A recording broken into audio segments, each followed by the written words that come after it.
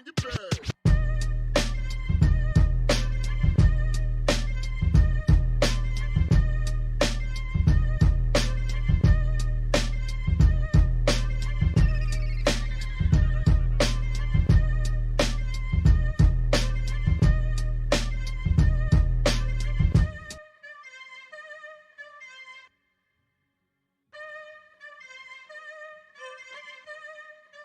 Mark Beats, Mark Beats, Mark Beats.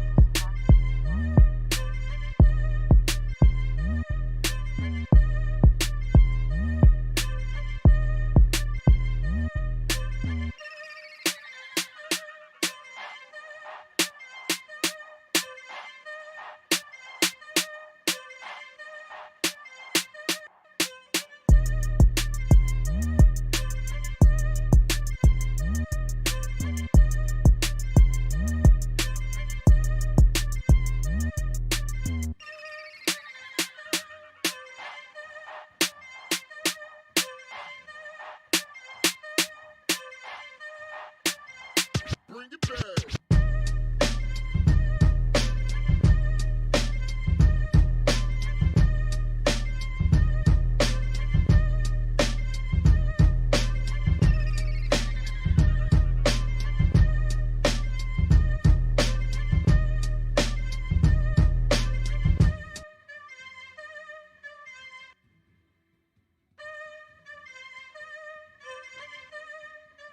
Mark Beats, Mark Beats, Mark Beats, Mark Beats.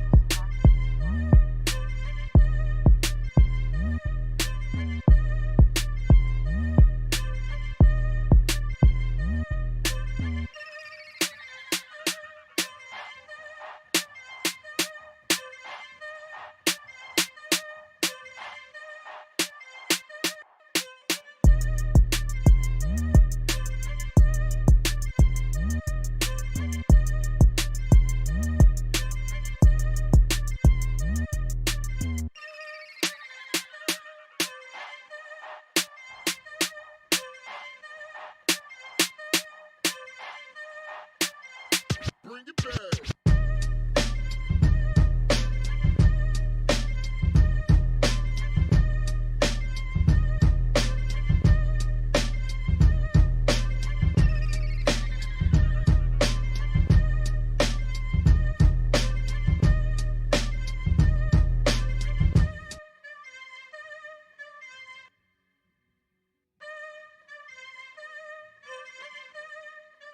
Mark Beats, Mark Beats, Mark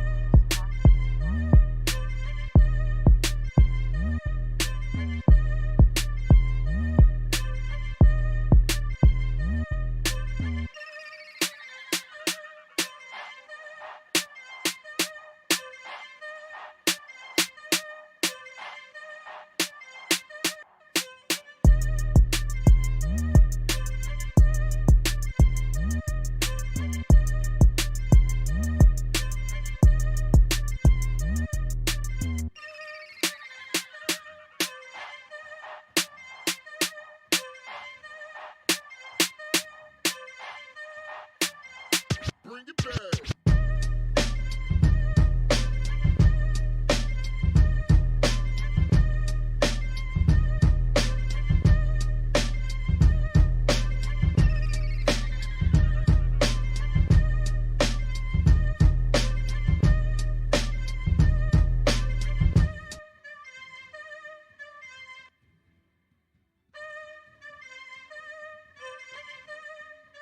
Mark Beats, Mark Beats, Mark Beats, Mark Beats.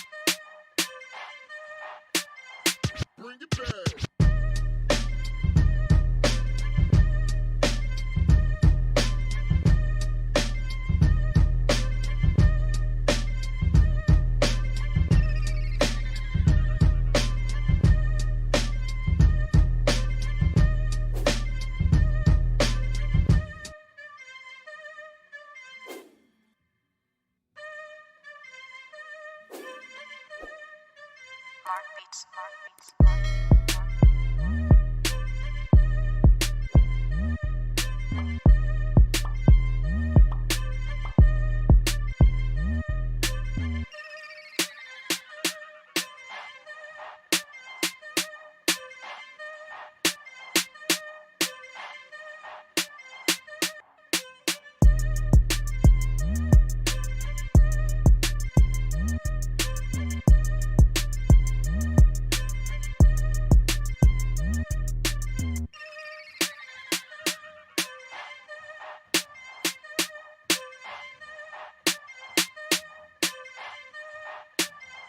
Bring it back.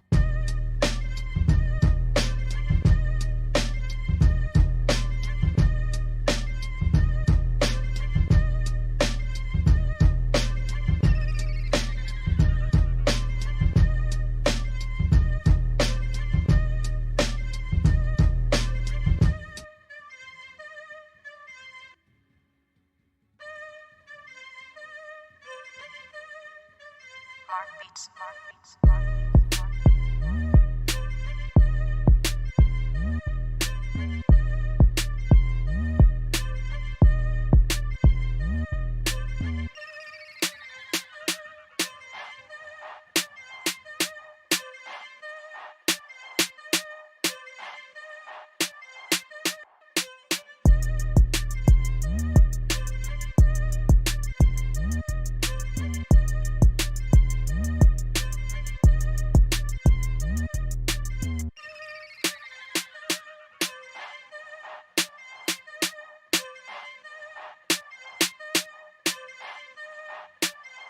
Bring it back.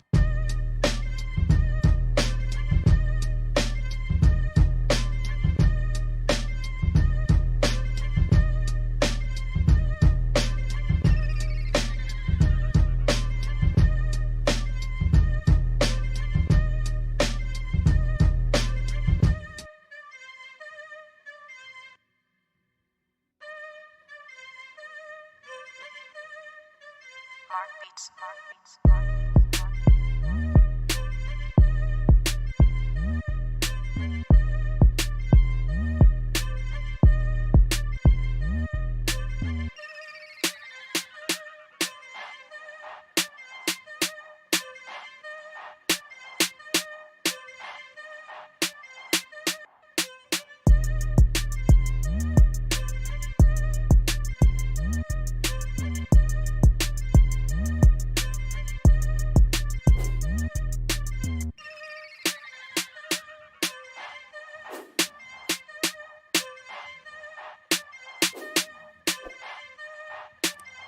Bring it back.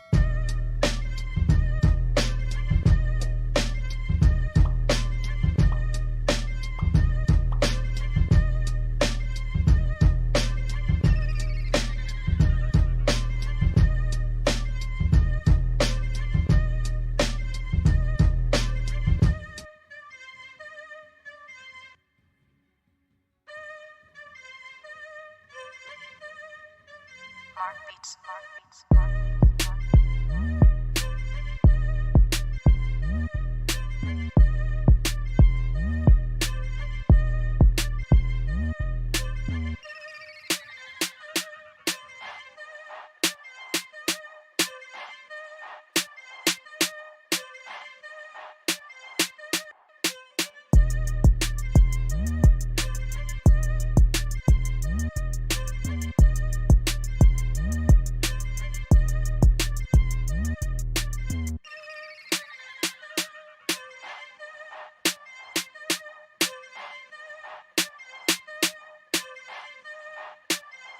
Bring it back.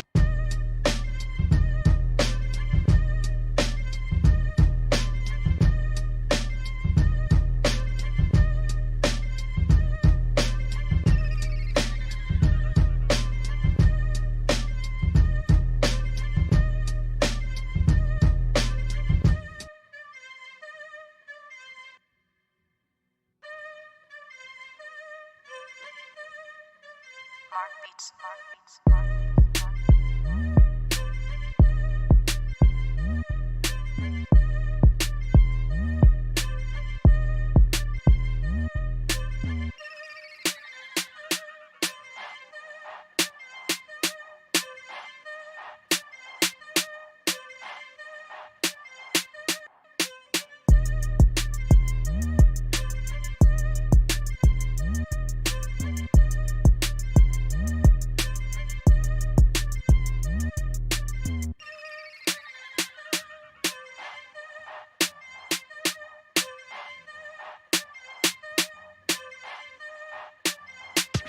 back.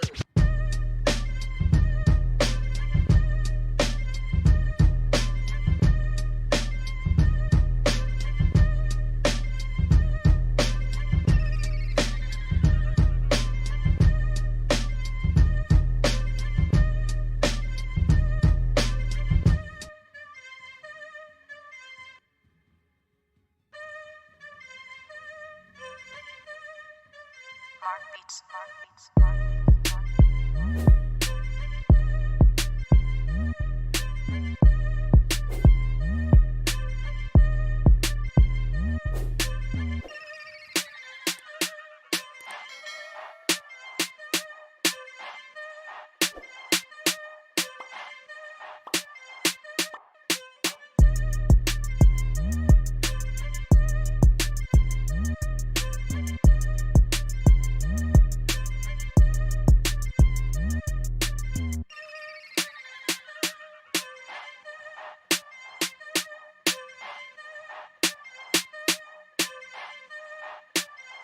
Bring it back.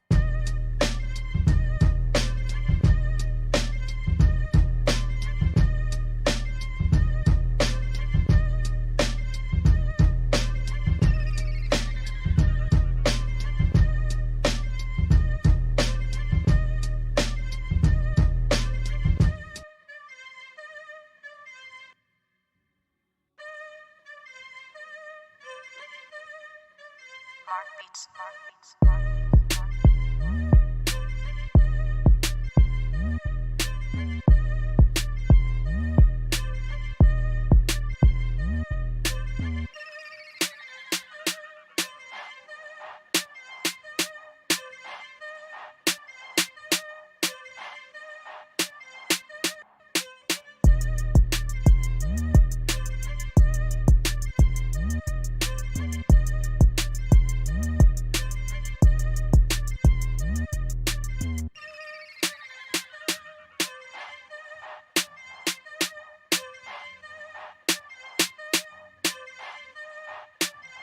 Bring it back.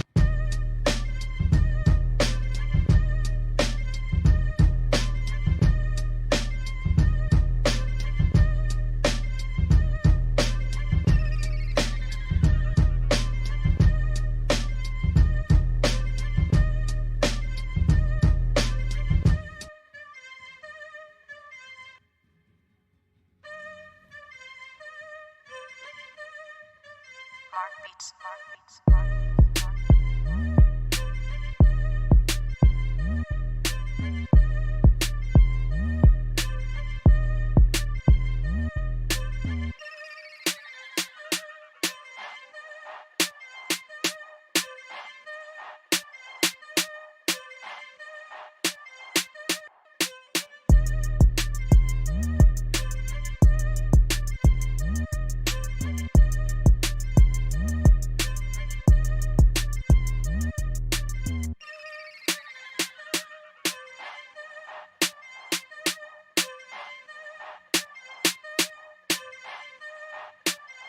Bring it back.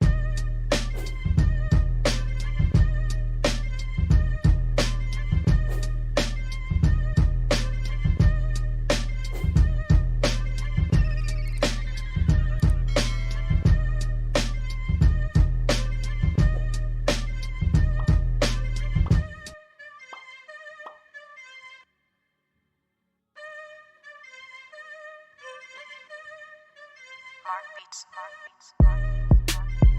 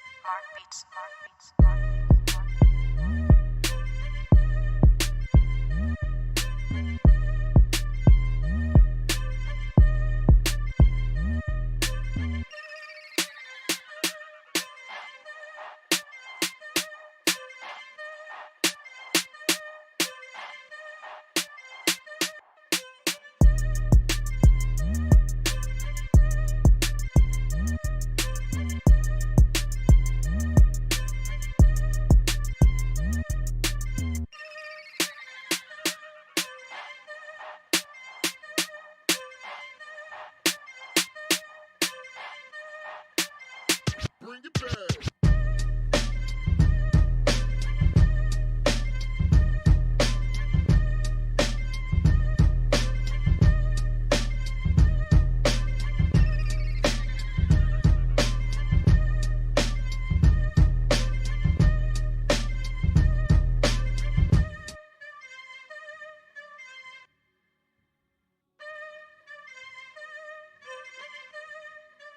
Mark Beats, Mark Beats, Mark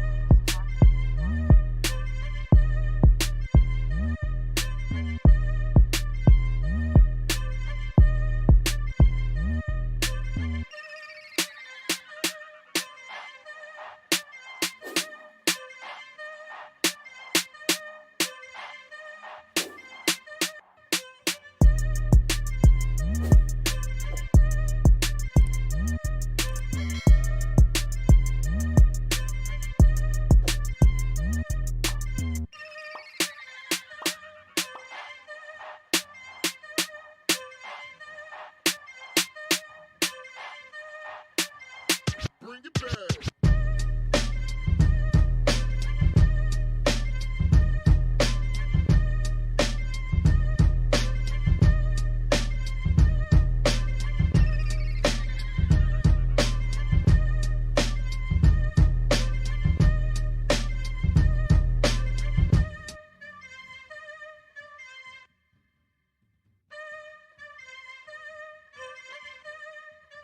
Mark Beats, Mark Beats, Mark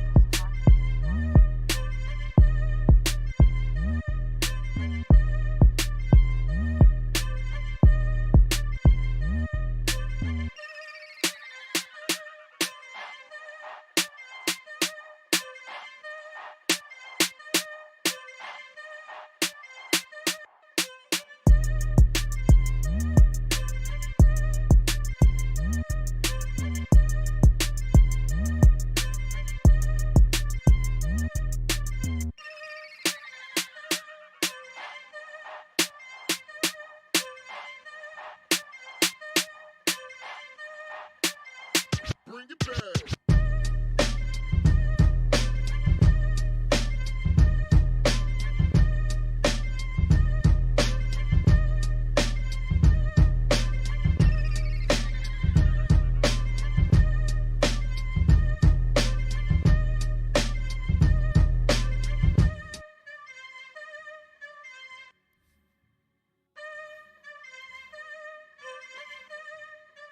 Mark Beats, Mark Beats, Mark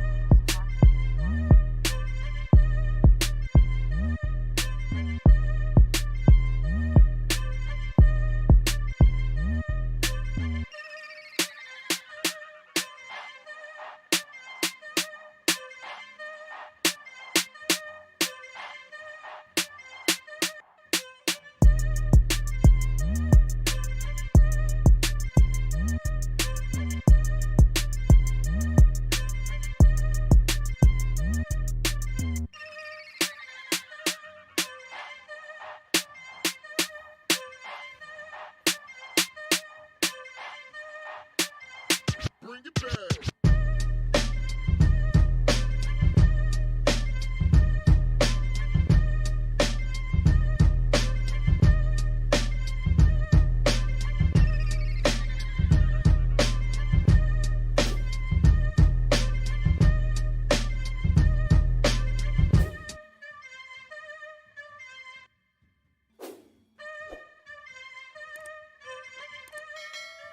Mark Beats, Mark Beats, Mark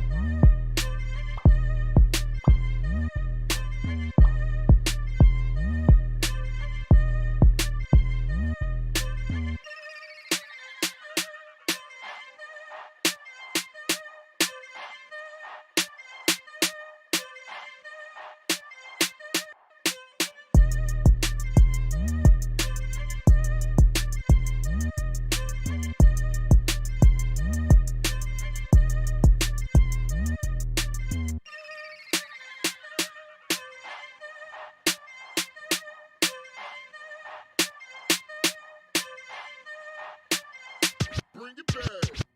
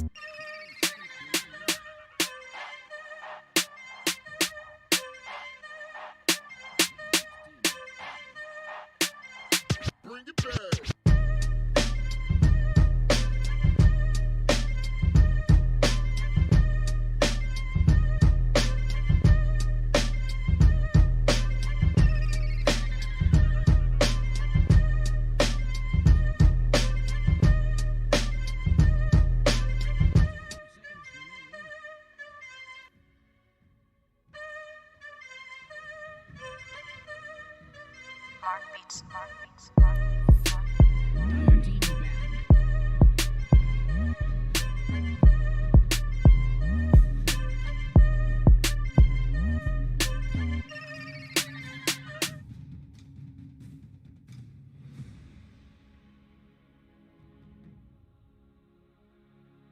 10 seconds remaining.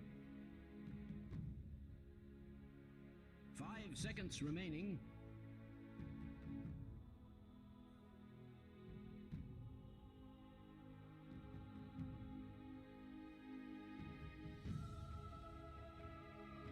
Radiant team ban.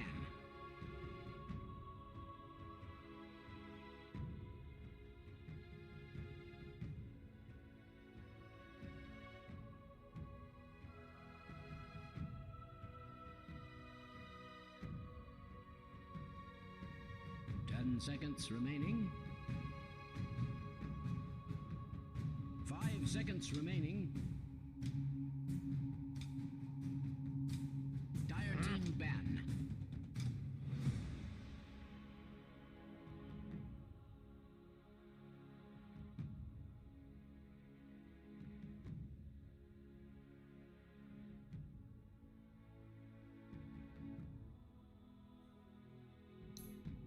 Seconds remaining. 5 seconds remaining.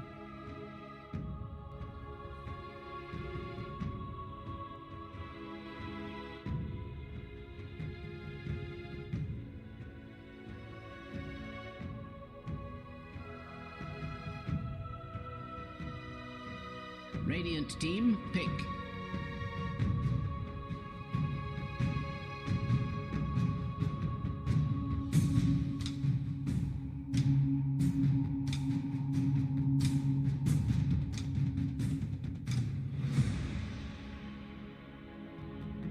Seconds remaining. 5 seconds remaining. Now for the old That is what you sound like. That is See you later, nerds. That is what you sound like. See you later, nerds. Friends, let us skirmish.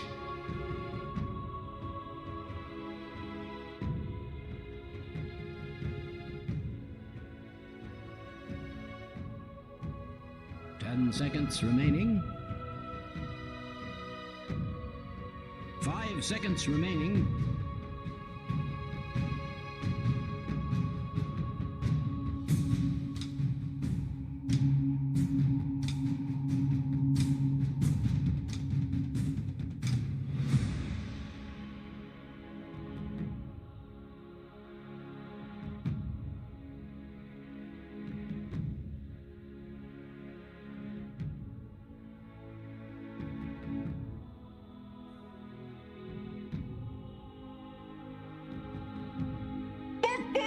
That is what you sound like.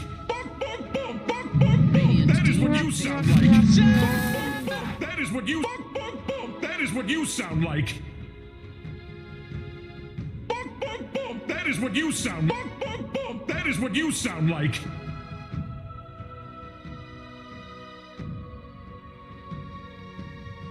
Seconds remaining. There is nothing that can stop this man! 5 seconds remaining. Dire team pick. That is what you sound like.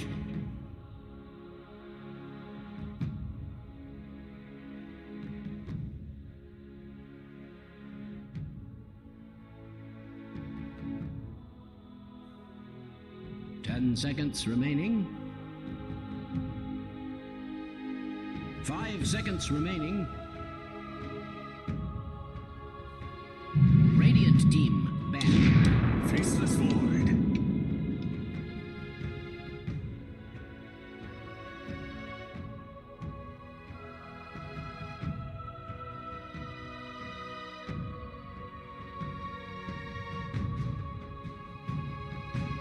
Seconds remaining.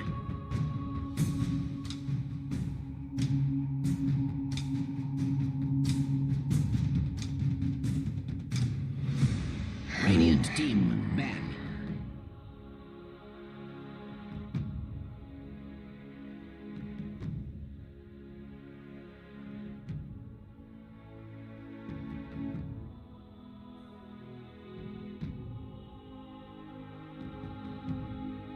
10 seconds remaining.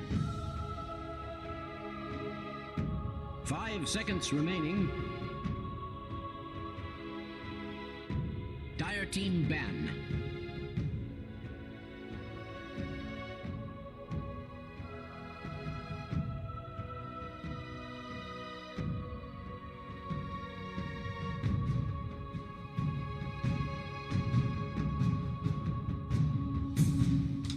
Seconds remaining. 5 seconds remaining.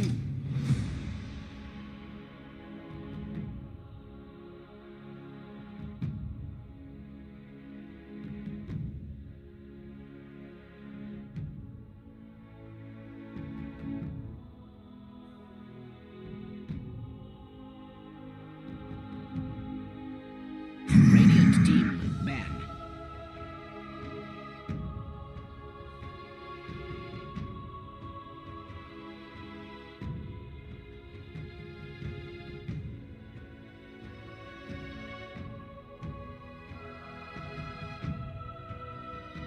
10 seconds remaining. 5 seconds remaining.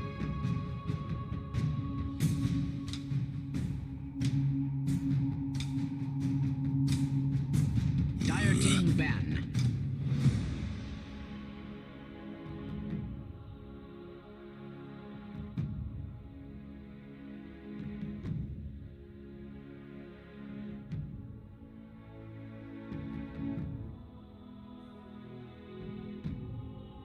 Seconds remaining. 5 seconds remaining.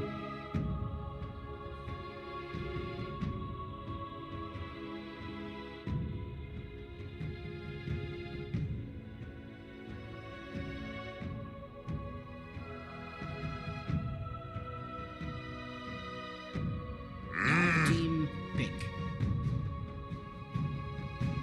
Radiant team pick.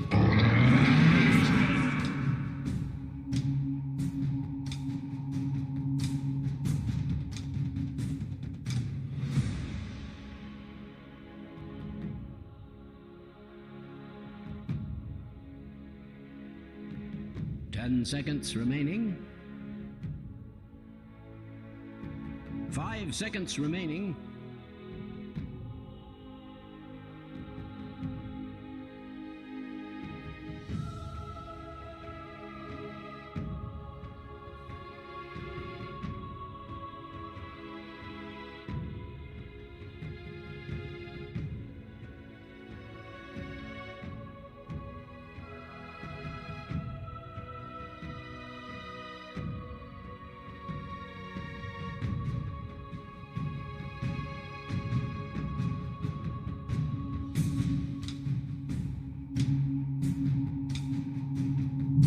Team pick. Mars!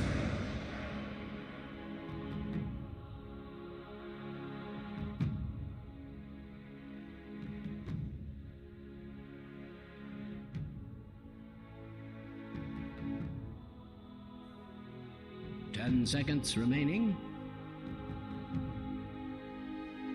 5 seconds remaining.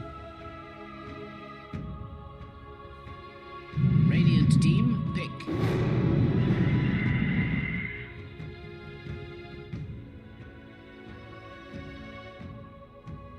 So yeah, so Centaur versus Mars is actually very one-sided for Mars, because Centaur can't use his Stampede and get people out of Mars ulti, right? He's gonna, in the fights, Mars is gonna ulti every time you see Centaur, and then you're just gonna spear the Centaur, and then he's gonna die. He can't get out. There's no escape mechanisms for him. But they do get the Phoenix here. I think that Phoenix pick is like, so Crazy doesn't get it themselves, right? As a position 5 or something like that. And it gives a lot of teamfight for Zoomers, but it also makes sense with the Faceless Void. To be honest right now, unless the Mars has a really good game, it's gonna be quite hard for Zoomers to take teamfights. Like, they're so reliant on the Mars having a good game and providing that teamfight for their lineup, where for Zoomers have Phoenix, the Void, the Centaur, you know, there's multiple ways that they can take fights at the moment. Yeah.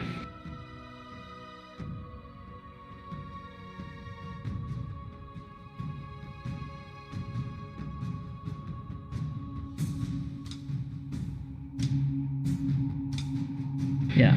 Radiant team back. In a way, that's true. Oh, they go to Spectre. Dude, how much you want to bet that's going to be a Drum Spectre against the Phoenix? You know, the thing about NA Dota is they, for sure, they are always watching, dude. NA teams are always watching each other and like learning like how to take, steal some ideas or something like that. So I wouldn't be surprised. And the Spectre will provide a little bit more team fight for their lineup as well, so they get that vision advantage in the clashes. I think Lina is good, but most likely if the Lina is a core killing the egg, the Void is always going to think about chronoing the Lina only, right? He's not going to try to like chrono anybody else but the Lina. So the Lina has to expose herself hitting the egg, and that actually gives an opportunity for the Void to see where the Lina is. Right. Exactly. 10 seconds remaining. 5 seconds remaining.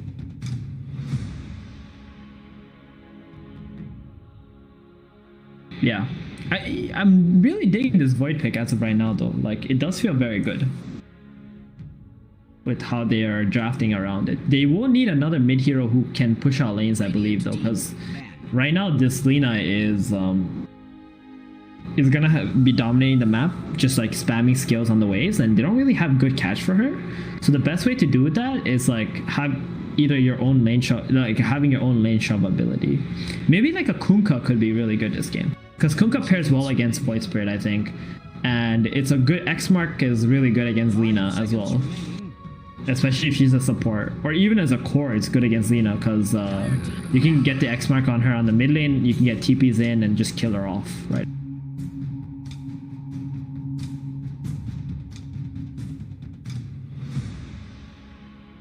Oh, I really doubt Gunnar will play that. Like, he's the kind of player who likes to stick to his guns, you know?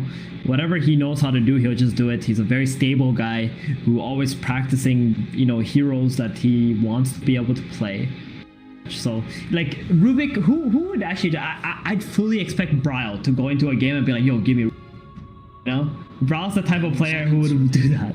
But I would not expect something like that from Gunnar. 5 seconds remaining.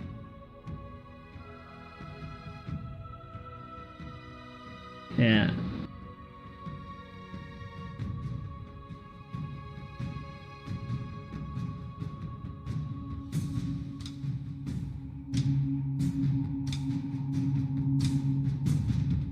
I think they're gonna pick a 5 here.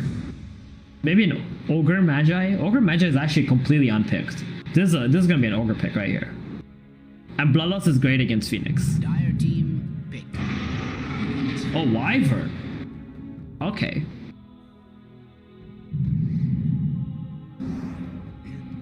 They're gonna go Invoker. Oh, that's good. That's legit. Yeah. If he's Claw Swax, it's a very good way to like be able to kill Lina, Mars, even like rotations to the top and the bottom lane. I guess with the CM Phoenix, you do have just enough lane shove. It's not like plenty. It's gonna be enough. Honestly though, no man, like this Wyvern pick is kind of questioning. It's kind of questionable in my opinion. The lane is not that strong for Radiant anymore with the Wyvern pick. Like, yeah. 10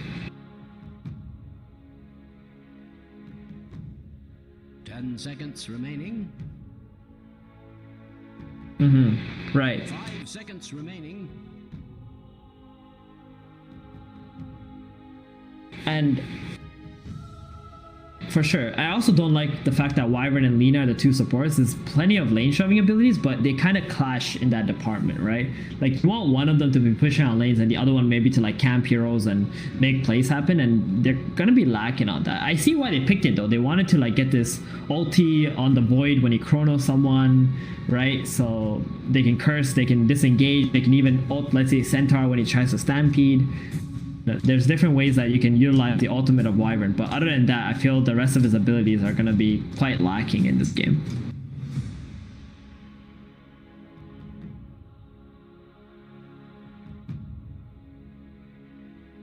For sure.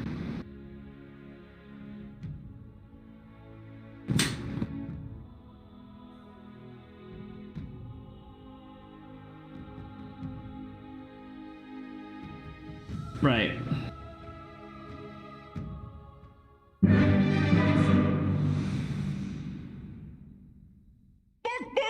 That is what you sound like. That is what you sound like.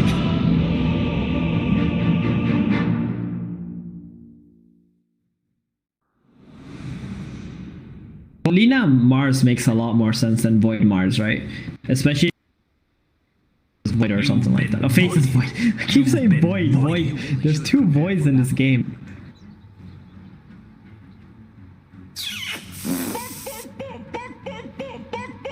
That is what you sound like. Holy moly! Holy moly! Holy moly!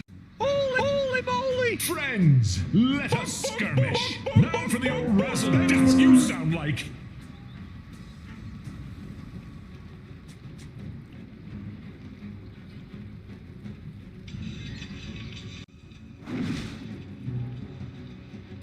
Oh, okay.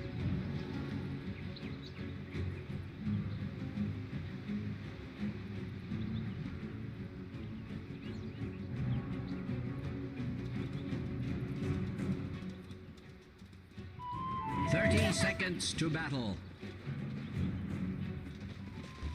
Is this on? Looks like I need to actually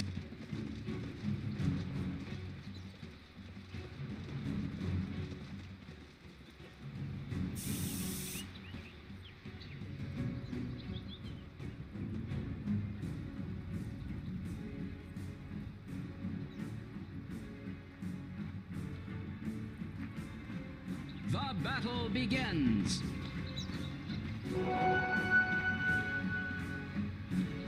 Holy moly!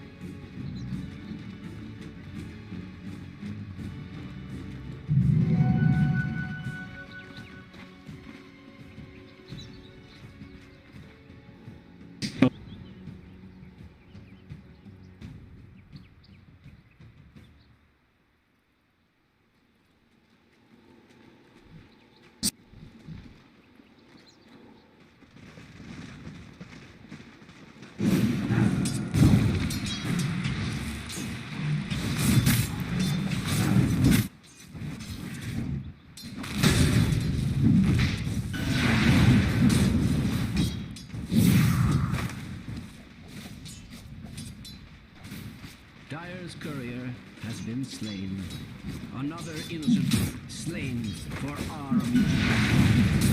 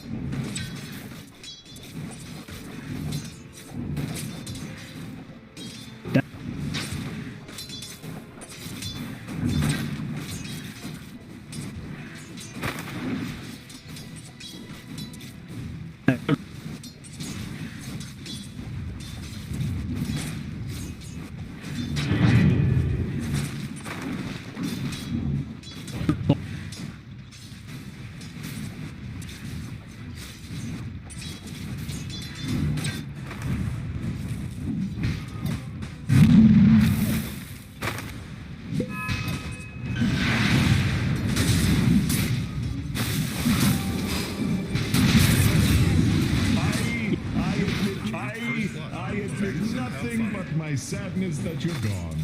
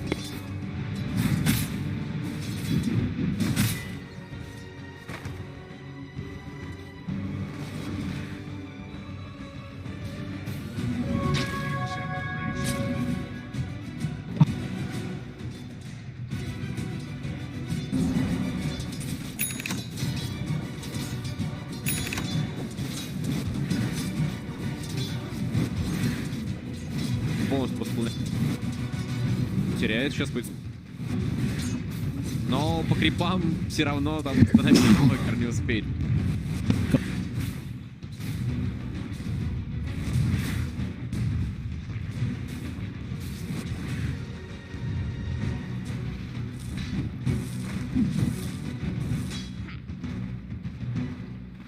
You will make a nice snow angel.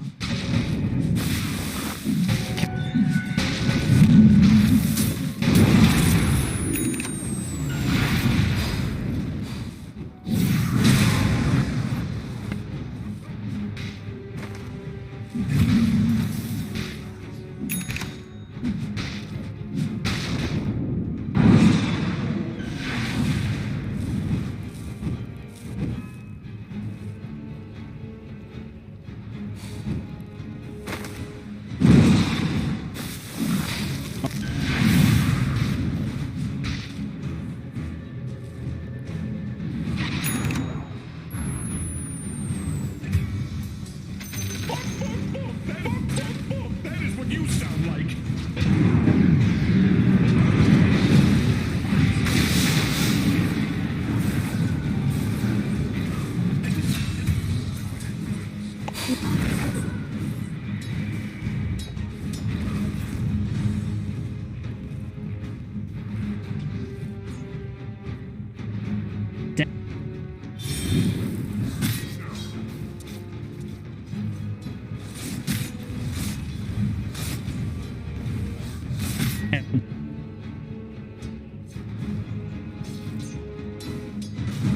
Dire's middle tower is under attack. I feel like a broken record.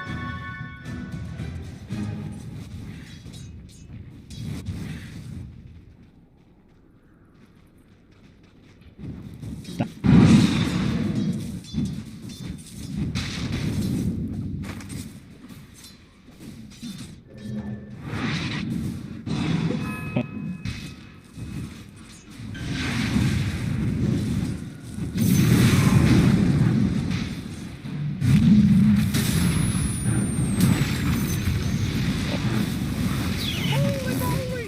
Holy moly!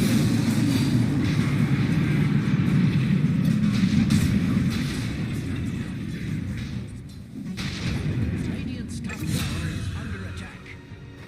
And not in a good way. This'll come in handy.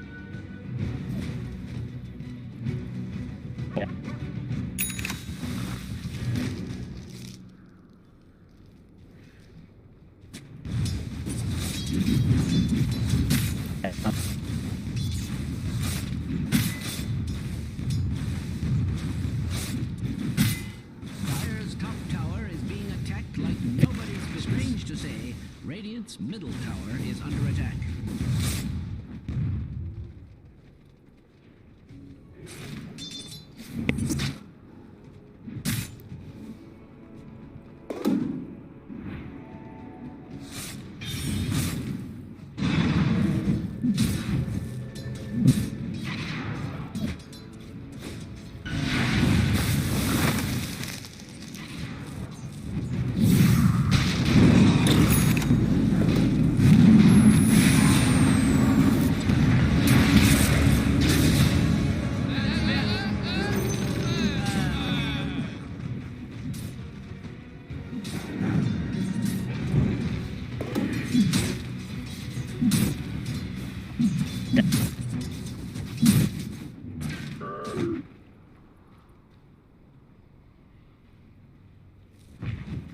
Dire's top tower is under attack.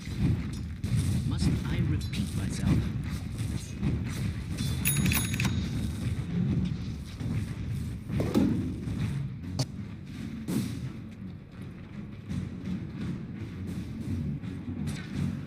Radiant's bottom tower is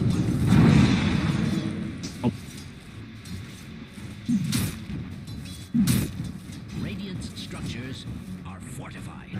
Dire's main tower Since right, he's got 26, and he played very aggressively top lane for kills, so that's why that happened. Oh shit. This is why they call me. Radiant's courier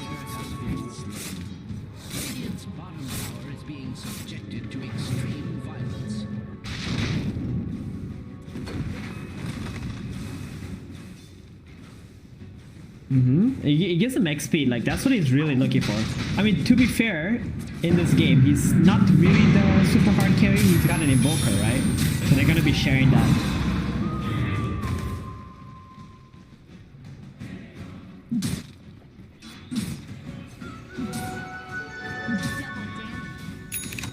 Time is money.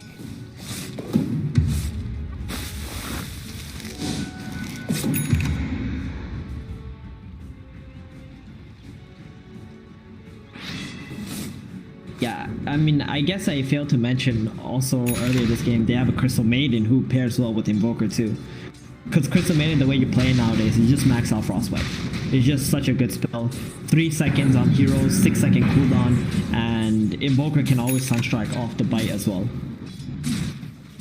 So even the CM is like a threat on the map. If he finds someone who's like half HP, bite, you know, one Sunstrike, they might just die.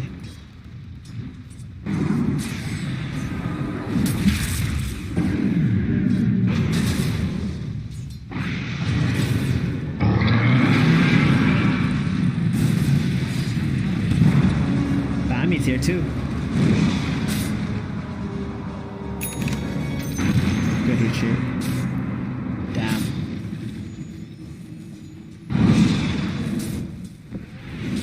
He didn't have the range for it, that's for sure. That was a really good back from Crazy there. They knew that there's so many heroes and they didn't want to commit to this tower. Normally people just give up this safe lane tower, right?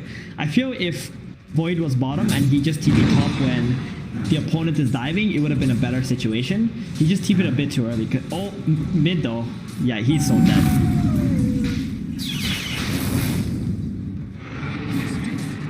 Damn.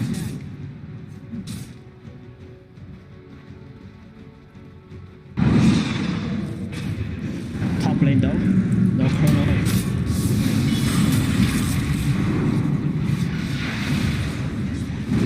Sunstrike in too.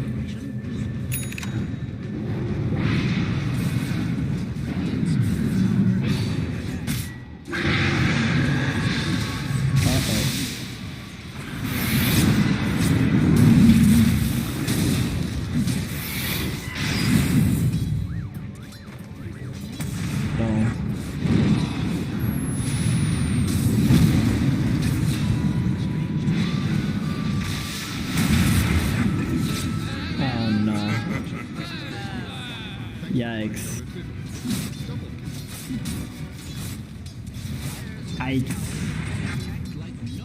Well, I don't think it was wrong of 4 Zoomers to be there, and Crazy were doing the right play too by being there ready to punish them. I feel like the person who made the biggest mistake was actually Gunner. He didn't need to TP there aggressively like that. His team was already holding it down. He could have just continued to farm and just be ready to cast that Sunstrike on whoever Husky would use Frostbite on. And also, Husky got Frostbite on the Void Spirit, and I think Gunner didn't notice the Frostbite and he didn't cast the Sunstrike, but that was a 100% sure kill on the Void Spirit. So they missed out on that too. I just think that was a very aggressive move by Gunner just to TP in, where he just got to focus on his farm. He's got a Midas, he's got boots. There's no real reason for him to TP top unless the opponent are the ones who are overly committing, and it would be a good TP. Oh no, don't walk up this hill.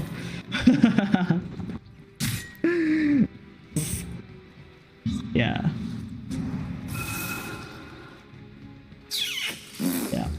And Crazy, like, they're really good at being ready to punish these overreactions from 4 Zoomers, right? The first time the Void TP'd in, they instantly backed off. The second time the Invoker TP'd in aggressively, they saw the Invoker's out of position. He needs to run back to a safe position. The Winter Wyvern using his ulti, setting up the team fight so perfectly. AUI, he was really ready for that as soon as they saw the Invoker TP. Oh my goodness, that's a relic on the Spectre already. He died too early. I'm quite surprised he's actually got it at this timing.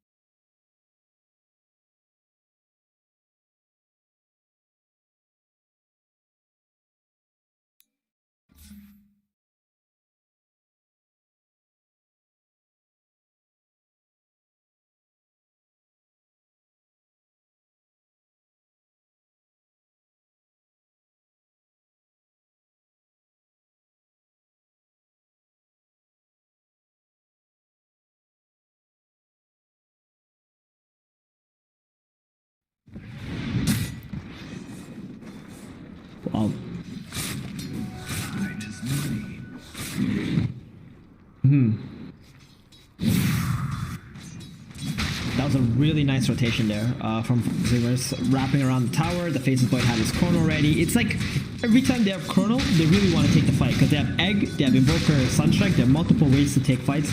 But on Crazy's side, I feel that mid tower it should have just been defended by like a Lina and a Wyvern. And the Lina gets jumped, they could just back off, right? The Spectre just wants to hit her Radiance. And then once her Radiance is up, that's their fighting time. So a slight error on the side of Crazy there to try and protect that mid tower with so many heroes when this is when they're actually at their weakest. Want to join the team fight whatsoever.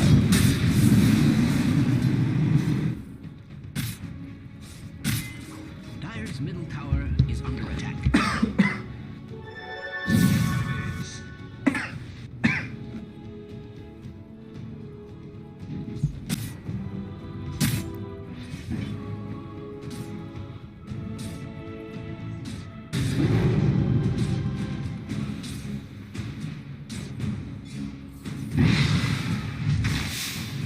Yep, and this is their go time. They're going to be smoking up with the Mars. Does Mars have any initiation? He does not have the blink yet. Still 1,000 gold away from that, so... the initiation is not really there, right? And Void Spirit went for an Orchid build, first item this game, not a Yules either. So very aggressive build up from Bryle here.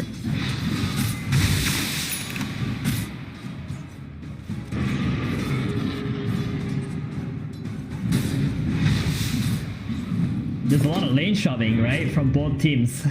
Both of the two supports on both sides can do it. Like, it's not like we have a Bane, Disruptor, or an Ogre Magi or something who's just pretty much sitting behind heroes. Both teams just opted for the lane shoving support, so they are going to naturally get an insane amount of farm. That is what you sound like.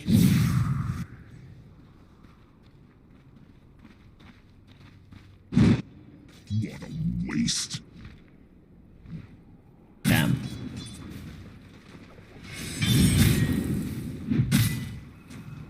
For sure. Yeah, I think that might be one of the reasons why they're not smoking up and taking a fight right away with the Spectre Haunt. Or they're just not considering it. Like, from the perspective of Crazy, they might feel like the team fight of 4 Zoomers is still much stronger than theirs, although they do have this early Radiance.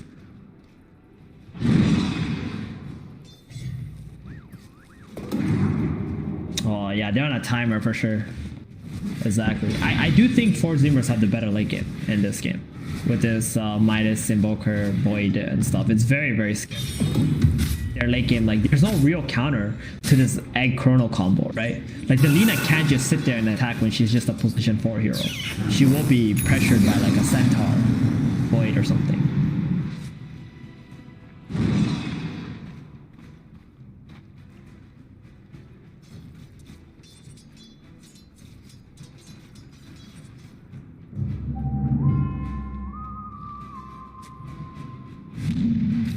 Yeah. Well, they're gonna make a play bottom.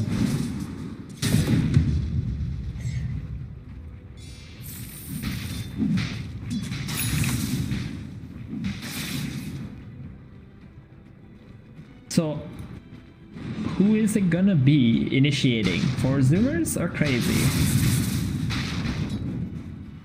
Oh, Bryle, no, Bryle.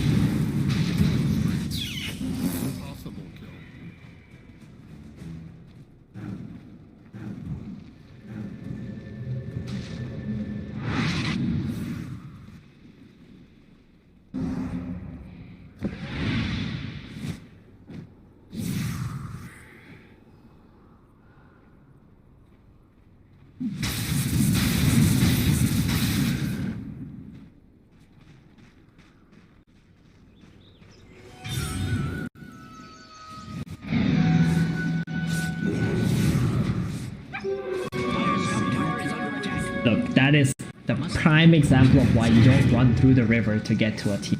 right, or get to your team.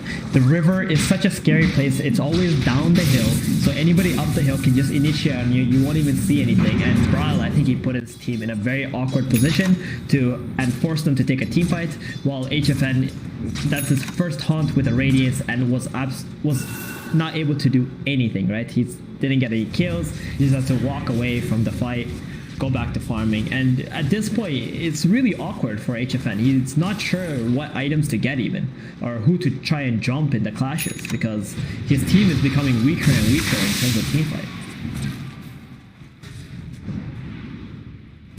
Dire's middle tower is under an extraordinary amount of stress.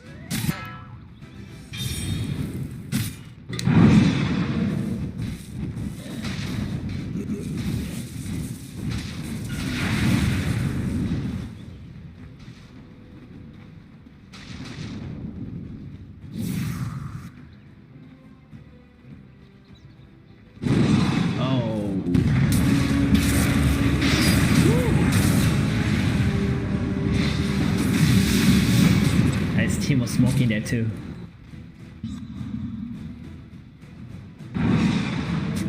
Oh, this could be it. Yeah, this could be the play that's gonna bring Crazy back into the fight. If 4 Zoomers stick around this bottom lane too long, the Haunt's gonna come and it's gonna destroy them. 5 more seconds though.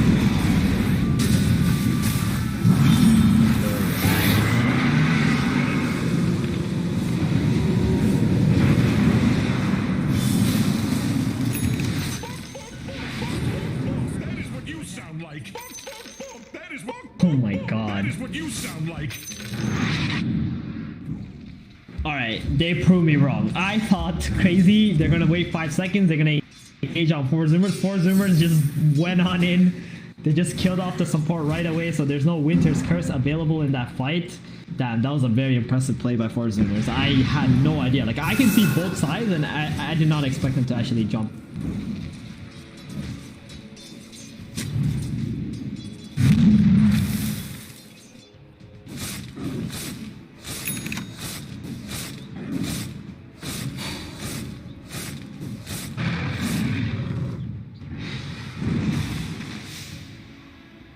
That was a very, yeah, the Cataclysm, actually the Centaur stun into the Cataclysm is very scary to fight into, because if you try to run in and save the hero who got Centaur stun, you're gonna get hit by all the Cataclysms, right?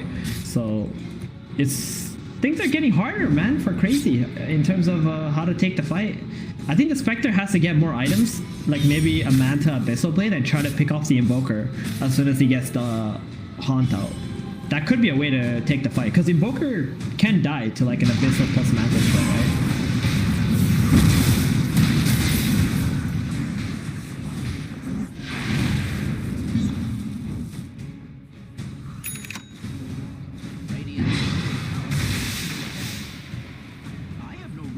It's Roshan time. One pick off, Roshan. They got the Alacrity for the Face of Void.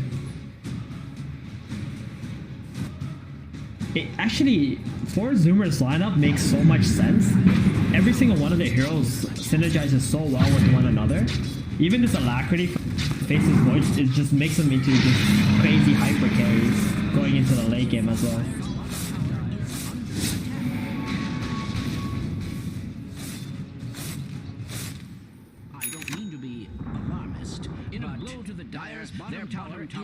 Good split push from Brawl here to be able to take that tier 1 tower bottom. 4 Zoomers definitely have to go back and push out all the lanes before they can make another play, because Crazy gave up that Roshan. They knew it was happening, so they made sure they can split push and buy some more time. In fact, it does have Manta soon. Another 600 gold or 500, yeah, 500 gold here. Kazu. Good job. But that's Aegis though. I don't know about that.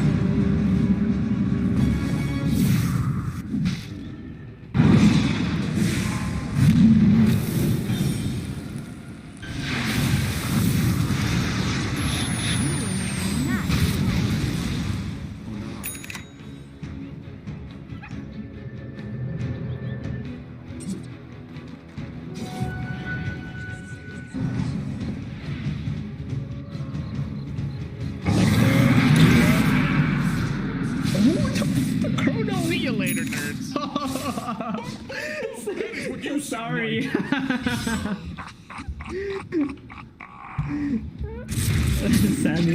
Sammy definitely knows he messed up. Oh no. And that results in Gunner dying top lane. Maybe Gunner was just laughing. He just got caught out from that missed chrono.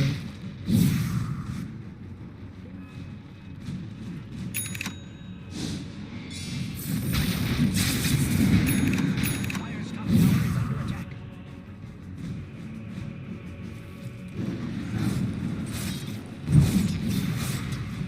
Dire's top tower is being attacked like nobody.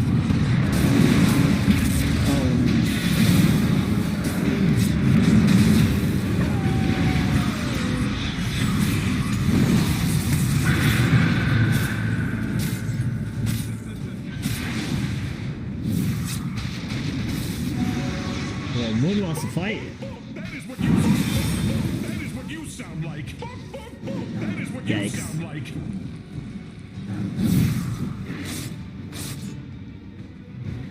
I think the team had very different ideas what to do there. But now it looks like 4 Zoomers are the ones who want to run at you. Crazy.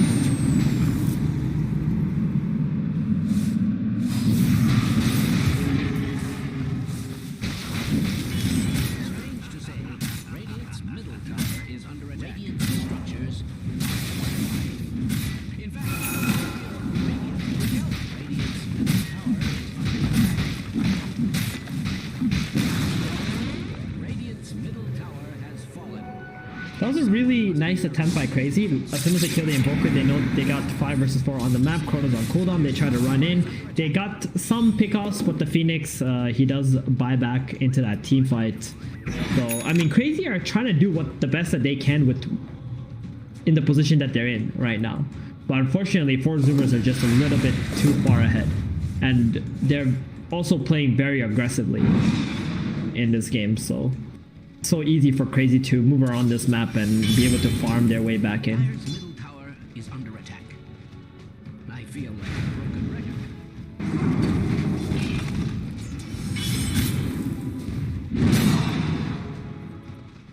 Oh, that courier? Winter Wyvern? Holy moly! Bad time. You will make a nice Holy moly! Holy That is moly! what you Tipping IUI. Thanks for the courier, man. So, I realized something in this game. The biggest reason why Crazy haven't been able to utilize their haunt, especially when they got the Radiance, I think it has to do with the mid tower being up for 4 Zoomers. The Centaur has been sitting around there with his pipe and his Vanguard and whatever and just making sure the mid tower doesn't die. And Crazy haven't been able to push that lane in to make the smoke attempts happen. Because if you back off the mid lane and you click your smoke, but the opponent creeps are running through your mid lane, like they know you're smoking, right? Because it's just what happens. So Crazy haven't been able to get that smoke in the early game, which has eventually snowballed into the position that they're in now, where they can't even teamfight at all. And this mid tower being alive for 4 Zoomers is like the absolute bane for Crazy. It's funny how like one little thing like that or one little tower is changing the game so heavily.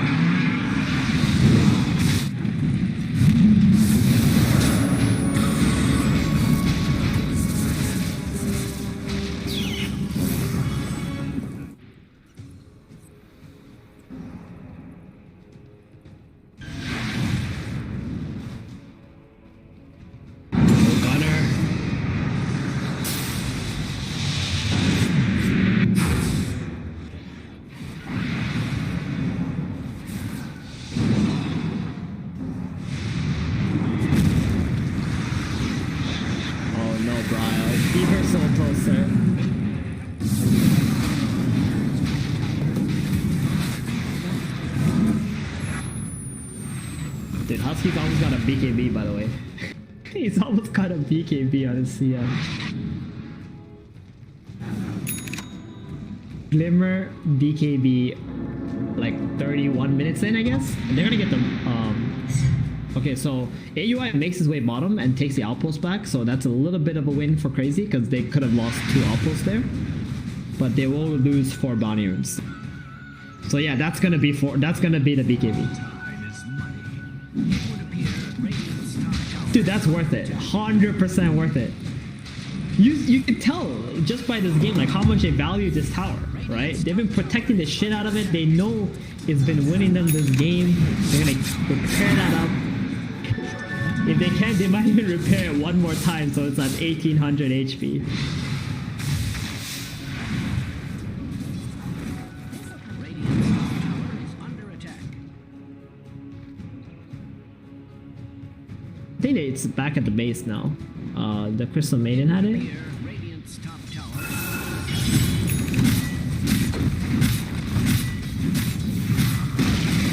Yeah, I think that was just the first use because it just came out like what 3 minutes ago, right? So I don't think they're gonna use it again. So they get the tier 2 top now. They're gonna want to walk up a little bit to the high ground. Oh god, style. Tip it.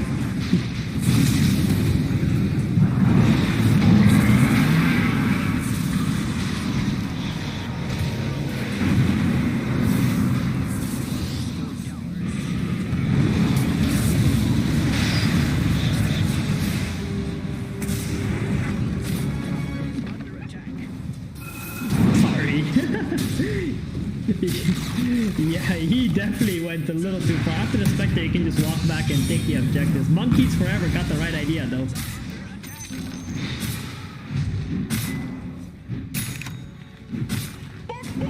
That is what you sound like.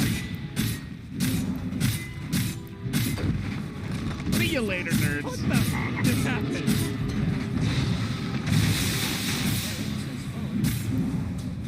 Dude, he's so strong. He's got a heart. This is crazy. I mean, Monkeys Forever has played really, really well in this game. And he's been in the right place at the right time. He's protected his allies. He hasn't fed, especially considering he's playing against a Mars, right? If Mars actually arenas the Centaur. That's it. GG.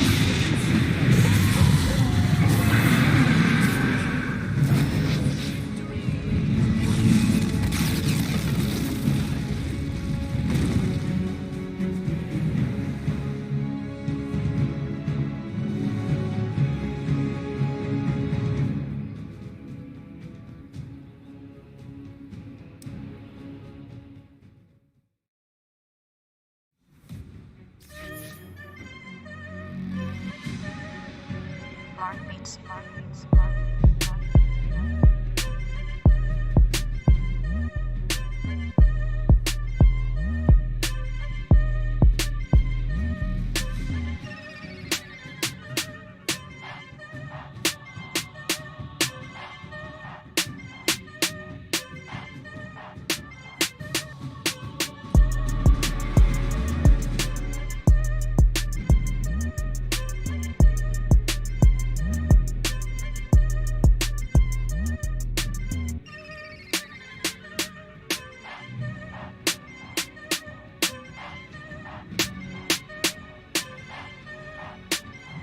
Bring it back.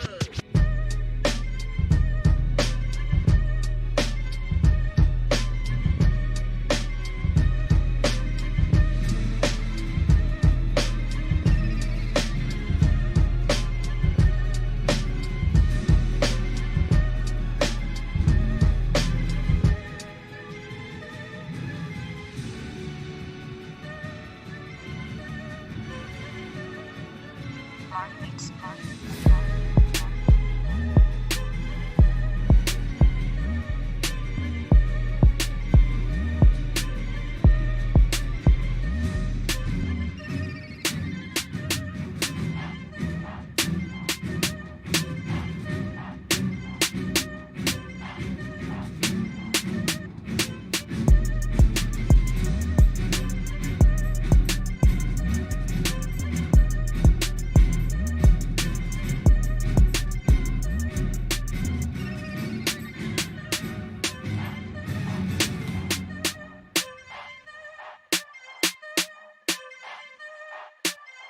Bring it back.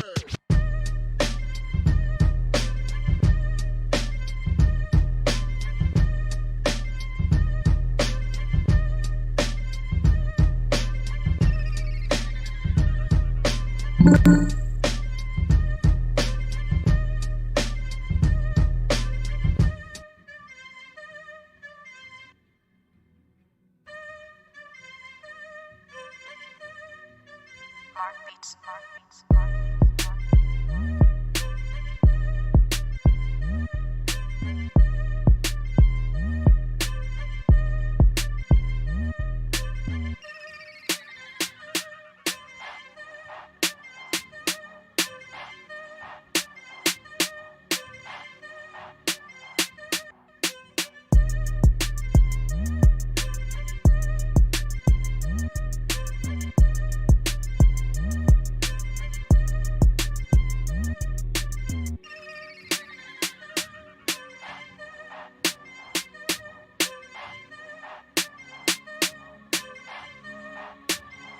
Bring it back.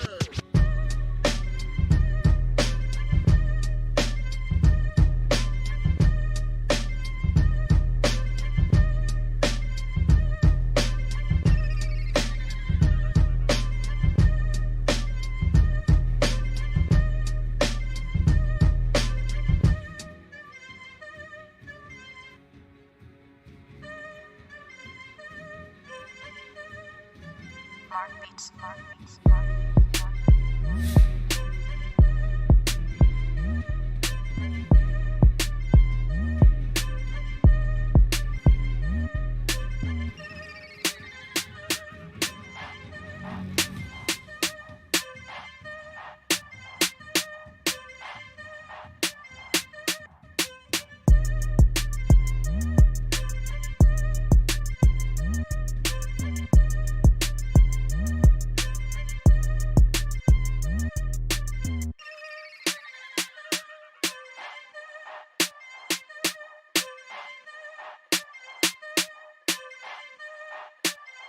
Bring it back.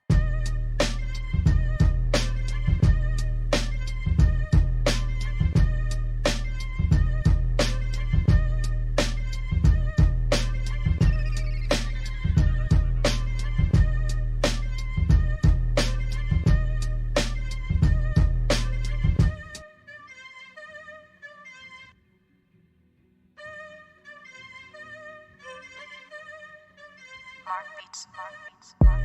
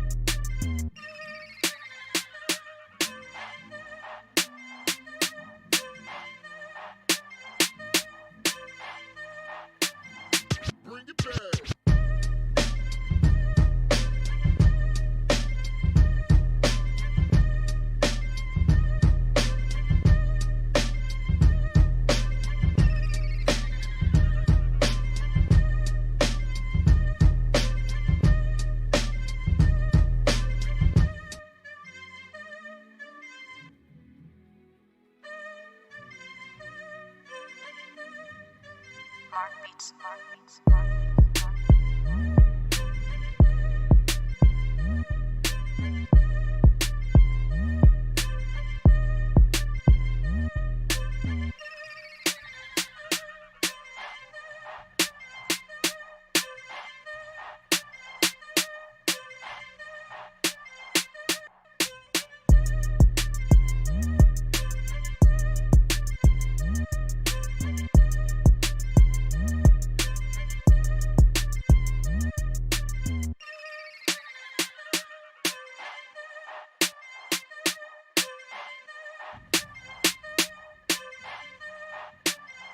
Bring it back.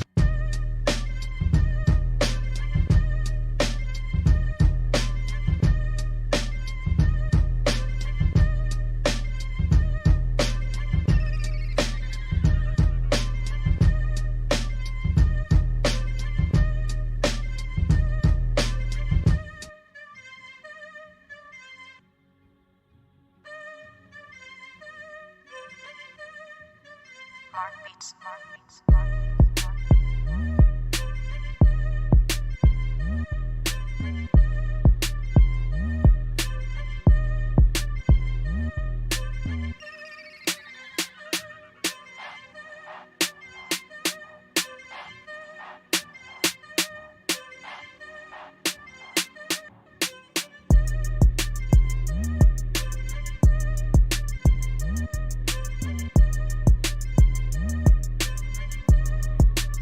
Mark Beats.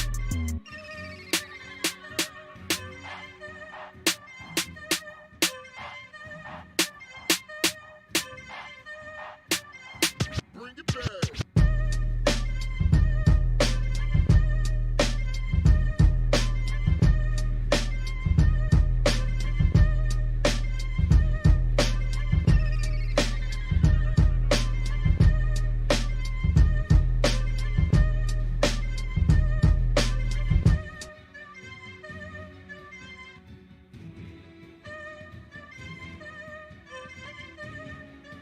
Mark Beats, Mark Beats, Mark Beats, Mark Beats.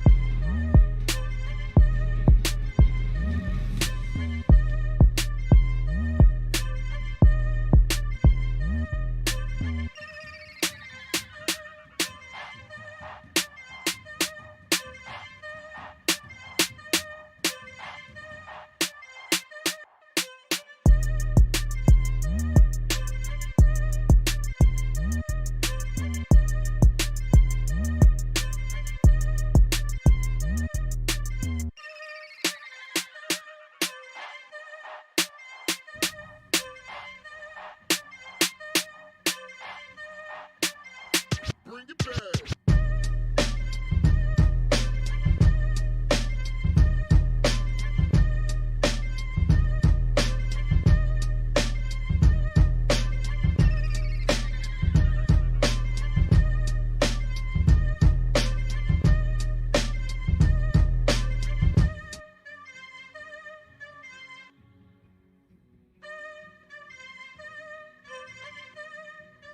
Mark Beats, Mark Beats, Mark Beats, Mark Beats.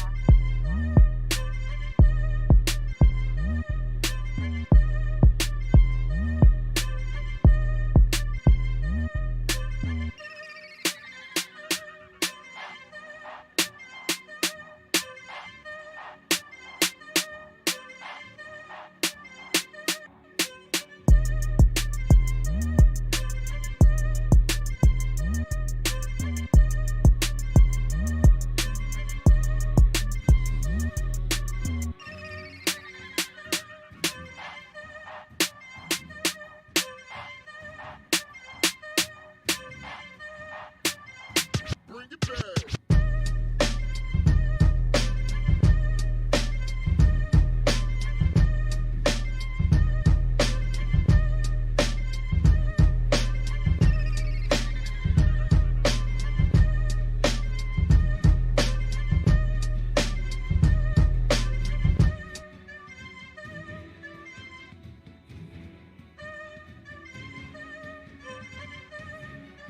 Mark Beats, Mark Beats, Mark Beats, Mark Beats.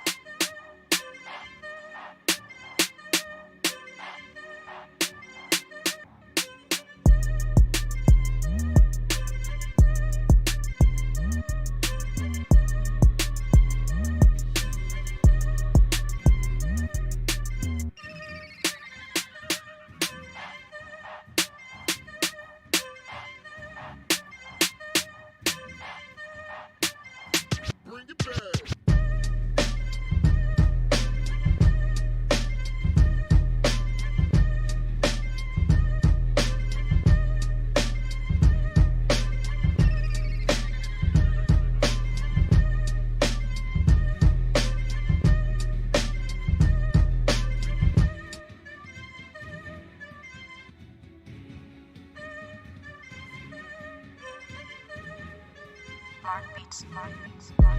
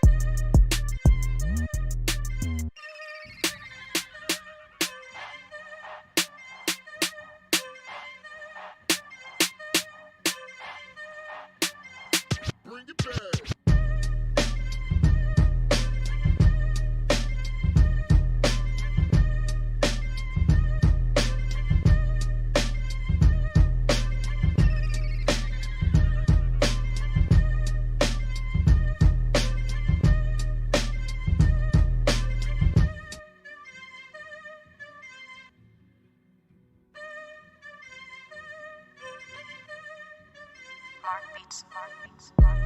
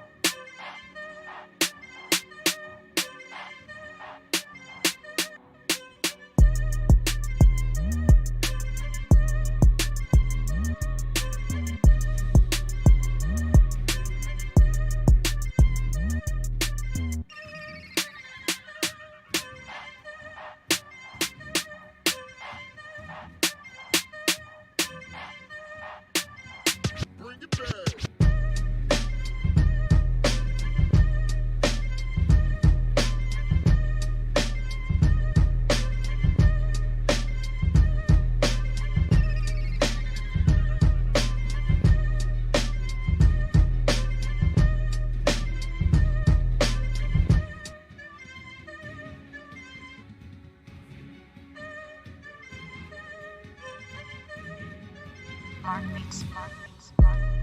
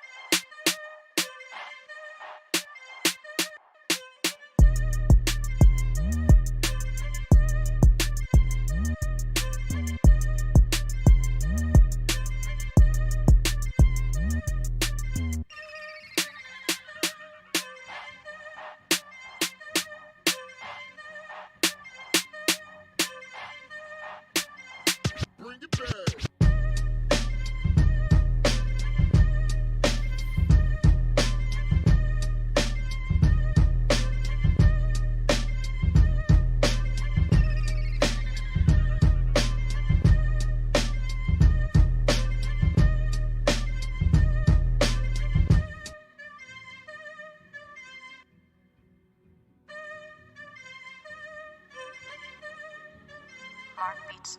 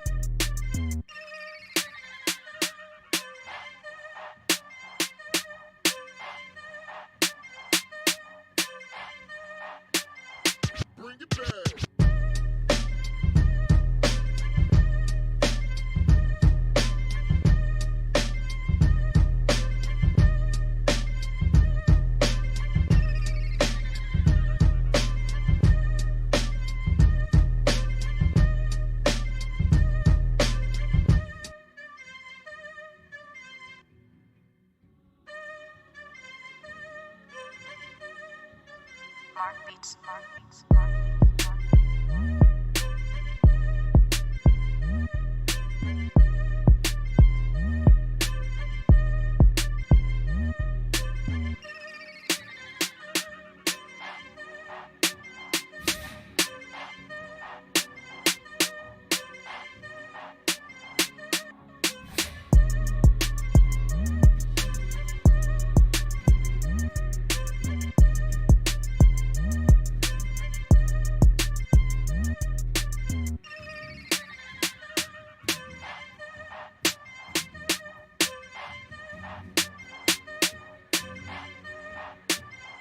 Bring it back.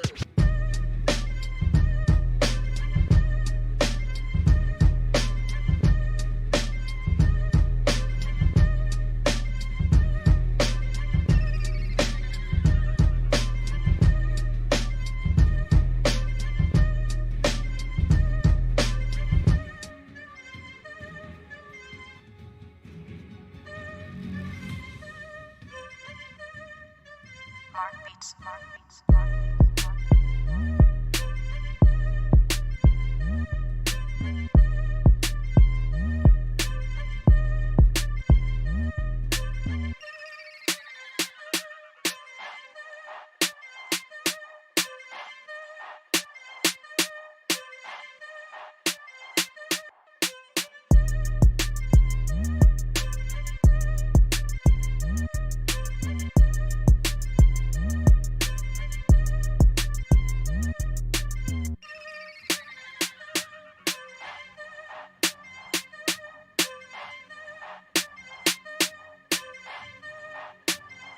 Bring it back.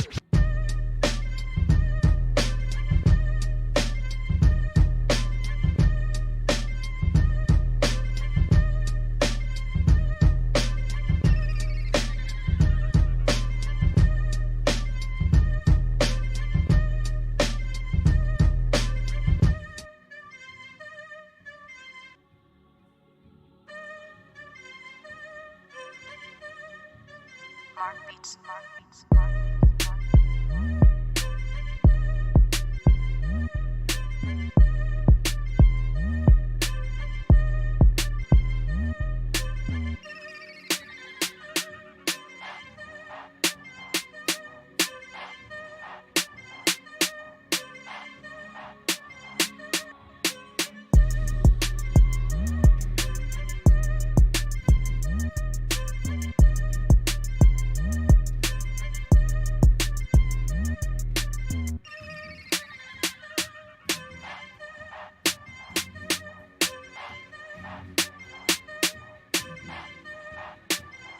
Bring it back.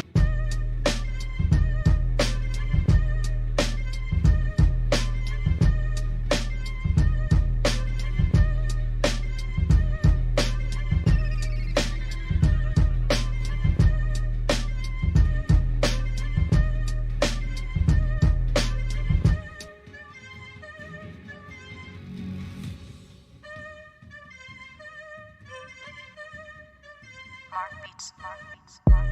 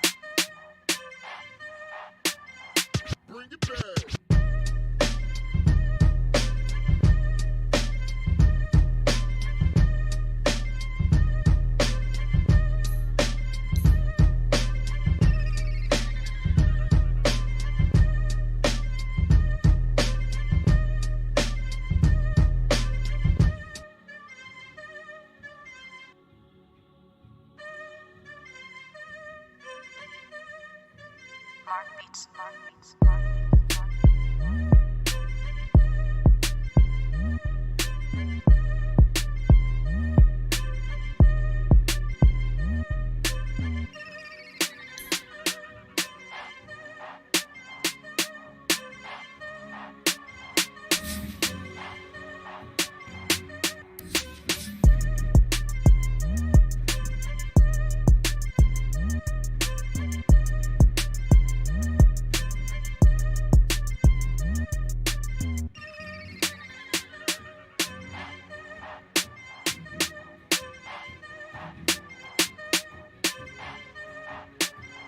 Bring it back.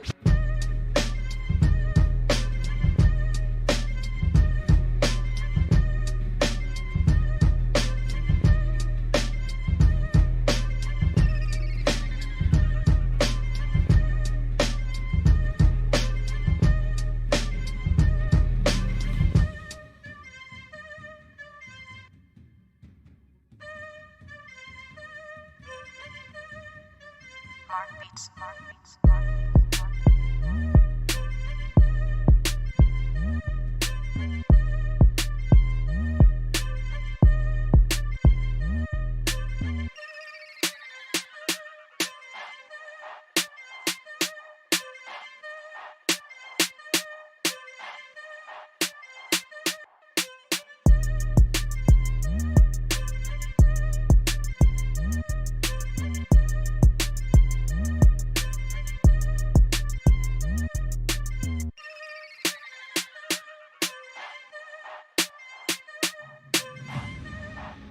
Five seconds remaining.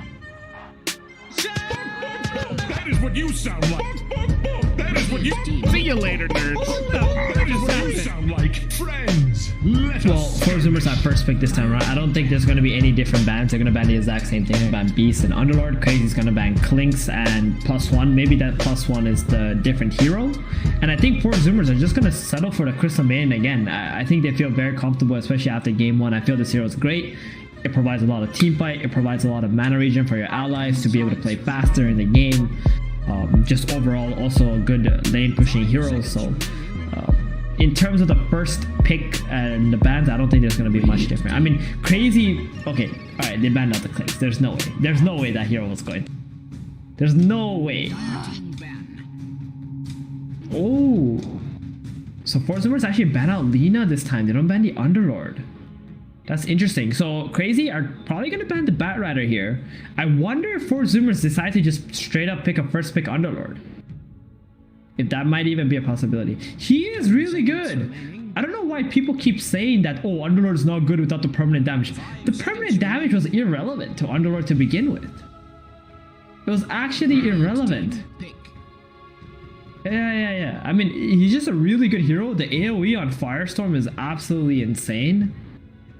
I mean, come on, his 60% win rate in Immortal bracket is just speaks for itself, right? Like, you don't need any more proof than that. Like, if a hero has that much win rate in Immortal bracket, that's just insane. Like, a hero who has a 52-53% win rate is already considered really good. So, Four Zoomers going for a Rubik. Okay, I like that. You know why I like that? Because they're preparing for the Underlord pick, right? So if they do take the Underlord on Crazy, Rubik can easily just take Firestorm, and it does even more damage than the Underlord himself does, right? And Firestorm is a counter to Underlord because it's percentage-based. Underlord strength hero, high HP pool, also tanky. You know, you can actually do a lot of damage to it. Rubik throughout time has always been known as that really good hero against it. And also wave clear, you know, good disables, very good. Brewmaster, oh.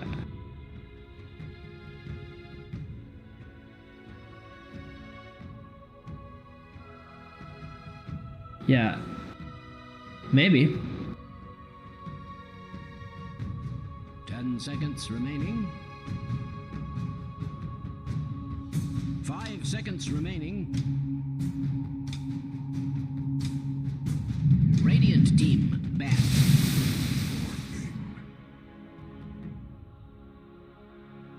Yeah, they're gonna put AUI on that Elder Titan. I've seen him play that hero a few times recently. think he likes it as a support. And for Zoomers go with the Brewmaster pick. It's pretty good with the Rubik in the offlane, right? A strong team fight. I know Monkeys Forever used to play that hero quite a bit. Obviously, in the last patches he wasn't that good, but recently in the recent patch he got buffed on pretty much all his skills. And Crazy go with the Morph, like you said. I'm not entirely sure what the purpose of the Morphling is. Maybe it's just HFN's hero that he likes to play and he's really strong with it. But personally, it doesn't make a whole lot of sense, like just looking through the drafts, why they would just go with the Morph. And they picked that really quickly as well. I mean, I should also mention, Crazy has a very low reserve time. 20 seconds. They got some penalties on this game, so they're going to be picking extremely quickly on all their stuff. And Zoomers actually end up banning the Underlord anyway. Yeah, maybe they feel like if it's second phase and they get it later, it's harder, and they don't want to like keep countering for an Underlord that just may not be picked, right? So they just ban it out instead. And about the Sanking, they're just pretty much banning some of Kazu's heroes, right? Because they already got Monkeys Forever's hero in the Brewmaster, so it just makes sense to ban out the offlaners because they won't be like banning their own heroes. Crazy ban out Apparition, very good against Morph, right? Strong counter. Can't Morph if you get hit by that. 5 seconds remaining. Right.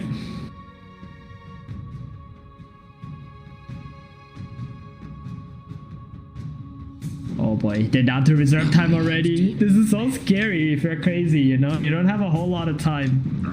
Team ban. They go AM ban. Now for Zoomers ban out the center. So they literally just banned 3 offlaners. And they didn't ban the Mars though. It's just kind of curious. Like, I'm kind of curious about that. Why they didn't. Because Kazu, I think he loves that hero, honestly. It's one of his best heroes. But maybe 4 Zoomers just feel like that hero is just not good. They feel like the carry just farms well, or they have ways to kill him, something like that. Like 4 Zoomers know something about that for them not to ban out Mars. And also they did ban the heroes that got buffed in some ways, right? Like Underlord, Sanking. So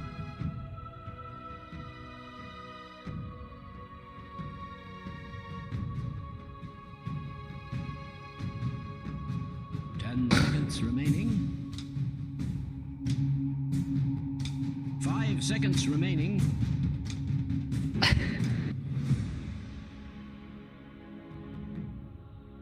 Radiant team pick. I assume there's a lot of nomads. Cat.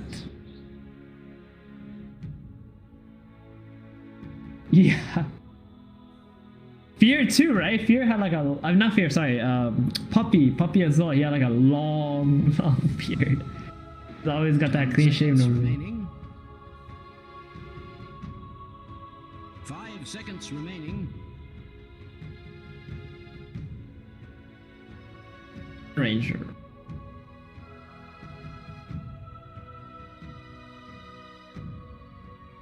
Dude, that's interesting, right? Because what position is that going to be? 4? It could be a 4 actually. Maybe because Moonmeander really likes this lane shoving supports. He's playing this Wind Ranger instead of Lina, right? Like it's like a direct replacement in some ways, but also really good in the lane to harass the enemy carry and such. Now it could be played as an offlaner or a mid. I've seen a lot of core Wind Rangers recently, especially with the buff that she got where she can stop her attack. She cannot be punished by blade mills very hard. MKB, great item for this hero too. MKB, BKB, that's actually been the core item build now for Wind Ranger. People just go for like MKB straight into BKB, and you kind of can just like solo kill someone in a fight when you have those items. 10 seconds remaining. 5 seconds remaining. I agree. Yeah.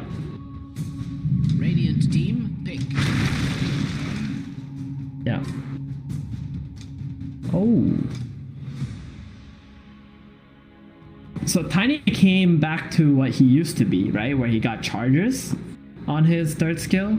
So he might be even considered as a potential core, right? Where like you just utilize that tree and stuff in your lane.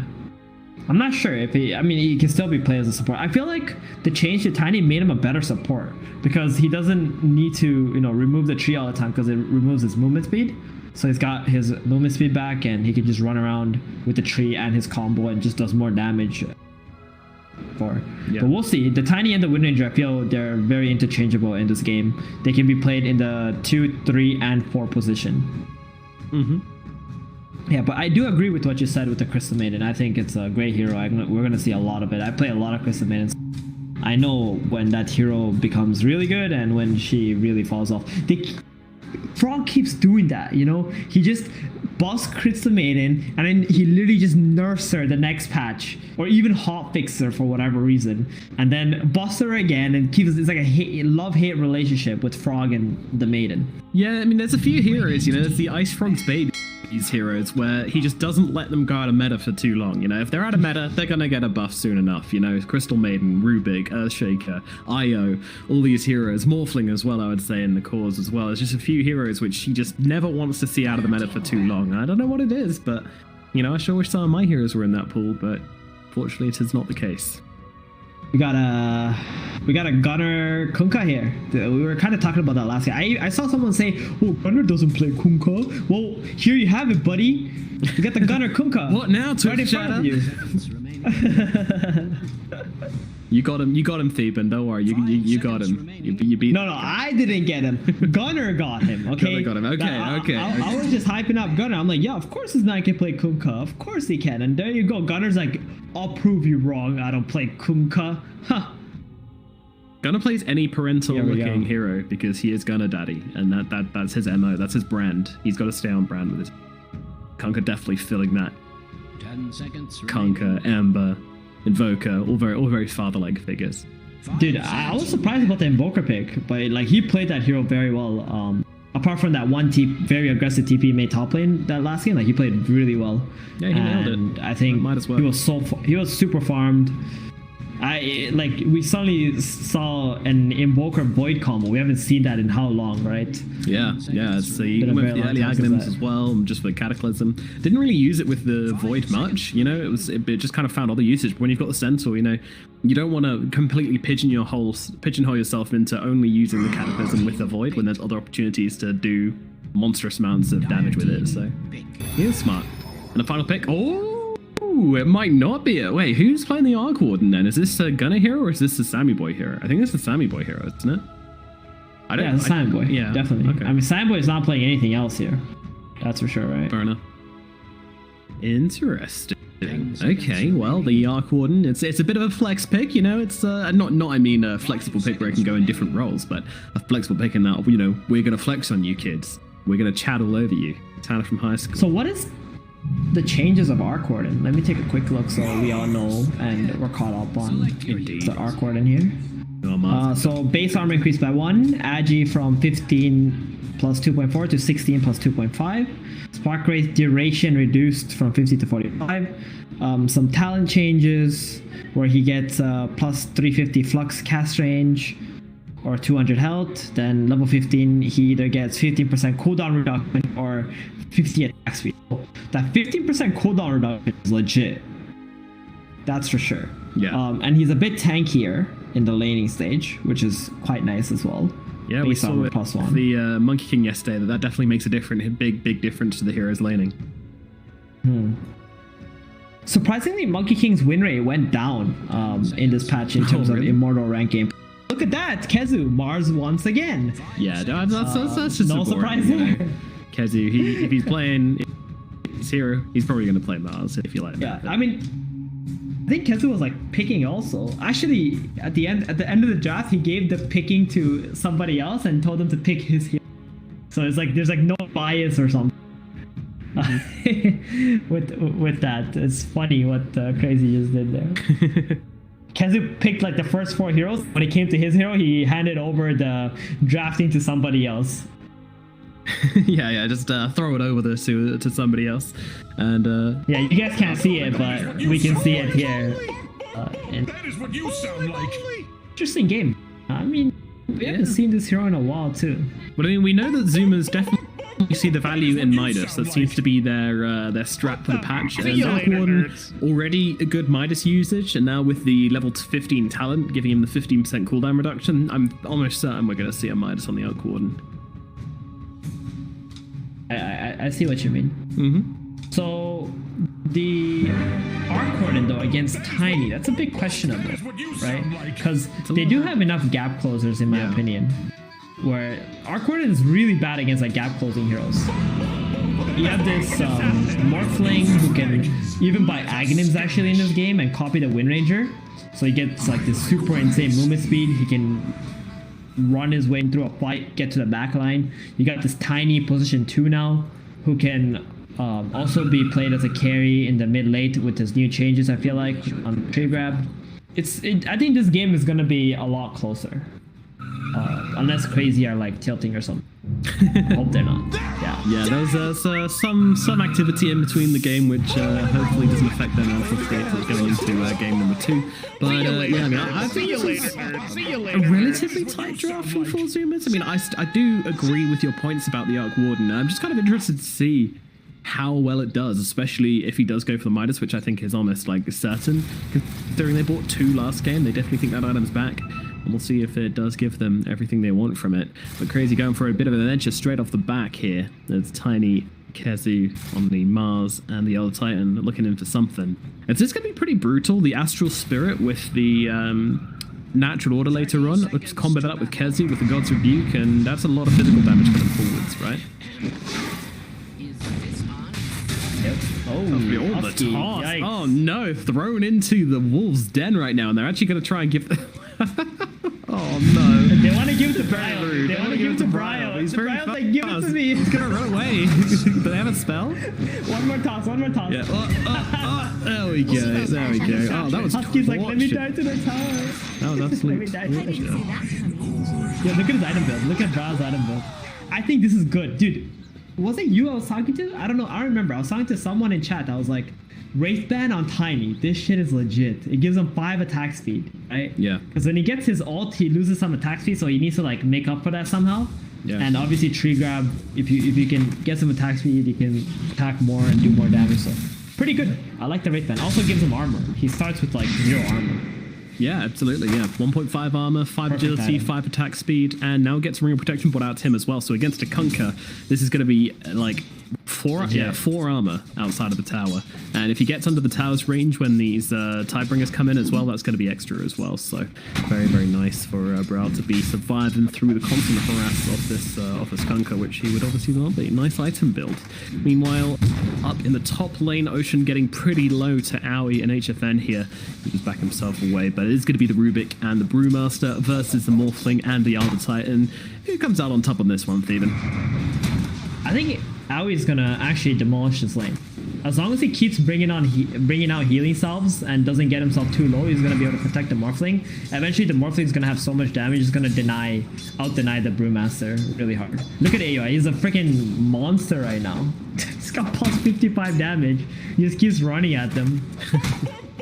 I'm kind of surprised they didn't block the big camp though, because that's the way ET gets the most amount of damage. Yeah, that's usually what we see when you lane up into the Elder Titan. I mean, maybe they didn't know what lane he was going to go to, but I mean, it's Aoi. Come on. You know he's going to be hanging out in that safe lane with his boy. Oh god, HFN taking some heavy hits. Level 1. HFN down. One more hit could do the trick. The straight morph comes in, but the Fade Bolt puts an end to Emotion. Will get the kill, and HFN gets brought down in the top lane for your second kill. Yeah, he really messed up because he didn't notice the Brewmaster got level 2 and the Rubik got level 2 before them. So if Morphling was level 2, he's never dying, right? He's just gonna get waveform and waveform out. So he just HFN a bit disrespectful, I feel like. Not to actually die there soon. Yeah, it's scary. Gotta respect it. Meanwhile, down in the bottom lane, things are going pretty messily, but, you know, Tideboy's doing fine right now at the tower as the Arc Warden. He's just chilling, waiting to get some Wraithbands up on him to improve his right click and attackiness, a little bit of attack speed as well. Yeah, Wraithband's still a very nice item to buy, that's for sure. And yeah, the mid lane going in Kunker's favor right now. I don't think that's a surprise. Like, I think we knew that Kunker's going to be the better laner, but it's the active runes which are going to make a big difference. The Tiny's going to go for a bottle. He's going to try and control the bounties, the active runes as much as possible. And if he can get a haste or a double damage or an wind ranger getting so low down in that bottom lane, nearly dying. Kezi also taking a lot of damage here as well, but will not fall. But goodness me, that's a pretty brutal combination, using the Frostbite along with the Spark Wraith for that extra damage. Now Flux onto Kezi here. Kezi looking dying. Yikes. Right clicks. Yep, there it comes. The Frost Crystal Nova puts an end to Kezi. That's gonna This lane is deadly, man. It's scary. The CM Arcorden. Yeah, it's so much. You got so much slow, especially if one of your heroes have to go back to base like Moonmeander did. Kezu on his own got fluxed, and then Nova, and just so much slow you can't get away from this. Yeah, CM is actually deadly in lane, especially with the movement speed increase recently. Also, Gunner is absolutely destroying this lane. He's got complete free farm. This is very scary. He also has 2 bracers, so Tiny, he's gonna have like 0 kill potential in this lane. I'm really wondering how is Crazy gonna actually kill this Kunkka. Like, who's gonna rotate for this Tiny middle to actually get a kill on this Kunkka? It's not gonna be possible, right? Oh, here comes Husky. They're just actually covering both of the runes. Yeah, they're coming on him right now, pincering in with both the supports, and he didn't get back. They haven't got a Fade Bolt though. Brawl actually going for the return kill onto Ocean, but unfortunately didn't have mana for the toss, so couldn't bring down the Rubik. Meanwhile, Aoi and Moon getting busy onto Husky right now. Husky trying to run himself away. Don't they have the damage? Unfortunately, they do have a lot of damage, but they don't have any lockdown between them, so the CM's able to just calmly walk herself away from that situation, diffusing everything at mid. No one going down, but a lot of people visiting this middle lane. Yeah, that was a really nice rotation for the runes, making sure that Tiny, if he did have gold for a bottle or brought a bottle, he won't be able to pick up a rune. Runes are very, very important for Tiny be able to rotate to one of the silence and get. Now, top lane, I did say that Morphling, it should be favored for Morphling, but because of that first death that he had, the Brewmaster is actually doing completely fine in this lane. He's a big threat onto HFN right now. He's just popping all his spells and running at HFN right now, and HFN kind of just panics a bit. Keeps his cool and denies the range creep at the very least, so gets something out of it. Meanwhile, Ocean gets the pull off. That's very nice, denying a bunch of creeps there for the Morphling, which HFN not going to be happy about one bit. Kazu is taking so much damage. This is such a bully lane. Zoomers. Sammy Boy, you know, he's chilling. He's gonna get that Midas first item. He's got 2 Wraith Bands too. He's got a lot of damage, very tanky. It's actually extremely helpful for a lot of these laners. Oh, top lane though. Monkey's forever. Oh my god, he's gonna lose his life here. They will get the brew. HFN not particularly healthy, but he's okay. He's got that strength, plenty of strength still to go. So Ocean unable to really threaten HFN very much here. Does have the Fade Bolt in 2 seconds. HFN's a smart boy. Killed by that. Gunner though, with the Invis coming up top here, looking to surprise the Morphling. But I think there's communication going on here. HFN's like... Rune rotation, yep. I mean, Brawl is like, yo, the mid laner's missing. Pretty sure he's wrong. No, HFN, buddy, what are you doing? Oh my god. God. That's so painful as a Morphling. I mean, actually, that's the most feels good man thing for a Gunner, right? He doesn't even need to cast spells. He just goes in and just one-tap someone. The most efficient gank, you know, kill the enemy carry. Oh my god, that was just... I mean, you can't show there. If your middle lane is missing, you gotta assume he's got a haste or an invis or something like that, and he's gonna wreck your life. Meanwhile, Husky going down to the bottom lane. It's actually Moonmeander who's taking damage from Sammy Boy in the back here. Outputting a hell of a lot of damage without fluxing those right clicks from his clone. Kezi's gonna be the next target, but Husky, he's just baiting him along. He's taking his real boat for a walk here, but Kezi's still chasing when another flux comes down. Meanwhile, there's gonna be a boat thrown onto the Tiny right now. Gunner and Ocean trying to bring him down, but Brad just gonna toss back Gunner. Does get slept. Meanwhile, Husky will finally go down to Kezi, and Sammy Boy unable to finish off the kill on to that Mars. So Kezi gets himself away, probably going to suicide to a tower. My TP. Damn, that was very nice. Yeah, he can just TP. Fair enough. We still haven't seen Brawl make any moves quite yet, and the reason being is because he hasn't got any runes.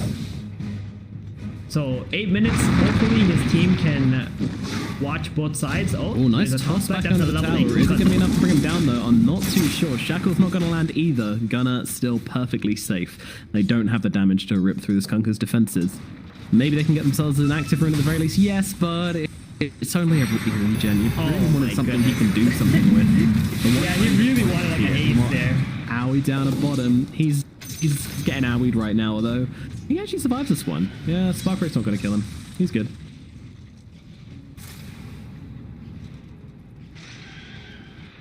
But yeah, Sammy Boy's scary, man. He's literally just like 2 Wraith Bands and a Glove of Haste and a bunch of levels, and he's just kind of dominating this bottom lane. No one seems to be able to come and contest him. Pair him to the Morphling as well. I mean, it's night and day. You've got Big Bad Arc Warden in the bottom lane who's just chatting on everyone, being the absolute boss man. Meanwhile, you've got HFN up in the top lane who's yeah, a little bit of a pushover. Mid lane, full massive DB in. Yeah, going on to Bryle, and they will grab him.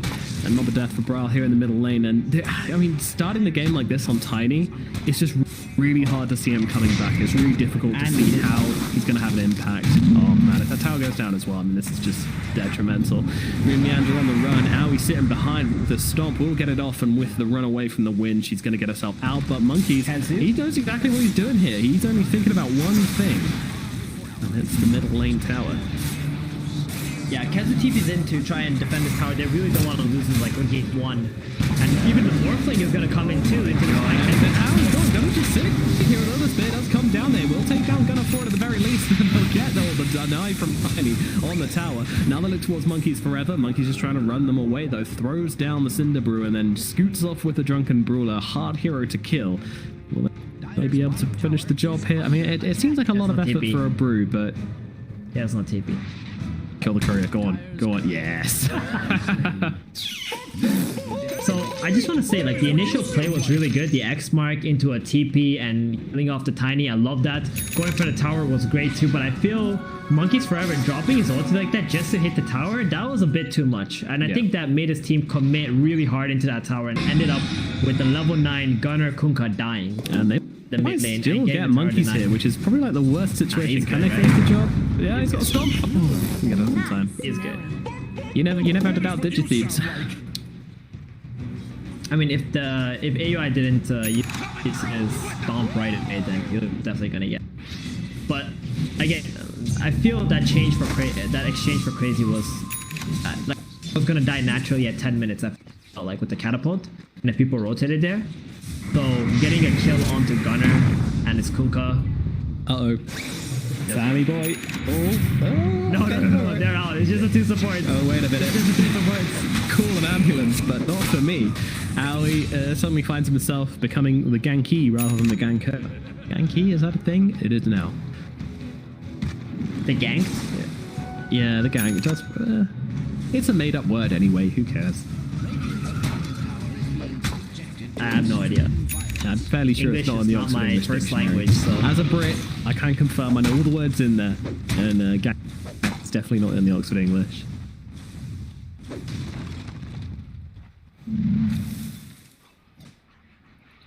So it looks like Kezu is drawing the lines to bait the opponent. Just wants to stay top on his own, try to farm up. It's not a bad move. I feel as if 4 Zoomers are very content with this game. Because they got the Arc Warden with the Midas, right? And he's getting real farmed. And at the same time, Gunner as well is getting really farmed. He's freaking level 10. About to be level 11. He's insane for a Kunkka. Yeah. Actually insane. It's the exact same thing as last game, isn't it? They've got 2 Midases on the side of 4 Zoomers. Unfortunately, this time it's just 2 Midases and 1 hero, but, you know, still good. Oh, yeah. I was actually looking through all the heroes trying to find that second Midas. I was like, what the hell? Who's got the Midas? You really did get me there. Oh, bottom. Monkey Forever. Nice Shackle. This time it connects. Do they have the damage to bring him down before he gets on that ultimate? Though I don't think they do. And now HFN trying to desperately get back out of this one. But there's a boat coming through. He's morphing straight as fast as he can. But I don't think it's going to be enough. They're just going to straight up murder the guy. Now they're going towards the wind as well. Oh my god. That's a lot of damage coming through from the Tidebringer. And that's going to be 2 kills. That was a terrible gank. that was not a real gank.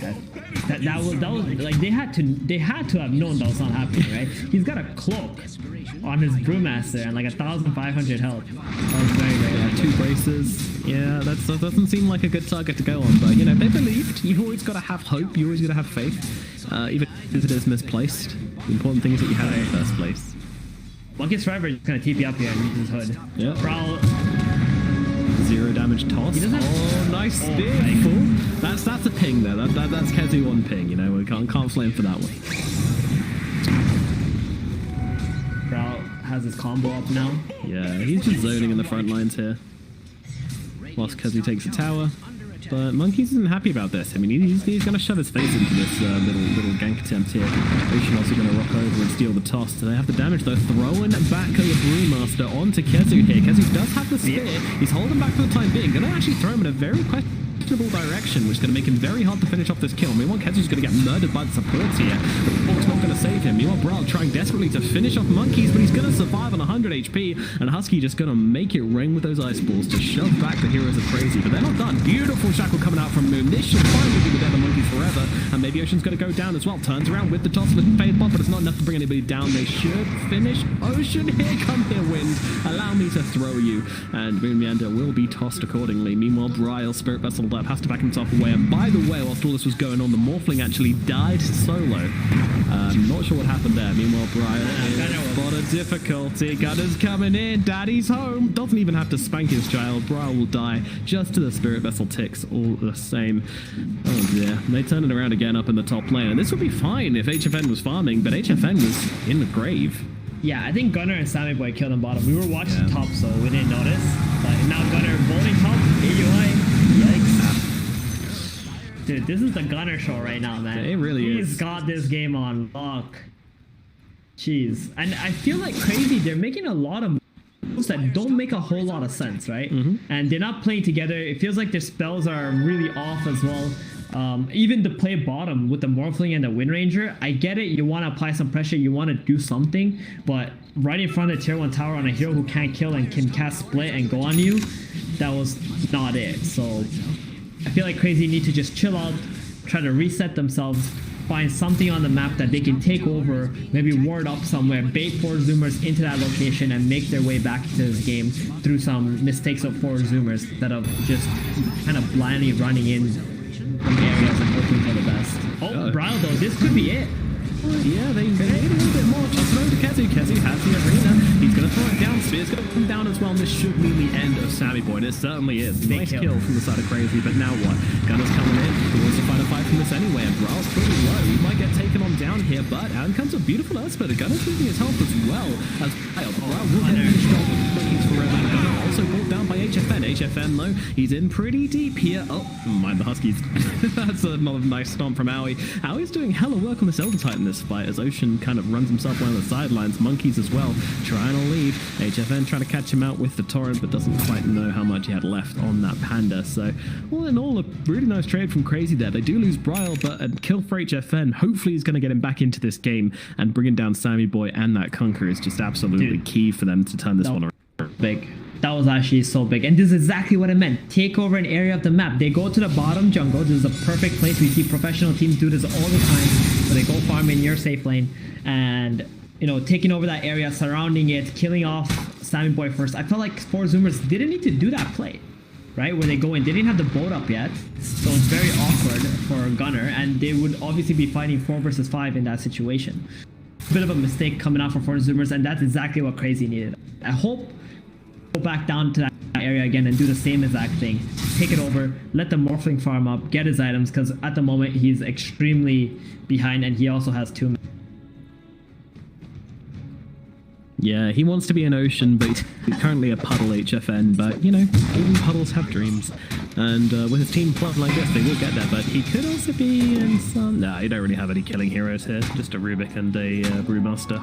No big threat. Bryle, he sees the CM. He got away, there's no vision on her.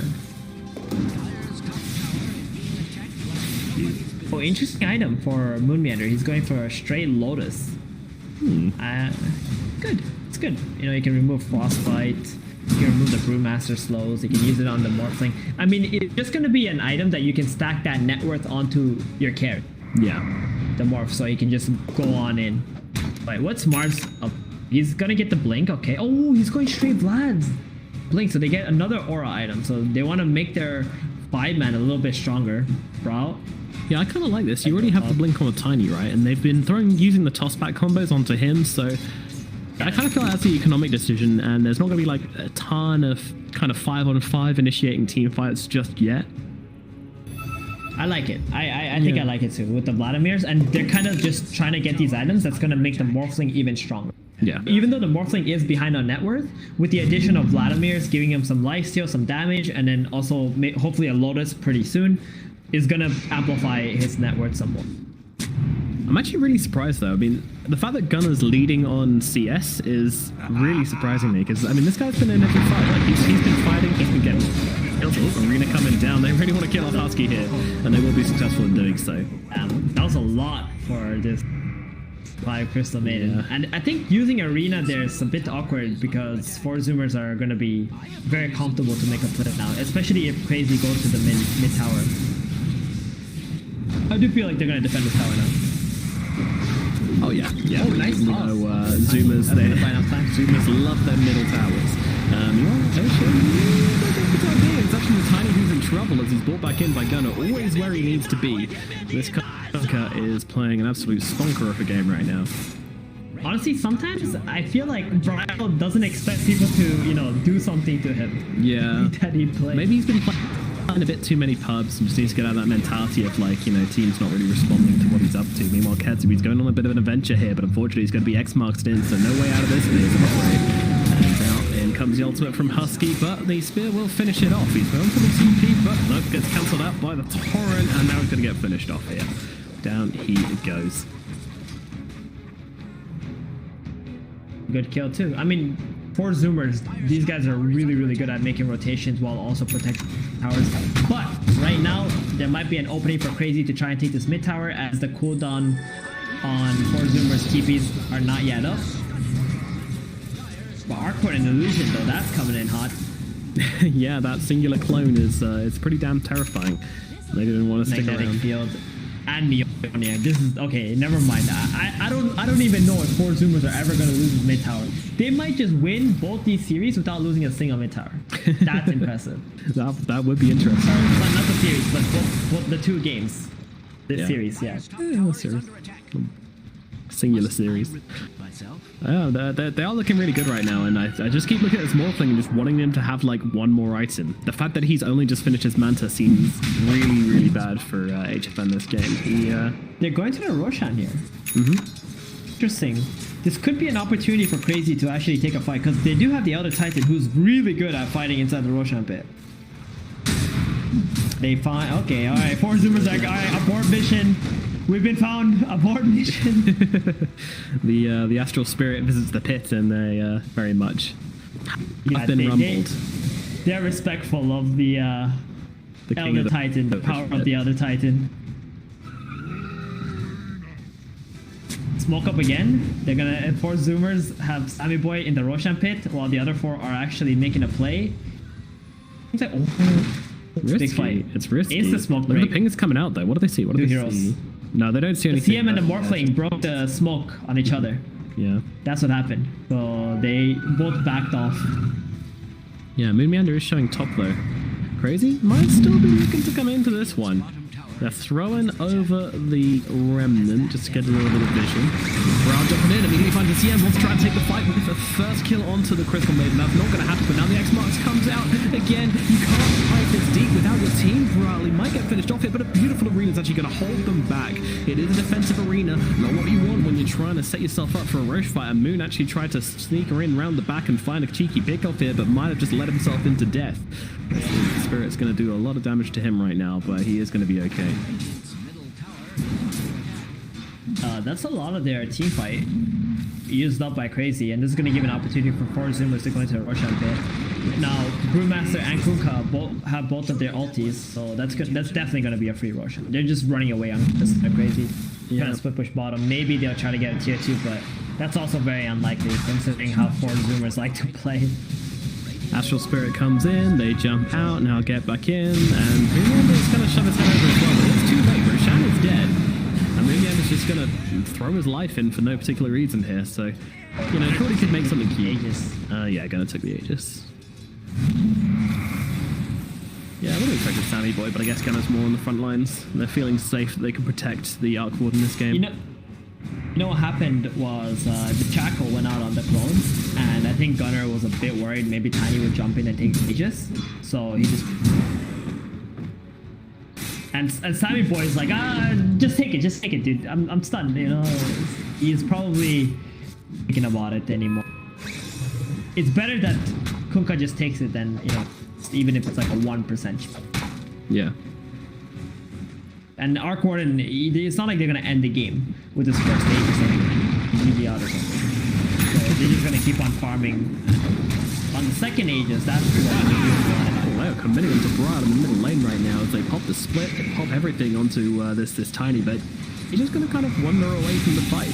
Not reaching that threat. I'm just gonna come in, he's got the turret, he's got the Spirit Vessel, and that is gonna be Brile dead. So they will get the kill afterwards. Shackle's gonna hold Kunkka kill still for the time being. Meanwhile, Kezu going for the kill in the backlines onto the Ocean Rubik here. But can he finish the job? I don't think he can. There's also a song coming out from Husky in the backline. Yeah, Kezu's very much dived a little bit too deep here. Didn't get the kill to the Rubik. And HFN as well. What the hell keeps happening to this guy? Morphling just comes up to every single fight and just dies. He hasn't had a single ounce of game impact yet. But now they kill everybody. Look towards the middle tier 2 tower. Oh dear, 4 zoomers are zooming through this series at an alarming rate. It's just so good. This team fight. Gunner. Oh god. He wants to make them GG, man. He's just trolling them. Yeah. Dancing around on the high ground. Jesus, that is some bad manners from Mr. Gunner there. I thought you were raised better than this, buddy. I thought you were raised better. Look, I love that shit. I don't know about you, but you know that makes games real spicy because you know Crazy's like, oh, we're gonna get you, buddy, next time. Yeah, you're raising the stakes. You win this series, and you know these teams are gonna go hard. They're gonna train or whatever, just so they can get their revenge. Yeah, it's like one of those games where you're against a team which is like really BM in a pub, and you're like playing with your mates. You're like, all right, you know what? It's game time. We're not playing a pub anymore. We're playing TI Grand Finals. We're gonna smash these guys. Those are the best kind of games. Provided you win. If you lose, they're the worst. It's high stakes, you know? It's a high stakes gamble. You BM, you raise the stakes. Do you like how both the offlaners just buying aura items and thing? Especially monkeys, right? This is what we're playing. HFN having an intense showdown with the clone. Sorry, what was I was too absorbed by the Morphling fighting the clone. No, I was saying that the offlaners, especially monkeys, like doesn't like his blink first. He wants to get his allies. Oh, I love offlaners which build cores, but which build auras instead of like. Yeah, because you're a carry player. Of course you love that. True. Offlaner to buy auras for you, so you're stronger. No, bro. Like you're in the immortal bracket, right? Everybody below the immortal bracket sympathizes with me massively when you know you have a Mars. You're like, oh cool, I'm gonna get like a Crimson or a Pipe this game, and he just goes like Vlad's Deso and just tries to like solo carry the game, and you're just like, and then he starts flaming you when you lose team fights. He's like, why am I dying? My team must be bad. It's like. Oh, don't worry. I know. The post one from the offlane. Yep. Exactly. Yeah. It's every game. We've seen those. It hurts. It hurts. But none of that going on. These guys both have very sacrificial offlane players. And Tiny once again. I mean, he just comes in to try and clear out the replay, but again, just getting targeted up super hard here, and they've got him locked down. They're gonna have to throw out the escort just to try and keep Brile alive here. But Monkeys is still just chasing him. He will be able to get the blink away though, and that's gonna mean that Tiny will survive. For now, he's still gonna make it back to base though. He's gonna head over towards the trees. Meanwhile, Monkey's Forever just chasing him on the wing here. Gunner's coming over as well. They're on the high ground right now. They are taking this by Kezu. He's gonna straight up lose his life, and the win rate's not doing that much better either. She might get taken down. Does manage to pop up the win run at the very last second. There has the Spirit Vessel on her. Gunner's just chasing though. He wants a Moon Reactor here, and he is gonna go all the way to Fountain to get him. He's just so tanky, dude. He doesn't care about Aegis, BKB, Heaven's Halberd. I mean, he's tempted to have a dip in the Fountain right now, I'm pretty sure. Yep, there we go. Throw up that disco ball, throw them a little dance. Look at my jig, boys. What are you gonna do about it? HFN is doing a little bit more damage than anybody else to Conquer, but I mean, they're just looking at tier 4s. They think this game's over, and they might be right. Dude, I love the flair from Ford Zoomers, man. These guys. They're flexing, they're playing, they're having some fun with it. Oh man, I feel bad for HFN, but to be fair, he has not had a good series, unfortunately. Like this Morphling game was just straight up sad. He hasn't. I mean, he had a really bad Morphling game from the very beginning. Oh, they're gonna try one more fight here. And there you go. In they go, you were saying something? HFN walked through like literally through 3 spark remnants and just straight up died. Like he didn't even do, nobody even attacked him. He just walked through 3 spark remnants and died. Oh my god. Alright, well that's gonna be game number 2. It's not a big fanfare ending we were hoping for, but kind of like a gentle belly flop into the pool from Crazy, but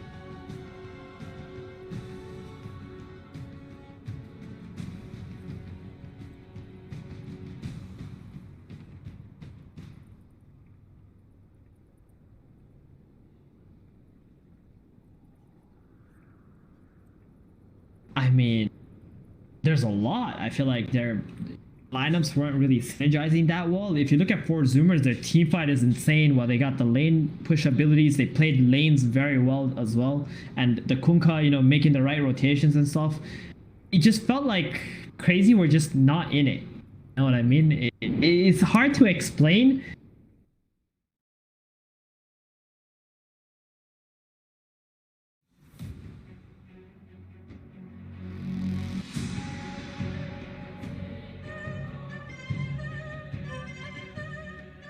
Mark beats. Bring it back.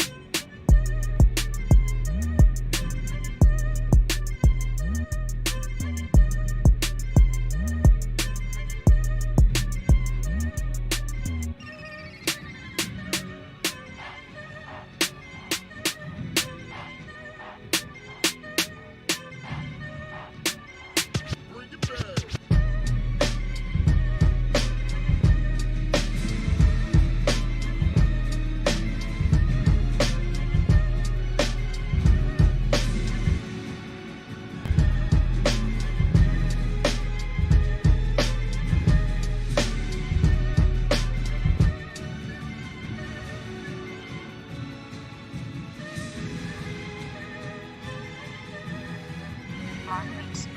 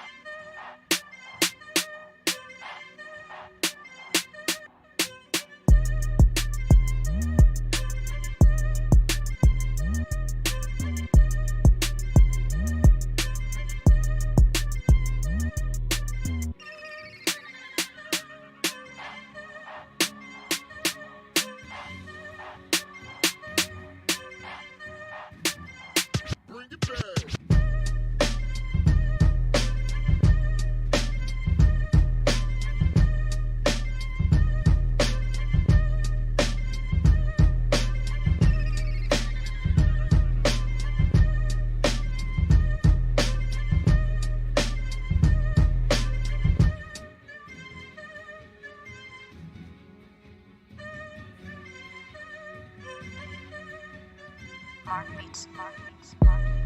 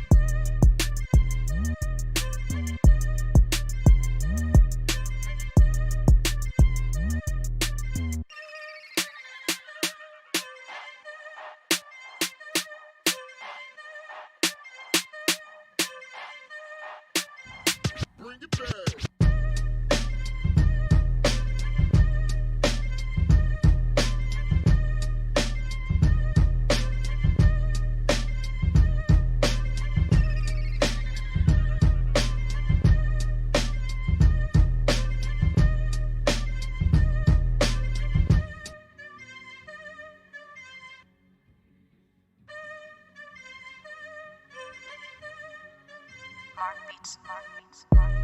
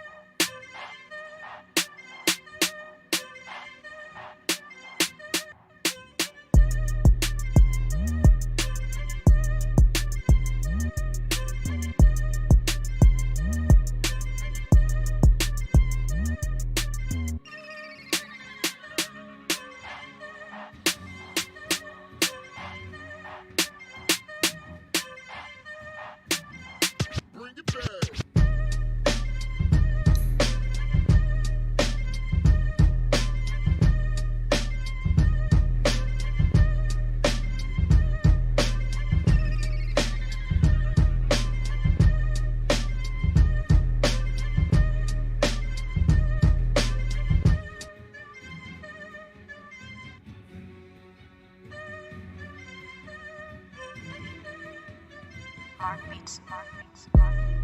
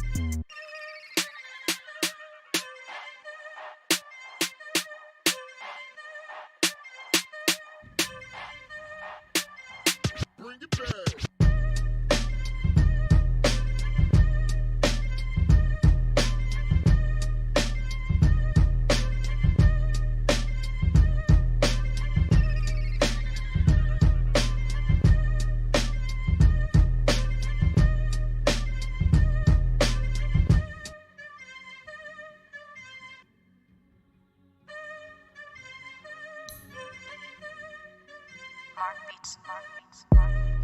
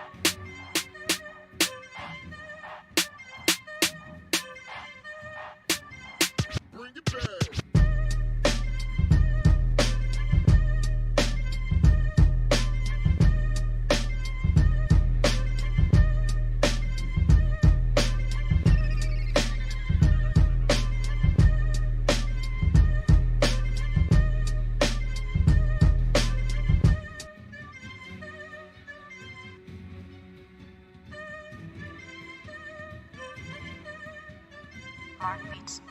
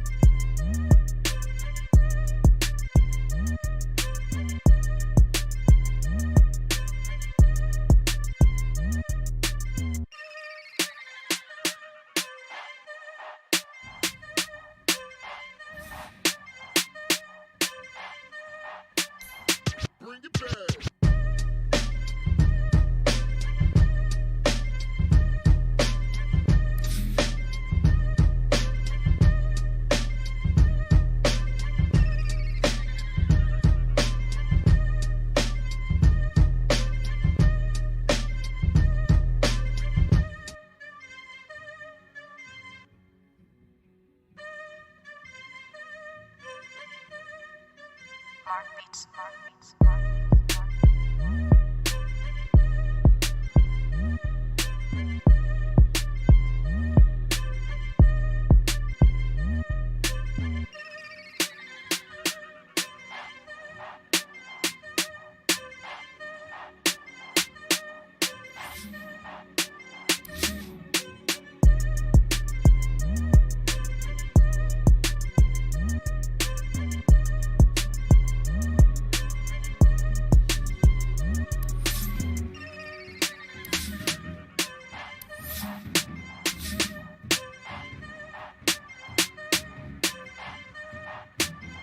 Bring it back.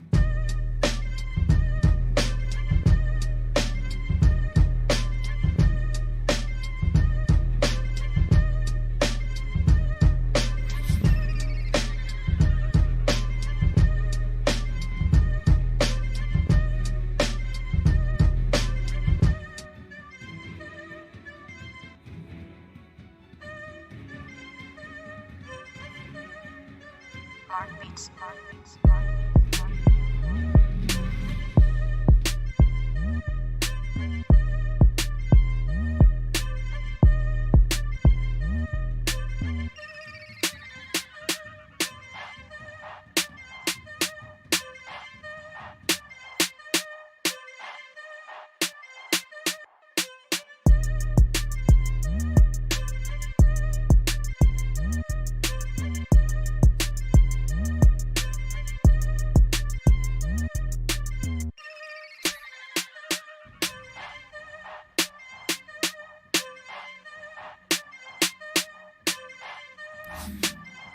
Bring it back.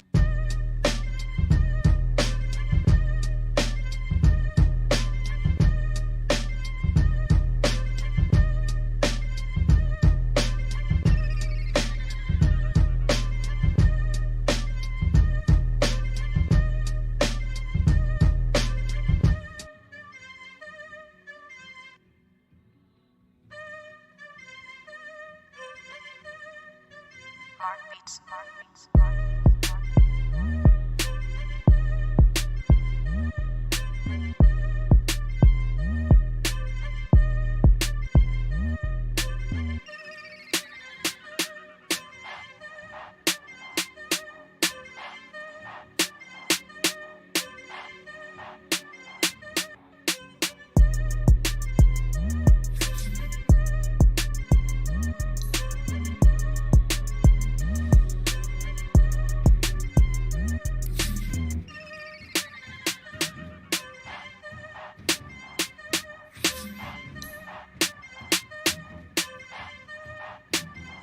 Bring it back.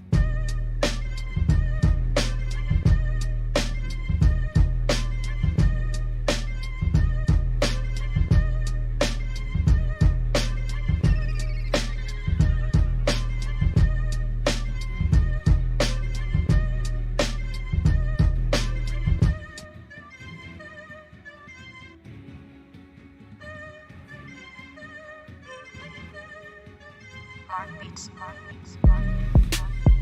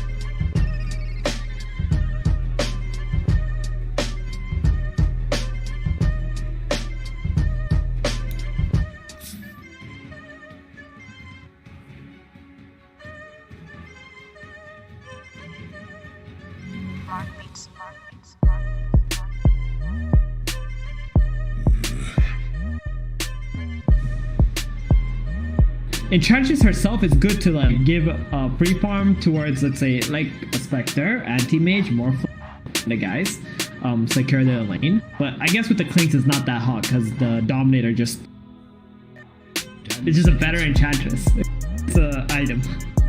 Yeah. 5 seconds from Radiant team. So they don't go for the Clinks, they go for the Spectre instead. A very fast picking phase, so Spectre and Enchantress in one lane, and then you've got the Void Spirit and the Winter Wyvern in the other team. Wyvern's super popular right now, huh? Yeah, I mean, it's a really solid position 5. I've been seeing all the time, very safe. The only thing is, plays against Spectre, finding Wyvern, jumping. Wyvern, even if he uses his ultimate as Spectre, it's a complete waste. Yeah. Or even ulting someone who Spectre is next to. Like, Spectre doesn't do that much physical damage. No. Most of Spectre's damage source will come from the Desolate. So it's a really, or the Radiance or her items, whatever.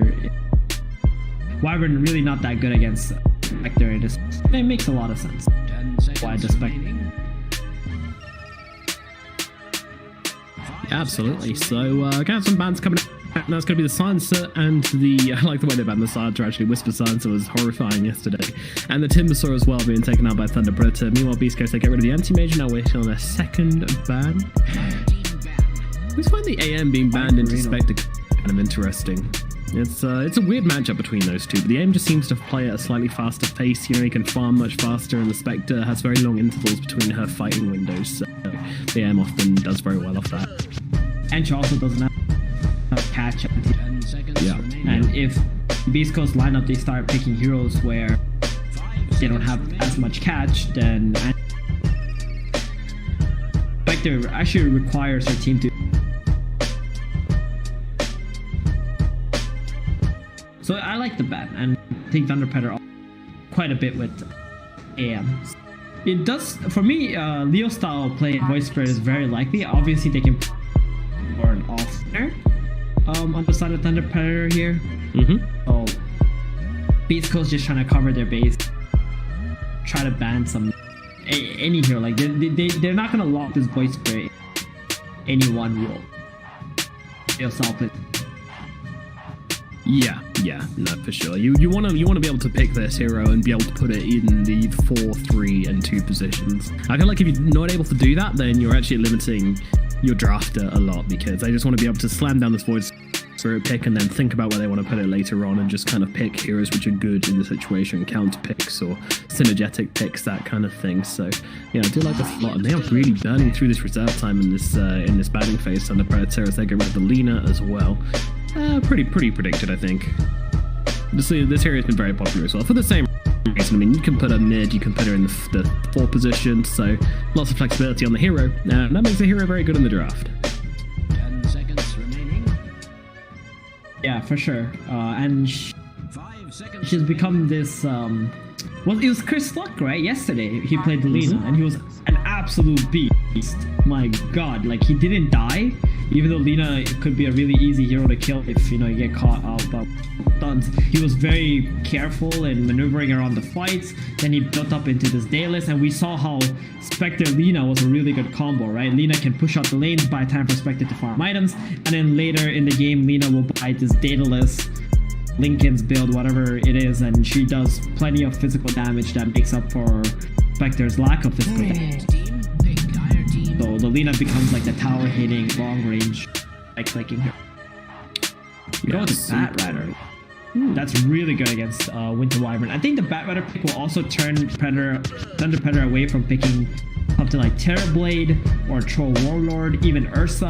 So there's a lot of carries that they're probably not going to be drafting here. Bat Rider pick. Heroes I do like right now could be a Slark, right? We saw yesterday Thunder Predator also plays Slark. Yeah, man, this is looking like a juicy Slark game, especially since it wasn't banned out. They banned Bristle. That's what I don't understand. Why would you ban Bristleback if you play Rider? That's a very good point. Yeah, it seems like a pretty good. Pretty bad against Bat. Like it's like one of the worst heroes for BB to play against Bat Riders. Interesting indeed. I thought they would have banned Slark, like Spectre, in a way, it can be annoying for Slark with the dagger, but if Slark snowballs, there's no chance Spectre is coming back to like deal with him. Yeah, and Especially also if he gets being a absolutely Silver Edge builder as well. It's very nice. Okay, so they go with the Omni first. Yeah, they don't need to pick the Slark yet, right? They don't want to expose it and maybe Bat becomes forward or something and Slark is laning. Also, they go with the offlane pick here, the Omni, or that could also be a position 5 Omni and they can make the Wyvern into the 4. So the Omni is there in the safe lane, they can pick another carry now and the Omni will just repel or Heavenly Grace the carry and remove the stacks. So this Omni also means they can pick pretty much any carry they want if it's a position. Do you think Omni's a good hero though? Like, I haven't seen much of him, and when I have seen him, he's just felt super underwhelming. 5 seconds remaining. Well, let's take a look at his new boss that he got. Oh, it was the the change to his ulti, right? It's the super low cooldown at level 25 now. Well, that's less relevant, right? Like what we are looking at is if his early game is strong. So he got 5 more movement speed. He got his purification cast range from 400 to 550, which is really, really nice. Degen aura no longer reduces attack. None of these changes really make his laning any better, but the idea there is just because of the Rider. And there we have it.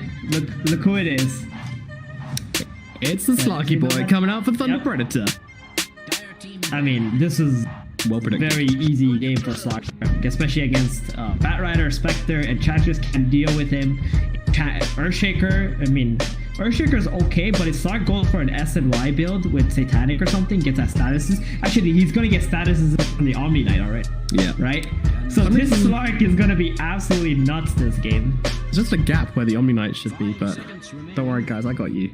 There we go. You can see the Omni Knight. Were you there. drawing something? Yeah, there we go. I What got you you guys were doing? figured out. They can't, for some reason we can't see the Omni Knight on the drafting screen, so I got you covered, production, don't worry. This is where the Omni Knight should be. Yeah, they have picked Omni, but I don't know. The hero's so dead they didn't even bother rendering his picture for the drafting screen, which, you Yeah, know, fair Chat's enough, like, right? what the hell are you guys talking about? There's no Omni Knight. They Are you guys skipped that dumb? pick. What are you We'll come talking back to about? it later. Yeah, we see the Omni, they can't see it, right? So they're looking at us like as if we're stupid or something. But yeah, there's an Omni in the game where there's a hero missing. No, they did not skip the pick and are gonna play 4 versus 5. 10 seconds remaining. I'll be So- at 5.5. Alrighty. I mean, right now I'm really digging Thunder Predator's lineup. Like, I feel Beastcoast don't have any points of aggression in their lineup right now, and that's gonna give Slark so much farm. And DP, oh wow, that's really good with the Omni Knight too. So maybe Beastcoast need to pick another offlaner and put the Batrider middle. What do you think of that? It's awkward, but it can work. I mean, the thing I like about this Death Prophet pick, though, is that you've got the Slark, which puts the pressure on the Spectre. The DP is going to do exactly that as well with Exorcism, but also the percentage-based damage into the Spectre makes it very awkward as well. So you've Don't always tell got me- that, and also. Don't tell me they're gonna pick like an A mid or something. I mean, Beastcoast do these things all the time, right? They pick like this need it. very weird lineups. Like if they go A mid here, I'm gonna lose my mind. They need something like that. Leshrac, there Leshrac. we go. There it is. That's Something not- pretty okay, wild. A great okay. hero into Slark. Okay, you know, I don't mind it, but I still feel like it's very hard for Leshrac this game because he needs to run into a Death Prophet ult. Yeah, it's a desperation pick, and you know the DP, she's gonna pop that ulti. She's got a silence as well, which Leshrac doesn't care about too much. But also the Spirit as well can be very annoying for Lesh to deal with because you know he needs to be able to be in their faces. He doesn't want to be supplying the DP with heals as well. But very good versus Slark. You know, Slark does not like playing into this hero whatsoever. He pops the ultimate and he just dies anyway. You keep on following him. You know, the Edict which gives you a vision on him as well. There's so many things you can list about this matchup, which makes it bad for the side. But if the Slark gets snowballed, and there's nothing which can stop him. If he picks up a decent time on the BKB as well, Leshrac's going to be very sad about that. It is a bit of a desperation pick from Beastcoast. I do think it helps their draft out quite a lot. Is it enough to turn this game in their favor? No, I do think Thunder Predator got this one. I think it's Dude, about it's- like, yeah, It's really hard. I mean, Beastcoast 45. can technically snowball, right? But they need to make sure the Slark is put down. Like, there's no way for him to come back into the game. And that's a really hard thing to do. Lineups are not that... It's not that aggressive. Like, Earthshaker needs a Blink Dagger to be useful. Needs a Blink Dagger to be useful. Spectre needs to get to Manta, whatever build that he's going for, to be very effective, right? Enchantress on her own can't accomplish anything. Yeah. So this really feels like Thunder Predator have got away with murder in the draft or something. They have. We'll see. I don't rate this Enchantress first pick at all, but I mean, you know, that's going off my experience over the past few days. It's just been consistently weak, and it's just been food for the enemy team, and you do not want to be feeding a Slark Death Prophet lineup. So let's get into it. Game 1 in this best of 3 series of Thunder Predator versus Beastcoast, starting with a pause. It is an SA game. It is a tradition at this point. You know, you got to honor the traditions of the SA region of pausing the game and really get into it. But there we go. So let's have a look at some lane matchups. In the mid lane, what's this Death Prophet versus Leshrac lane going to look like? I think DP... nothing. Crypt Swarm, and the Leshrac can't walk into utilize this edict or anything like that, and I'm assuming this Leshrac is gonna go for a lightning storm, right? Actually, maybe we might see a lightning storm build ever since, you know, it got some changes, some buffs or something. I have no idea, but for the most part, I don't think DP is gonna feel any pressure. Wait, it's not mid. Oh my goodness, I just baited you into talking about the wrong thing. See, this is how you feel content, guys. You say, dude, what do you think about this Leshrac versus DP match? Okay, now what do you feel about the Leshrac, the Bat Rider versus DP matchup? Okay, so things have changed. This is a lot better, by the way, for Beastcoast, putting the Bat Rider in the middle and the Leshrac are off. Because now the Leshrac off lane with the Earthshaker can actually apply some pressure to, right? They got 2 stuns, they got the range right-click potential, so that's perfect. And now they're going to put the back against Death Prophet, which I think DP can definitely mess up in this lane. You can get like some napalm charges on this DP, and then if she is standing on one of the 2 sides of the cliff or the entrance to the mid lane, she can get knocked down by a flame break and she will die. Yeah. And also the Omni Knight in this game, Omni Knight this game is position 3, so it's not a support hero who can just TP mid and use Heavenly Grace on the Death Prophet to save dive. Yeah, they've got a lot going for them. There's a lot of backwards and forwards, a lot to talk about between these 2 drafts, which is a relief. But what about the Shaker? Schofield Shaker? It doesn't seem like it's an amazing Shaker game where you're going to find any like game-changing slams, but the thing you can do is, and geez, I feel like I'm repeating myself a lot, but stuns from Fog. Good versus any hero with a decent amount of escape, including this Slark, who is going to be able to want to get off his Shadow Dance or his Dark Pact when he sees someone, but sometimes you can just grab him with the Fissure, then blink in and slam, and you can maybe find yourself some kill opportunities from that. It's a very hard Shaker game. Super hard. Because you're playing against 2 heroes that's really annoying for Shaker, which is Omni Knight and the Slark. Then you also have a save on the Winter Wyvern, and Winter Wyvern can also curse you if you go in for the Echo. So when you go for the Echo, your team comes in to, you know, follow up. Winter throws a curse on the Earthshaker. They're all gonna start hitting the Earthshaker, right? So at least in the team fights, it's very difficult. But he can do a lot in the laning stage because he's playing with a Leshrac. He's gonna double block. He's gonna make sure that the Winter Wyvern can't pull. The Slark and Leshrac are gonna be in a 1v1 situation, which I do think that favors the Leshrac. And if you can snowball the Lesh in this game, he's gonna be a beast from the position 3 at least.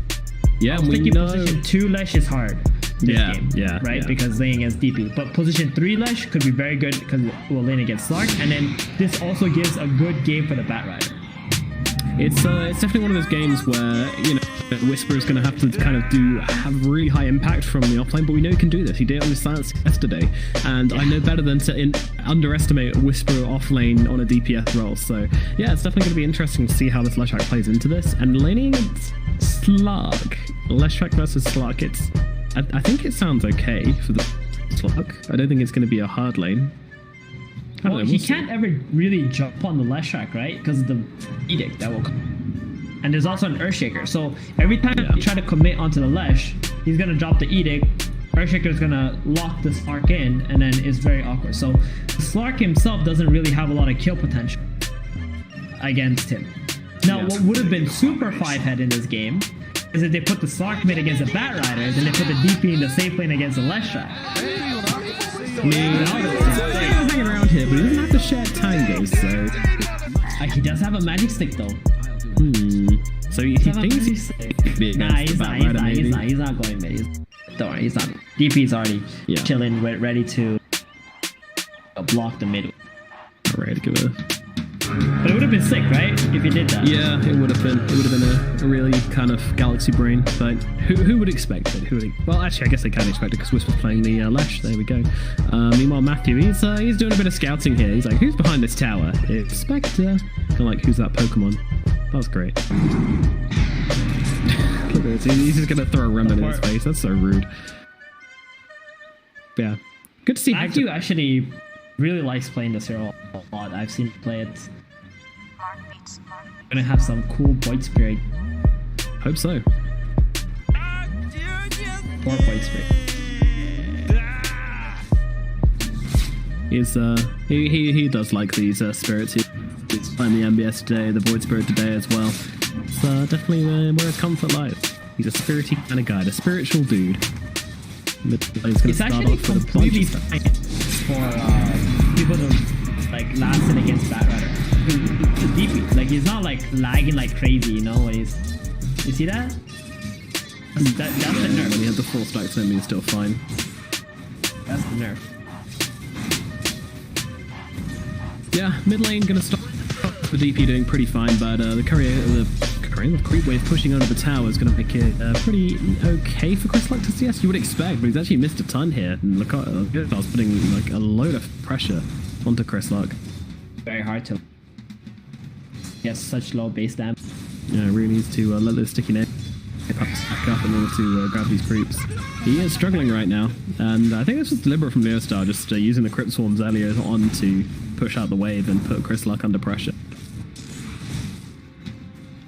So bottom lane should be pretty free from perspective. I don't think top lane is probably the most interesting. Level 2 being picked up from the start, but they're not gonna commit. Whoa, look how he's playing on Schofield, right? Between the small camp and where the Sark is. So he's gonna keep on blocking his camp, making sure the Wyvern can't pull here or the big camp upwards or anything like that. And this is just giving Leshak so much free level. This Earthshaker has 0 XP, right? Oh, he got a little bit of XP. But the Leshak is about to hit level 3 already. Yeah, this is, you know, the way to play Earthshaker. If you can, just staying out of the lane, giving Leshak all the XP and blocking the pool camp. So it's how to have high impact. Use your pitches when you can, but abuse the fact that you've got that long range initiation. But bottom lane is actually where Matthew goes down. Moose gets that first blood with Hector. I mean, it is a threat, isn't it? The dagger, the double slows with dagger enchant, and then just throw in a couple of impetus on top of that, and that's a lot of damage. You can't overextend. You will get punished in this lane. Yeah, he wasn't level 2 yet, so he didn't have the assimilate up to joint any hit. But the enchant is the one who got the last hit on the first blood, so it's not like too bad, right, for Thunder Predator. Because if Spectre got it, then that would be another story. Gonna get to his mid game or farming items really quickly. Because the Ench got it, it's not. But still going to create a lot of pressure in this bottom lane as Enchantress heads towards her items quicker, and just going to pressure coming down. Actually moves jumping in to suck up that remnant and make sure K1 survives this one. Still got a decent amount of right click damage, but they will survive on the side of Beastcoast as they back themselves away.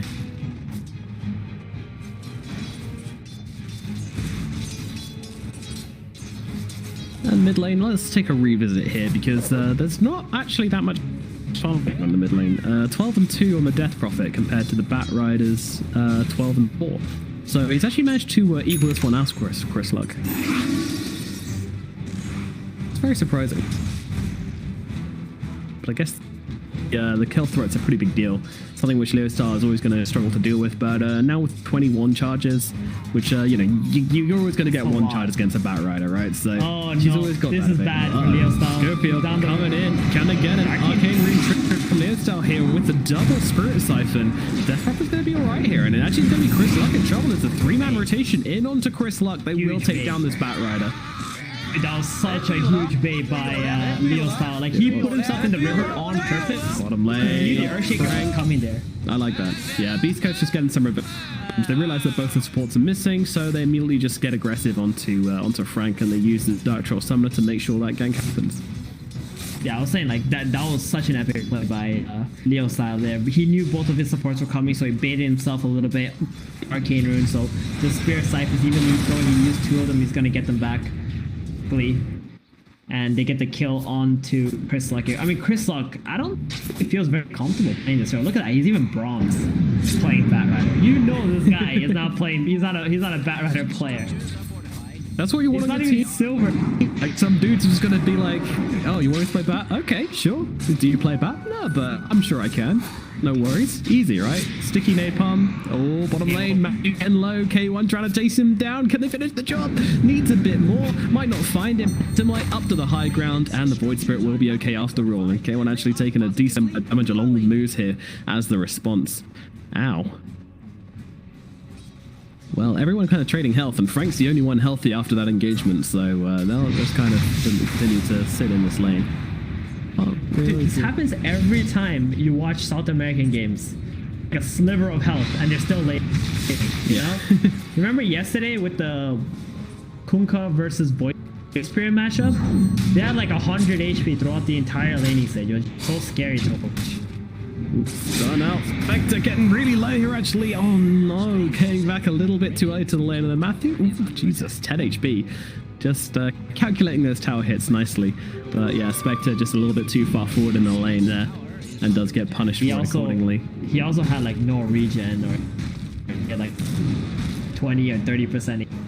Kind of crazy. I think it's one of those situations where it's like, all right, I'm just going to go farm super deep in this lane. And if I die, you know, I'm going to be very neutral about it. Getting your health and mana back is something which is the carry sometimes. Just like, you know what? I don't really care if I die for a couple of creeps here. Invisible help, by the way, from Leo style. Something is gonna go down. That's for I think so. And I think his Whisper is going to go down here by the looks of it. He does pop that ultimate along with the Edict, doing a decent amount of damage in response to Leo style here. Shaker trying to come in behind. Unfortunately, oh, they get him! Oh my god, the damage was enough. They just straight up murder the mid laner. How did you know that was going to work? I guess he didn't have a choice. Put damage and hope for the best. That's why I said something's going to go down. Because I had no idea who's going to die there. Damn, the damage output from the Leshak. I mean, I know it was 6, but... He did. Crikey, I mean, that wasn't Whisper's kill. That was the Earthshaker's kill. We'll ignore just what happened to him because that was kind of somewhat unfortunate. But I mean, that was because the Earthshaker spent so much time out of lane that it lets the Leshak get an early 6. Meanwhile, in the mid lane, Grislak's got him pretty deep onto Matthew here, trying to get the Retribution kill. But Leostyle's back from the dead, and he is pissed. He's looking for Grislak here, but he's probably going to find him as Grislak runs him around up the wall, and he is out of here. But pretty low on health on mana, so going to have to take a short trip back to base. Nice juice stack camp there. You can just go and wave that one time, get like 3 neutral items. Ugh. Neutral item? Alright, come on, 2 more. I'm sure you can get it. I'm not sure it's happening. Well, this one's not going to Alright, at least 1 more, right? Oh, damn it. Nothing. Anyway, there's actual action happening on whilst we talk about neutral items, and that's Slark and Enchantress going down. Slark dead in the top lane, Enchantress dead in the bottom lane. Probably not the trade Thunder Predator want, but it's a trade they're gonna get.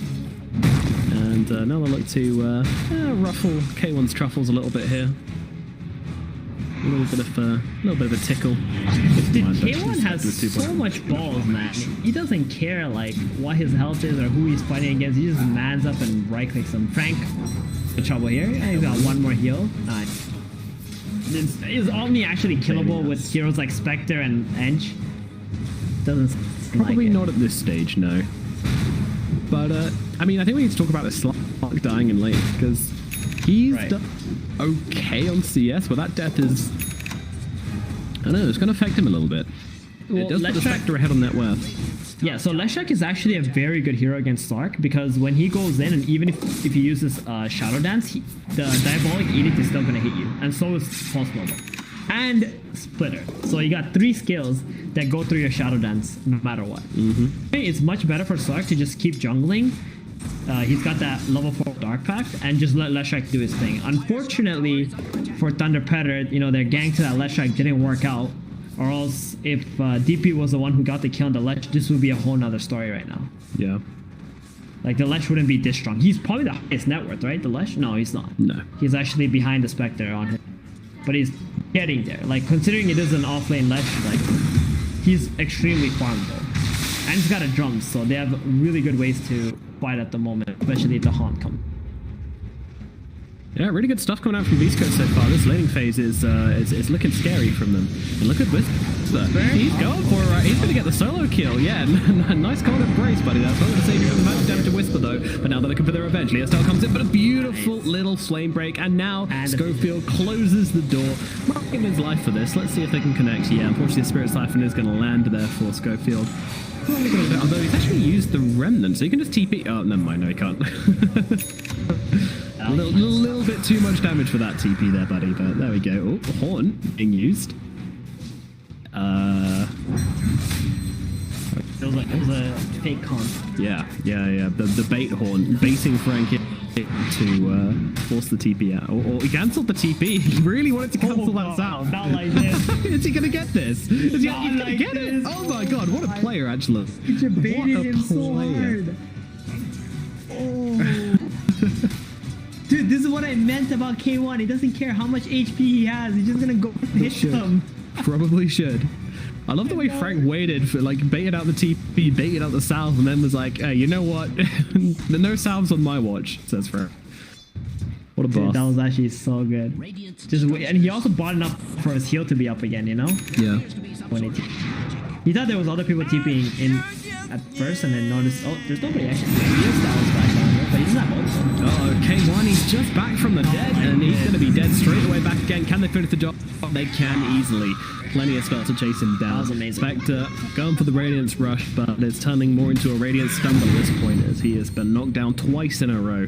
Dude, that was actually amazing, because he died, and now he TP bottom, and now he died again, now he doesn't have a TP. So all you can do is, when he's alive, is go to a big camp, right? The big camp's dead, though. You've got to go all the way to the also doesn't have I mean, there's nothing Dude, for him that to farm feels out of so base. bad. Oh, Super inefficient. Chris Luck TP's in. Who's going to go for? He's got the last spell. He wants to use it. He's going to throw it down onto. Throwing it dealing line, dragging him into the Echo Slam of Schofield. They'll immediately take down Frank, but Moose is dead as well. Can they finish off MNZ now? That is a big question. He pops a Q, but Chris Luck just sitting on his face right now. MNZ does not look like he's enjoying this, but unfortunately there's a ton of napalms being stacked onto MNZ, but he just tears those off. But some nice blocks coming out from Chris Luck, blasted back and break, and we'll be able to get the kill onto that slug. That's an important one. That's a big retribution kill for Beastcoast and going to neutral out this game a little bit. That invision was so clutch, right? Getting the position 1 and 3 baited out like that. That strike top. I think it's about all we can say about that one.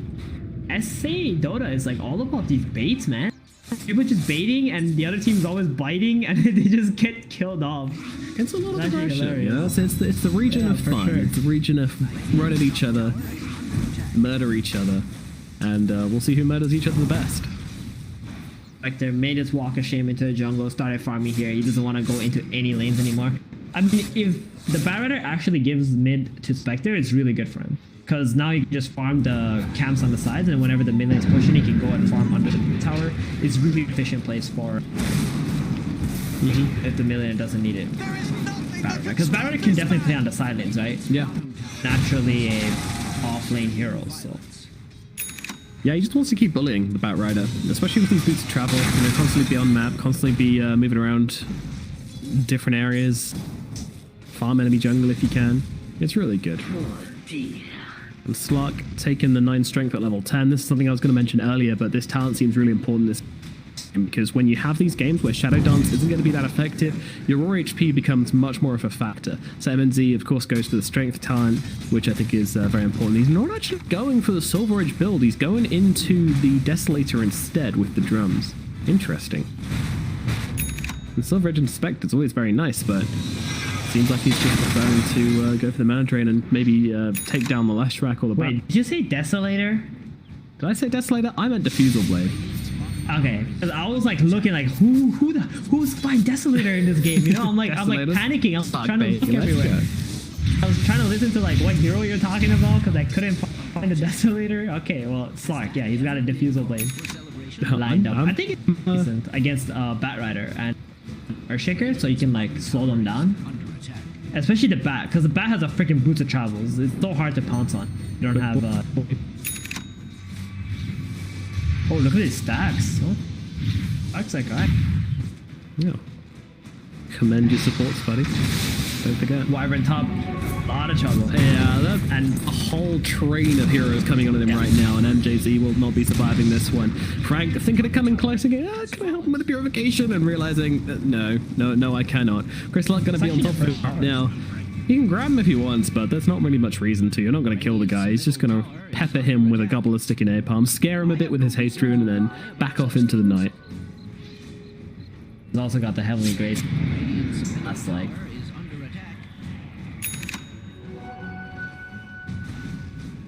Yeah, not the ideal play.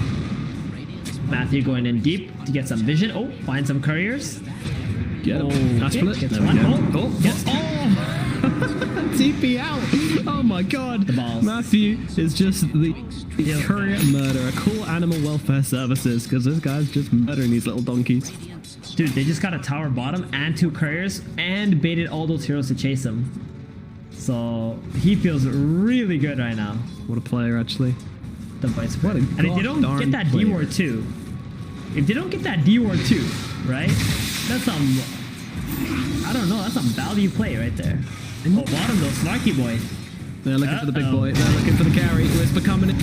Echo Slam gonna come on down. That is the Blink reveal. And Slug just... What happened to Blink? There is only a crater where that little fish used to be. I love that. Chris Luck actually just started like using his spells at mid as well. Like he popped Flame Break and just started charging them at mid. There's a Bat Rider here, and that just creates the space his team needs to make that play without any fear of retribution or any TP in or anything like that. And he's gonna run himself. They can't chase this guy. It's too damn fast. Do the quick bat.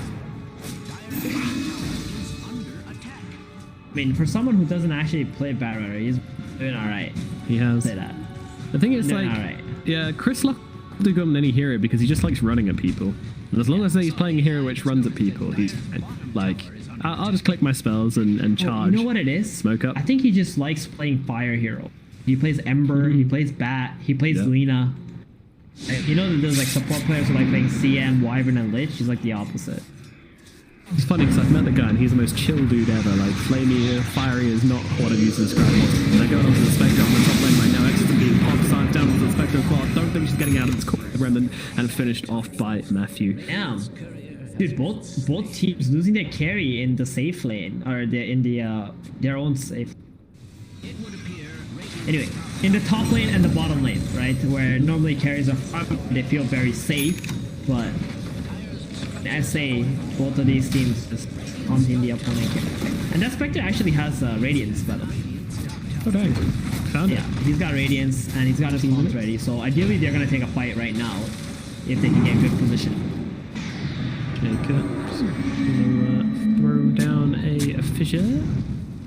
Yeah, both carriers being killed here. Ooh, and they go with the Bat Rider here. He's going to get Yule's dead, but as Matthew kind of takes the charge, and they're even going to use the Winter's Curse just to try and hold back the Bat Rider. But MJ's getting so right in the middle of this, but Chris is also taking a lot of damage, but Hiccups from the front line, the Slug just gets crushed. Meanwhile, Spectre coming at the backlands here, looking for a target. Frank is going to be that target. Moves chasing him with the impetuses. Meanwhile, Spectre trying to get themselves a kill, but he's just going to zone them all back. But this is going to open up the tier 1 tower in the middle lane for them, and we know how big an advantage that can create. So a very good fight from Beastcoast here. They're making the right movements, they're getting the victories, and they are making themselves a lot of space into this game. As in they go, and Chris Luck finding the Omni Knight, and he is not surviving this one, I don't think. Tries to get off the Heavenly Grace or something. I don't know what he tried to get off, but it wouldn't have helped. Good first haunt play with the Radiance, right? Getting the position 1. And they're really far ahead now. And this is what you want to do as a Spectre. Like, you want to be ahead and you don't want the Sark hunting you throughout the game. The Sark is 1 in form. He's feeling bad. I can't help but say Whisper and Schofield have absolutely opened up this game for Beast. If they did not have the success they had in the top lane, they cannot do this, right? Against Thunder Predator. Yeah, I mean, the Slark's going to be bigger. The Leshrak's not going to be pumping out that damage, but yeah, I mean, 2 games in a row now. Whisper's just impressing the hell out of me. This guy, he delivers. Oh, he's so good. I've been watching him for a while now. This man is an absolute the offlane. Very, very underrated player. Yeah. Let's be fun watching this Beastcoast team play around these different strategies. These guys are crazy. Silencers, Lash racks, but things are going to go quiet for a little bit now because the Horn is on cooldown, and Beastcoast are really in the driving seat in this game. Lasso's off cooldown now, so maybe they make something, but to be honest, I think Chris Luck's just going to push out top and try and, you know, just make Thunder Predator feel a little bit hot and uncomfortable as much as possible. I think when we look to the other side, though, Thunder Predator, I think Matthew has been playing the best on their team so far. He's been getting down some deep vision and making some nice plays, killing some couriers whilst he's at it. You know, he's been doing pretty well for himself, so... Just need, unfortunately, one of the cores to start stepping it up and really kind of powering these team fights. But who's really going to be able to do that this game? I think you're looking at your Slark once he's finished this BKB. Actually, how in the world does Hector have this much farm even though he's 1 and 4? This man, I'm telling you, it's a farming machine. Did you notice that? Yeah, that's kind of honest. I don't know. He's been pressured, he's been killed, it doesn't matter. Like, he's got 10,000 net worth at 20 minutes. Vector is great. And it's not like he's the one who's snowballing, right? Yeah, no, but now he's got a haunt. He's got Essence Ring. It's time for Beastcoast to go. They're gonna fight around the mid lane. They should be very careful though, because there's pings. They know. They've already pinged it out several times and scanned it as well, so they're very aware of what Beastcoast are trying to do here. I mean, Chris really nice Luck read. just broke the smoke too of the Thunder Predator guys, so that's really good. So both teams really understanding what each other will do this minute in the game. MNZ is just gonna continue on farming. He just wants to get to that BKB. See, it's very unfortunate as a Sark to have to buy items like this, where you just go BKB like right away. Oh yeah. Second item or something. I mean, you want to be able to avoid that if you can. Yeah, he's still got the defusal first, which is nice, but yeah, it's not like it's a fighting defusal, you know. This is a dying defusal. He hasn't been able to accomplish much. Fight actually carries that. I don't know, they're trying really hard to make the fight break out on Beastcoast. Matthew's not really the target you're going to go on here. Nice to simulate actually dodging both the flame break and the attempted lasso as well. Matthew's just playing them right now. I mean, they're kind of like trying to lasso someone back, but at the same time they're not, you know? It's like he's pretending to do it. Oh, nice ward from Matthew, catching out the Scofield, knowing exactly what they're up to. They're together, but it's a little bit too late. They already got off the Winter Scope, and they're able to break off the lasso. But now the Hawk comes in, Scope's going to turn around, gets a slammer, he's going to kill off the Slug. MNT dives in deep to try and finish off the Earthshaker, but ends up throwing his life away. Now Leo's still stuck on the front lines. He's going to get melted. Yeah. Well, both your cores are dead. Your mid and carry lying in their grave. What now for the Predator? Dude, I thought that Earthshaker was gonna die instantly because he was caught out all by himself, but here comes the Batrider TPing in. Dude, that was so weird. Also, so what did he TP in on? Was that the Enchantress's Creed? Yeah, I think so. Okay. Makes sense. But yeah, like the last one, I saw what MJZ was trying to do, try to Winter's Curse the Earthshaker, so the Batrider will get stunned up as well, but the Bat got the blink first. Yeah, it didn't look like the best Winter's Curse. I mean, at least the lasso is wasted, but yeah, that just gives Earthshaker the space he needs to get away, and then he can just turn it around onto the Slug. And then once again, MNZ's dead, and you feel really sad. Dude, that Slark got blown off by the... Yeah, he can't play without the BKB. He just can't play. they need to recognize this. I mean, that was the best possible entry to a fight you could have. Matthew jumps on the front lines, plants down the high ground ward, which is super key. Like, it's super key. It gives them the vision over the Earthshaker and the ability to jump in and kill him. But they don't do it. They can't do it. They fail to bring down the Earthshaker, and then all of a sudden, Slark is just like, well, guess I'm dead again. Well, this is not the Slark we saw yesterday. That's for sure.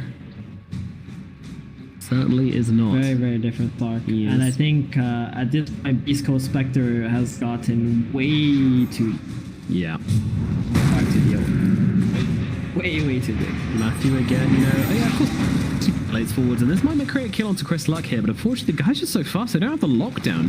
Where are their spells? what do they have to do here? I feel like you need an Atos on something.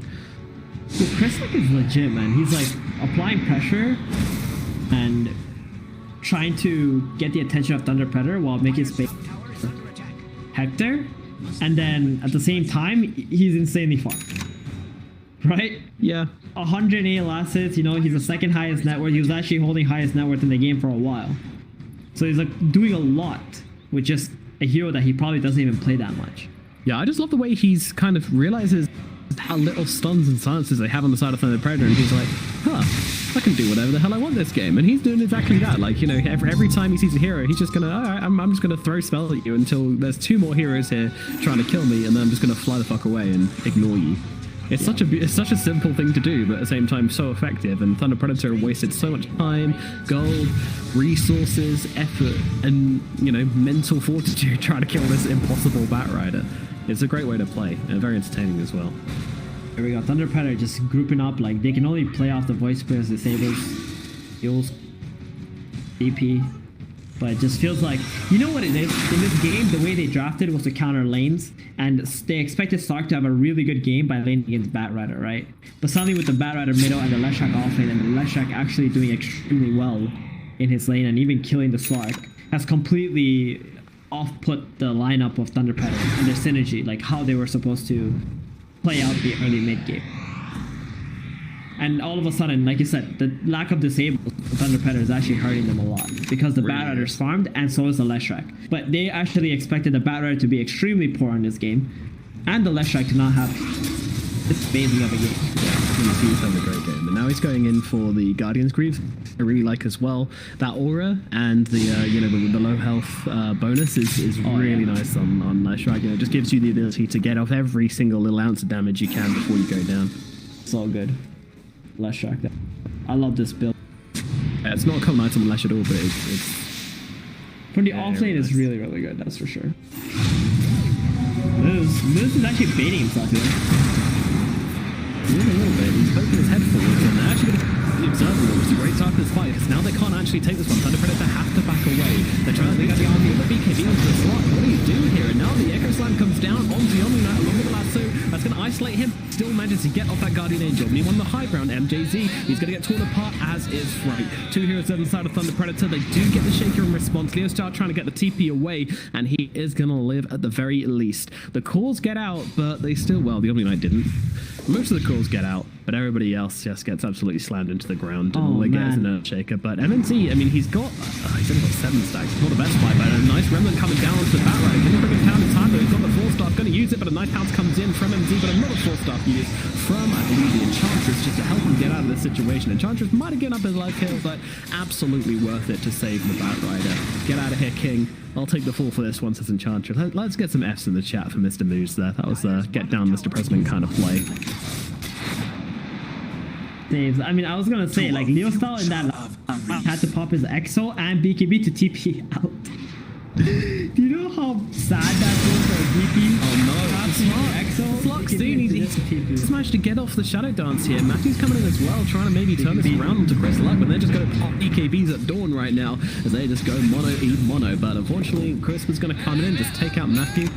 Fair enough. Like, just random lightning bolt comes down and kills off on the sidelines. And they're going to back away from each other in the end. So neither the Stark or the Batrider fall.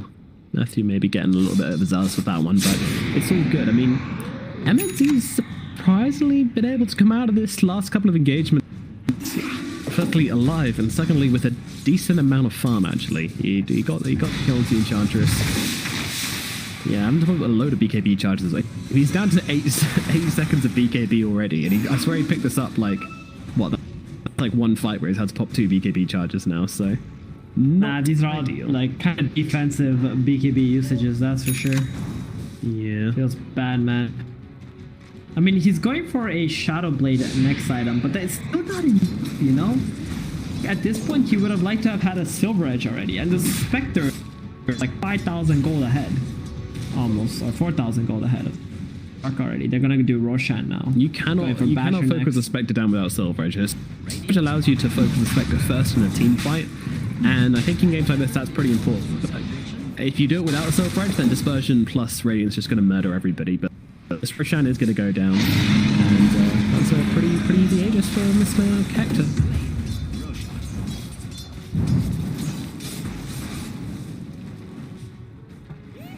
Beastcoast are in such a dominant position. They have so much going for them right now. Skadi, Manta, Spectre is so many stats as well. I mean, you're just sitting on, well, 3.1k HP. You're sitting on 22.3 armor, giving you a 57% physical resist. It's dreamy. It is dreamy.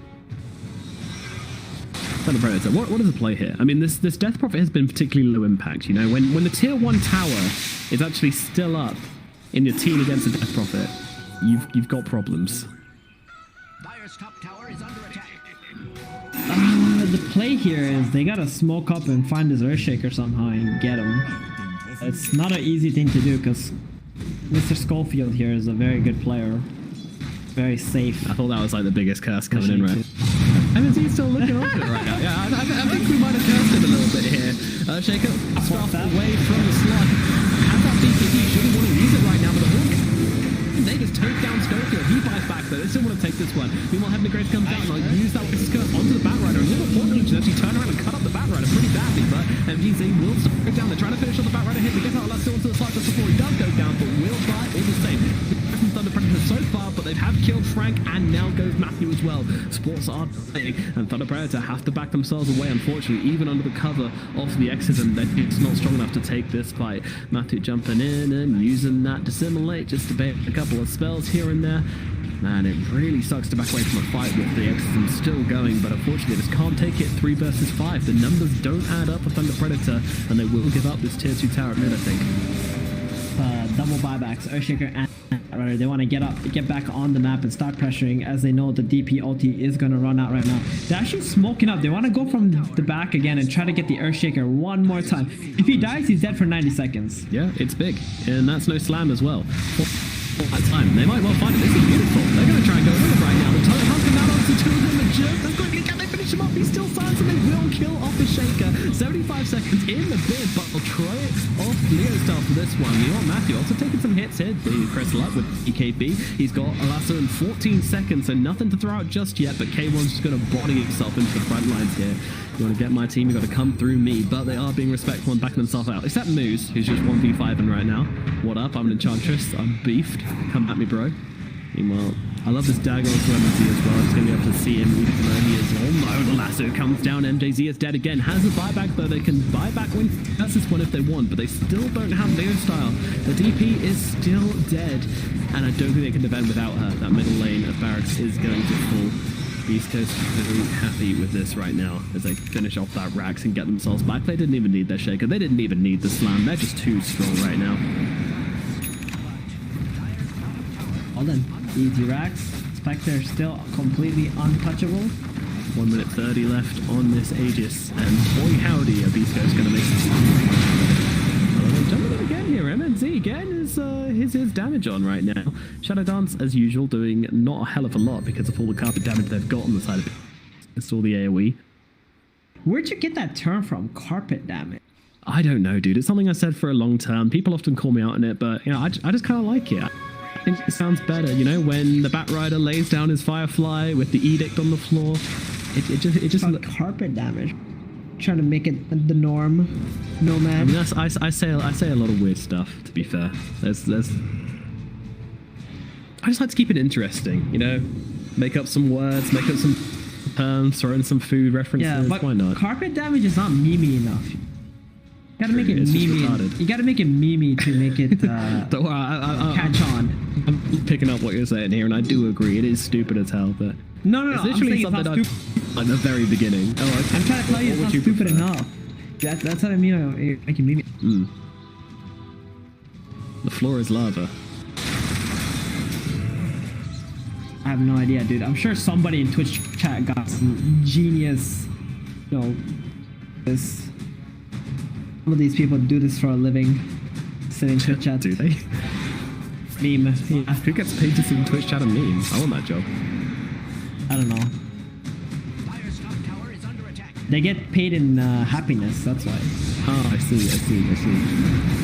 Well, meanwhile, top lane is falling. They're trying to trade tier 2s here, and now we'll be successful in doing that, Thunder Predator. They make the trade. Now, who's going to come to whom is the question. The TP back from Mr. Hector here, as his Aegis is now gone, so not feeling quite as needed to be super aggressive anymore. One thing you can do to Spectre as well is when she TPs back to defend because she thinks she can just come back into the fight with Haunt. If you can pick her off during that time, that's always like the best way to play into a Spectre. Yeah, nice tip, no man. I like that. Oh, you're welcome. I've lost enough Spectre. I really do. That's actually a very good idea. Thank you.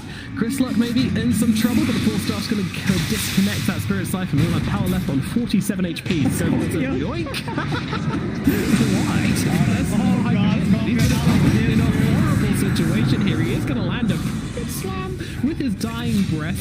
Meanwhile, Hector coming in here, and they'll take down MNZ actually. He did that's Slark. What the? Where was Slark? What? Huh? What? Anyway, down goes the Wild and the front lines, or maybe he doesn't, as Frank is in behind, healing him up, and he's going to drop the Winter's Curse down onto the left track and Enchantress. And look at this, just blinking on top of their faces right now. They know there's nobody home right now. There's no way for the Spectre to get into this fight, so maybe they can take some kills, and they will bring down Whisper, but now it comes back right up on that BKB, lassoing up the Void Spirit as Moose turns his damage towards Frank, but the Batrider, he's run out of BKB, turning down soon. He tries to jump himself away, but gets chopped up by Matthew. Hector, for some reason, coming into this fight, but the train feeding has left the station. Moose is dead. Leostar now looking forward for K1. Beastcoast have dropped 4 heroes now, by the way, and they want to make it full 5. They want to get the winning sweep. There's some buybacks coming out. Enchantress come back in. Is the Shaker. K1's like, yeah, I'm a little bit too strong to die right now, and they're going to be smart and back themselves up. I mean, I was laughing because I saw whatever Skull did was actually hella dumb. Like blinking in, and then this gave Thunder Predator the opening to actually chase him out, and because of that he forced his allies to, you know, haunt and do whatever team fight, try to take it, and ended up resulting in them losing about 7,000 gold and losing a fight 4 versus 4 pretty much. The Slark wasn't even there. I think he got soloed by the Spectre by the Yeah, I think he did. I think that might have been the Abyssal reveal or something. But yeah, Slark just got killed in the enemy jungle whilst they were breaking high ground. Don't know about that one, Chief. Yeah, we were busy watching Skullfield literally throwing the game for a moment there. You know, ever since I said he's such a good player with great positioning, he's been doing really like dumb things. In every fight, like 3 diebacks or something. Yeah, it's a good meme. He actually just died like 3 or 4 times ever since I said that. I know you're new to this whole casting thing, but they brought that one too hard. You unless you want them to start losing suddenly. Right. Makes sense. They brought down the lead to like 11k now. It was at 17 earlier, right? So. Yeah, it was getting close to 20, about 18 at one point, but down to 11. So they are breaking back Thunder Predator as they bring it all the way back down to 10k gold advantage only for the side of Beastcoast. I mean, we're getting into the late game now. Spectre is definitely going to be the strongest hero, but Slark, I don't know, actually. He might. The thing is, if BKB timing gets shorter, the damage gets on. They're going immediately onto the Winter Wyvern here. He does get ult for the Winter's Curse onto Chris Luck just before he dies, but die he shall. And Matthew's in the pit as well. He's also going to get run down. Oh dear. That's not what you want to see. Your 2 supports just straight up die. And it will for a Haunt. 100 seconds. I'll be back before the Haunt is cooldown. Yeah, stop. He needs a blink. No. Blink away. Blink away. Chris Luck still chasing. Did have a lasso, but he felt the presence of the Omni Knight. Didn't see him, but just kind of sensed something was wrong and didn't go for it. K1's just like, hey, look, a range barracks. I'm going to take this. And Whisper's going to join him. He's got himself an Edict of Diabolicalness. And he's going to start laying down some melee barracks. MNZ, what you doing there, buddy? Getting zoned out by the Batrider and the Earthshaker. Is he aware his range bar, his melee barracks being taken at top? He can't do anything without his teammates. Like Wyvern was still dead, so was the. So he just like get some farm or something. They gotta get it. Take the bait. I feel like if he does pounce that, then that might have been a bit of a unfortunate play. Wow, they lost a middle tier 4 tower. Okay. Unfortunate. Very low health. I mean, they do have the Silver Edge. She's going for Scotty. There could be a chance where the Slark builds a bunch of Essence stacks. And then that can snowball into something. Like, Slark is not a joke of a hero late game, right? If he starts hitting someone and gets a bunch of stacks, they win a fight, they buy a rapier, he's just going to end the game. Yeah. So even though they are down 2 Raxes, you can't really count them out right now. And the later the game goes, the less net worth lead truly matters. Because this is like, what, 13k, we're talking like 3,000 gold, 2,000 gold, or whatever it is, like on average, more than their counterparts. So that's not a lot of gold.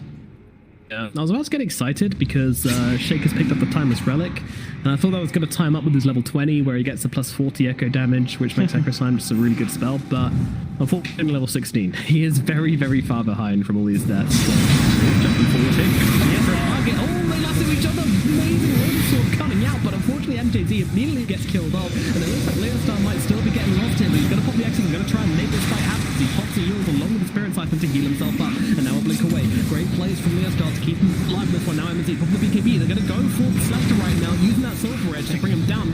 Find Schofield on the sideline. No slam coming out from him, but he's going to buy back and try and come back into this one. Meanwhile, the Enchantress being hunted by MZ. He's hungry for a kill right now. MZ found nobody as the Spectre jumps in and just straight up murders him. And now there's no slug. 82 seconds without him in the game is going to be tough. Where is his buyback? He didn't buy up for him. Meanwhile, the slam comes off it, and K1 will finish that one off as well. There is a buyback on the Death Prophet, but a buyback without X's, and there's no buyback at all. Oh no, Frank, he's going to get the door shut on him. He realizes this as a first come. He left the game. Oh no. I'm out of here. Getting a little bit spicy, a little bit salty, a little bit seasoned in this final game of the series. No, sorry, first game of the series. Oh my god, it's not even the final game of the series. He left out of the first game. That's unfortunate, to say the least. But they are going to tap out. They are going to call the GG at last. Whisper dropping some items. Oh dear. Look, no man.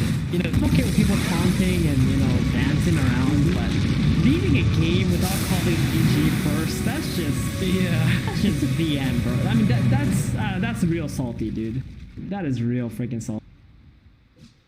I don't like that. I don't like that.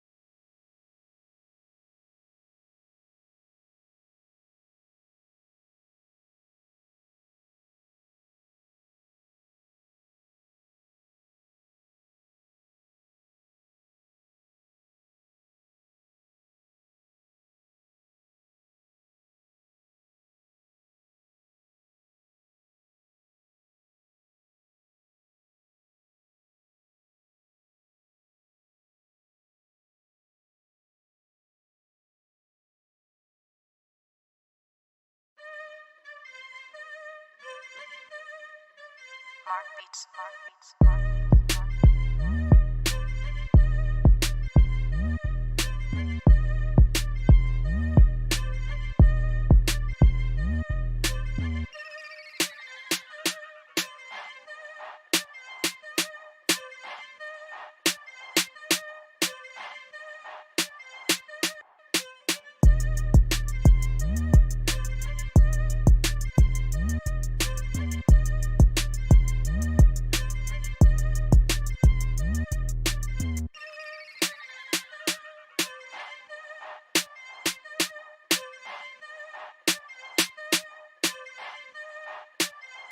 Bring it back.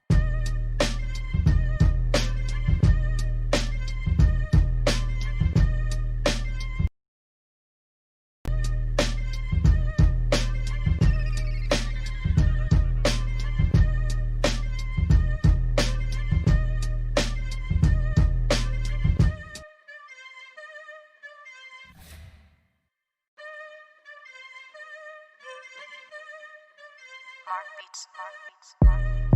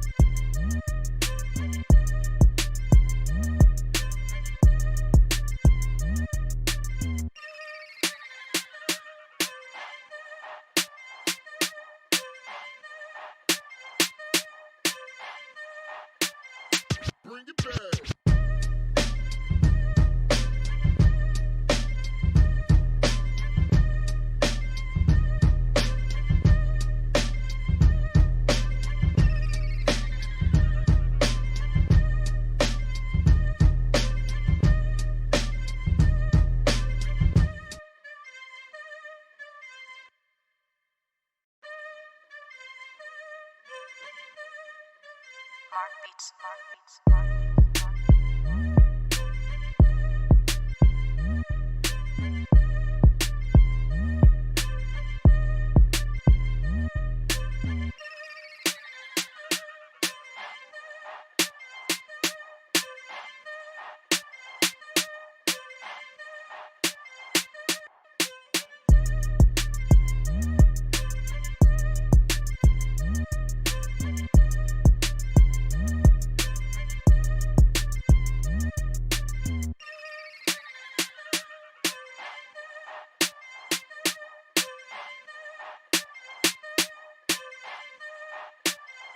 Bring it back.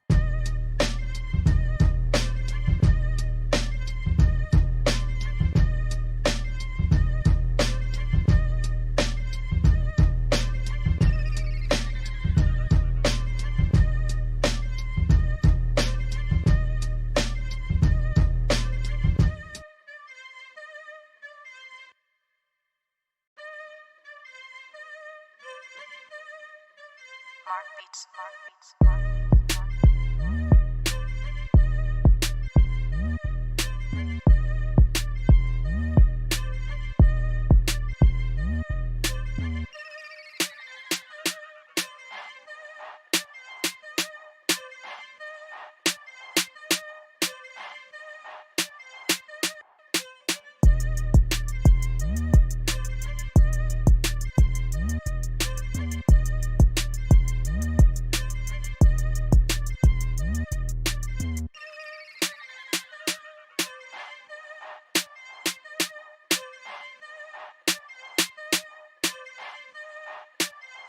Bring it back.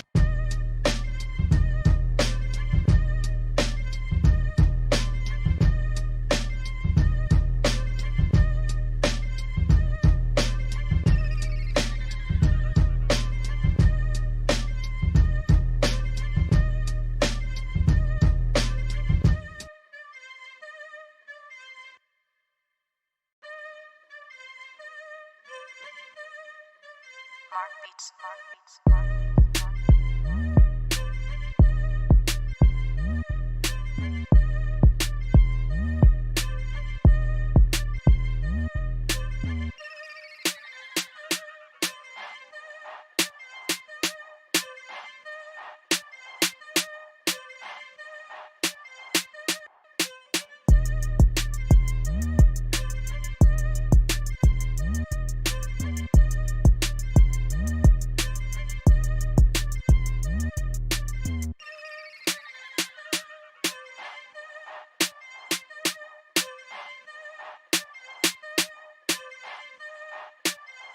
Bring it back.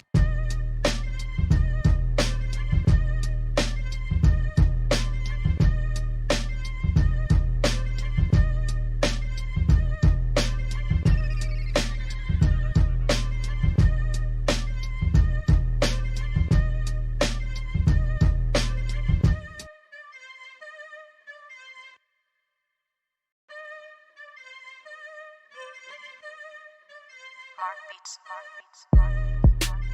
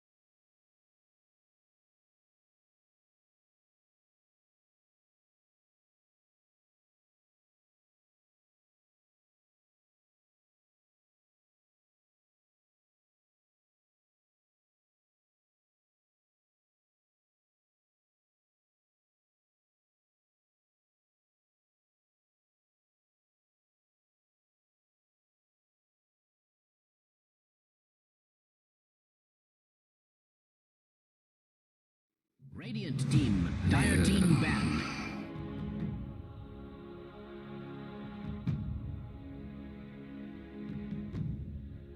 Radiant team ban. Dire team ban.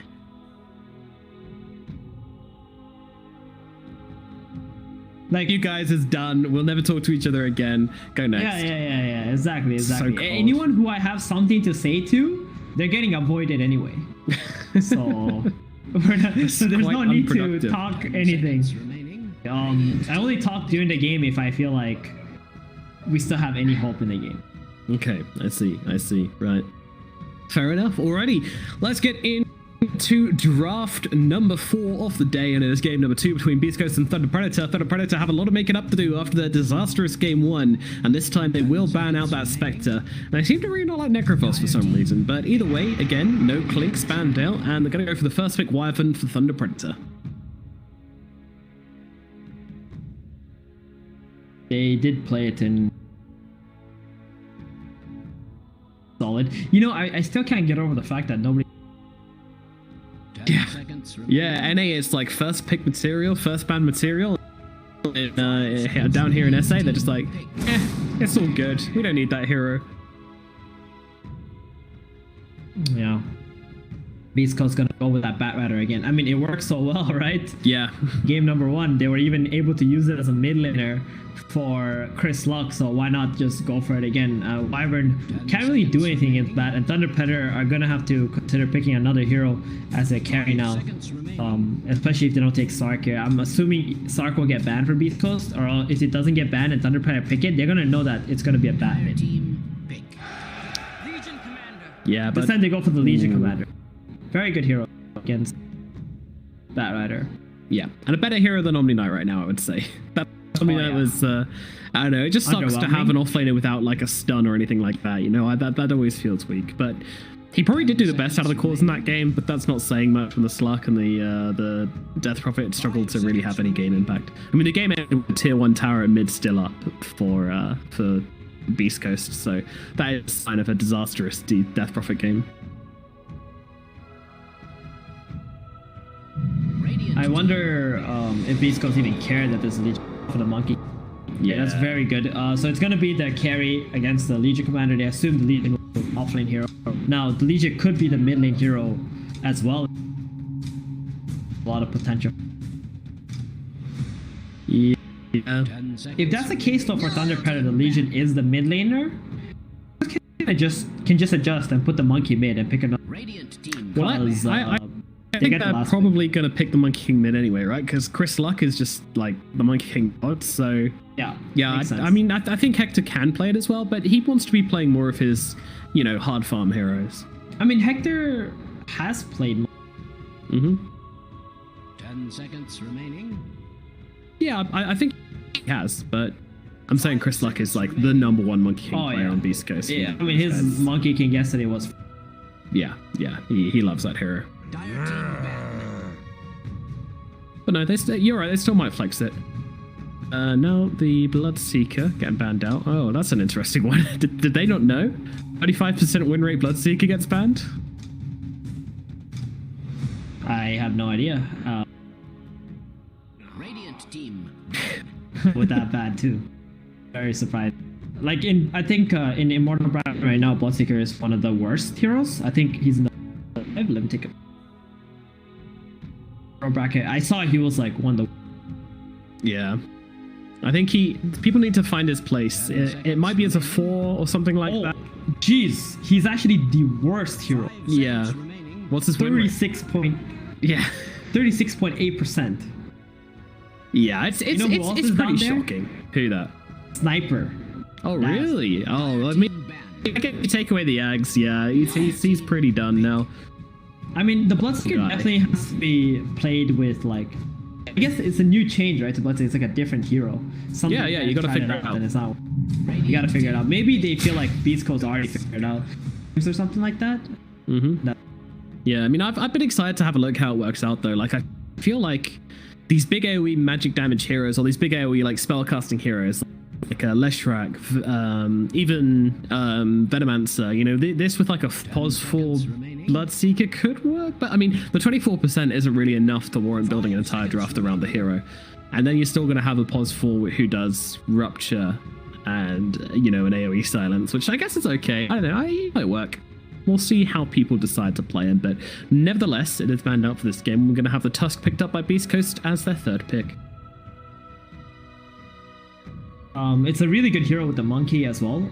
I've always talked about how Monkey King, he pairs well when he has a role. Yeah. If you remember during OG days when they picked Tops and Monkey King mid, Jirax is actually playing Earthshaker or Earth Spirit, something like that. Even a Tusk, right? Because when Monkey gets paired up with one of the disables, he gets all the Jingu stacks and casts the Boundless Strike. It's just so perfect. Works so well together. So Tusk is an absolutely amazing hero. Yeah, also, they actually get Chatras. Sorry, another thing about the Tusk as well is that you can use the Snowball to save people from duel, which is really important. 10 seconds remaining. It's a nice counter to that one. But yeah, they do go for the Enchantress again here, so clearly Beastcoast believing the still to be a decent hero. Who had the Enchantress last game? Yeah, it was Beastcoast. So the hero has been winning something. So if you look at the draft right now for Beastcoast, they got the Monkey and the Bat Rider who are flexible horse. Bat can go mid or off lane, and Monkey can go carry or mid. And with the last pick on Beastcoast, they can literally, you know, fix the puzzle so easily, right? Yeah. If Thunder Predator decide to pick a really hard counter against Bat Rider for the laning, then they can just throw the Bat Rider middle. And then they can put the Monkey as a carry and pick another off laner. Yeah. That situation. If they decide to not do it, then they can just throw the Bat Rider off lane, put the Monkey mid, and pick another hard carry that can... Yeah. It's a very kind of cat and mouse draft where it's like, you know, Thunder Predator want to counter the heroes which Beastcoast have, but can't really do it because they'll just be chasing them around the map, and then we'll have some musical lane shenanigans, and that always ends a little bit weird. But yeah, I mean, we've got to look towards carries now because, of course, the Monkey King can be carry, can be mid. No carry yet on Thunder Predator. What looks good for them this game? Well, Slark is still not banned. Yeah. But it's not that amazing playing into Monkey.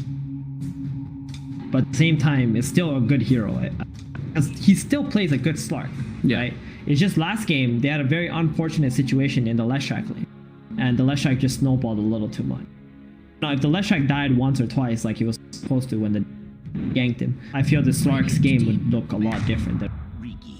They're gonna go with the Ricky. Ooh. Oh my goodness. All right.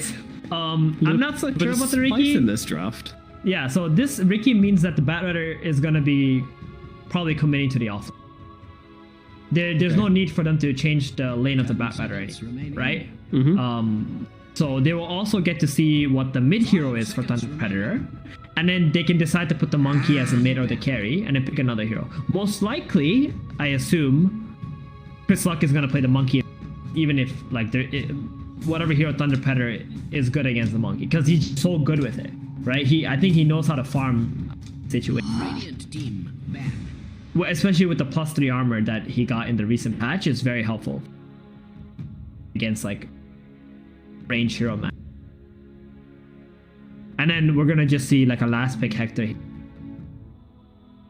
I love that everyone in the chat is saying, guys, Hector plays Bloodseeker. Hector plays Bloodseeker a lot. No. Hector used to play Bloodseeker. I can always guarantee you he doesn't anymore. Yeah, he definitely used to play Bloodseeker. And the hero is just so different now. Yeah. The change. It's super uncorey, I think. But we'll see how it fits in. Chat also said that name Leo Style said Gege like Gege. That didn't trigger the surrender when he left the game. They paused. Yep. Right, chat's so smart. That's what happened. Not so smart on the K1 plays Bloodseeker thing, but very smart on the GG thing. You guys have got it together. Yeah, I mean, this is why we got chat, right? Chat's just 10,000 MMR, and we're the pegs casting away. Yeah, but yeah, I do apologize for Leo Style if like I definitely didn't see that. What I really meant to say is I don't like people who just leave the game, right? And if he didn't do it and he actually called Gege, then that doesn't apply to him. Yeah. Right? 10 seconds remaining. Got to keep the SA fans on side. You know, they're a vocal bunch. You know, didn't mean to. Oh, dude, SA fans are insane, man. They love their teams, and I've met a lot of them, especially at TI. Like, surprisingly, there's a lot of SA fans that attend TI, and they're so nice. They're actually so nice, so friendly. Really great people. And we got a Crystal Maiden for Thunderpress. So actually, wait, hold on. That's a Wind Ranger middle. Or a Legion middle and Wind Ranger silent. I don't think it's going to be a Legion mid because you don't want Monkey to have a good lane mid against Legion, right? Yeah. So they're going to put the Wind Ranger in the middle against Monkey King. Because I'm sure they're thinking Chris Luck is playing this Monkey, right? I think so. So the CM pick means that that's going to be a CM Ricky safe lane and a Winter Wyvern Legion off lane. Yeah, and that doesn't answer the Batrider problem. It doesn't, does it? No, that's still going to be an issue. I mean, the Legion is the only option they have against the Batrider, but it's probably not going to be in that lane.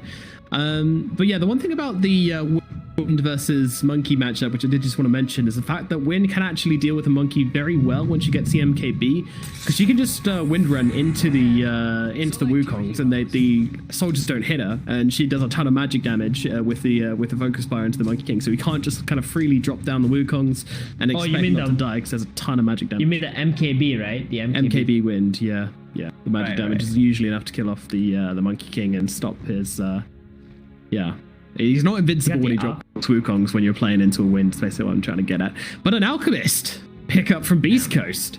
Yo.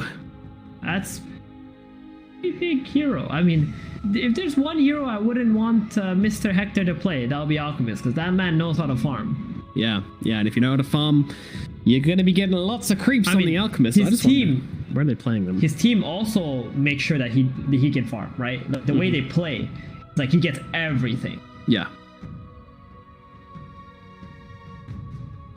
Chris Luck just likes being in these teams where he gets to just run at the enemy all day. And like, he doesn't really care what his carry does, you know, as long as his carry is going to win the game for him in the end. He's happy to just run into the enemy team time and time again, get kills, die a bit, make space, push lanes. That's how he likes to play. So that's why you see him on these Monkey Kings, these Embers, these TA is a big favorite of his as well. And then, yes, Alchemist's going to be the win condition in this game. So, Beastcoast, what are you thinking of this draft, Steven? How does Alchemist work? He's just gonna farm. It's not like there's anybody who's going to stop him from farming in this game. They got an Enchantress in the bottom lane. Even if he has like a bad level 1, the Ench is gonna get like a big creep at some point. I'm gonna farm up. Hopefully they create some stacks for him. And he's just gonna play behind the protection of the Monkey King and the Batrider. Alrighty then, let's get into it. Game number 2 of Thunder Predator versus Beastcoast. And of course, an SA game means we've got to have the traditional pause at the start of the game, you know? But so it's going to be a CM position for this game. And the Wyvern is going to be... Tis indeed. Yeah. And if there's one thing they could possibly do is maybe get the Legion Commander matched up against the Batrider, right? In this game. So Ricky won't be struggling a bit too much, but I mean, if they do that, like Ricky versus Alchemist, I'm sure Alchemist is just gonna have a... Yeah, Ricky's not like the strongest laner, you know. Blink Strike can be annoying, but it's not like enough to completely dumpster poor old Mr. Alchemist.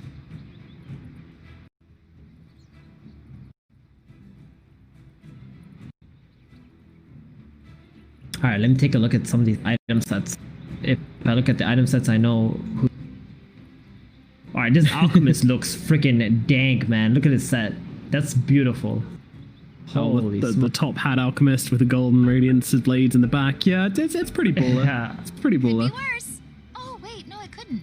Alright, game's back online. Could be worse. SA has resumed. No, it couldn't. So let's have a look at this mid matchup then. It's going to be the Monkey King in the middle lane versus Leostal on the Wind. How does this matchup go? I think it's very favorable for the Wind Ranger, like really favorable for the Wind, because the Monkey can't attack through Wind Run, right? But knowing nobody wins. Chris Luck here, I think he's just gonna play for XP in this lane, level up, get his tree dance, and just try to move around the other lanes instead of just trying to win the lane. Probably can't do. Like if Leostal is gonna lose his lane, it means that he just made plenty of mistakes. Yeah, but that does mean we're probably heading towards a good MKB timing on this Wind Ranger. Meanwhile, MBNZ is actually seen here to start off the match. Moose just throws in the enchant, but MNZ's actually pretty tanky to start things off. You know, he's got the 6 armor, reduced by 2 by the Blightstone of the Enchantress, but MNZ more than happy to take a couple of hits. We'll see Whisper here on the side as well on his Bat Rider. And he's going to try and jump around a little bit, but trying to win them off this bounty as they fight for it right now, because there is an Alchemist in the game. You always want to be fighting for the bounties when there's an Alchemist in the game. Matthew, top 2. Look at that. Stun lock. He's going to eat through his trees. Schofield trying to make his way over here, slowing them both down, but I don't think he's going to make his way towards that bounty spot. Meanwhile, Thunder Predator will take control of this top bounty. It looks like they're coming back in here. Neostar's going to battle really hard for him. Counter-Strike comes in a little bit too early, but Chris Luck's still able to get the bounty room, but now the damage comes down onto Whisper. Can they get first blood at the very least here? I think they can a little bit more. Yeah, he's gone. He's gone. Whisper will die. That'll be the first blood. Going the way of Neostar to the mid lane. Oh, that is perfect. The Wind getting first blood. Not much XP because there's so many heroes to split it between, but still pretty damn good. Very happy that Leo Style already putting a javelin quick buy as the first item he's gonna get. That's gonna be a lot of damage. Yeah, this Courier bringing the Null Talisman recipe in the Tango, and that's all he needs, and then it's javelin time, baby. So it's gonna be a trial lane top first. Tusk doesn't have tag team though. Sorry, I was just watching Chris Luck here, and he denies the range creep from the Wind Ranger, and then says Echo Slammer Jam or voice line, and then sprays loser on the floor. Like, this guy is all about the mind games. Anyway, yeah, what were you saying about top? Back to you, Thievin. Back to you in the studio. I said this top doesn't have tag team. He's got the shards, but he's gonna work out. Look at those shards, though. Oh, is it enough? No, Matthew has the Fairy Fire, which keeps him alive. These Fairy Fires on like pretty much every hero now. It does seem so good. And Schofield is actually going to go back to base here. Meanwhile, look at Matthew doesn't have to. Alchemist. First item, Chainmail, flying out already. It's going to have a bunch of armor.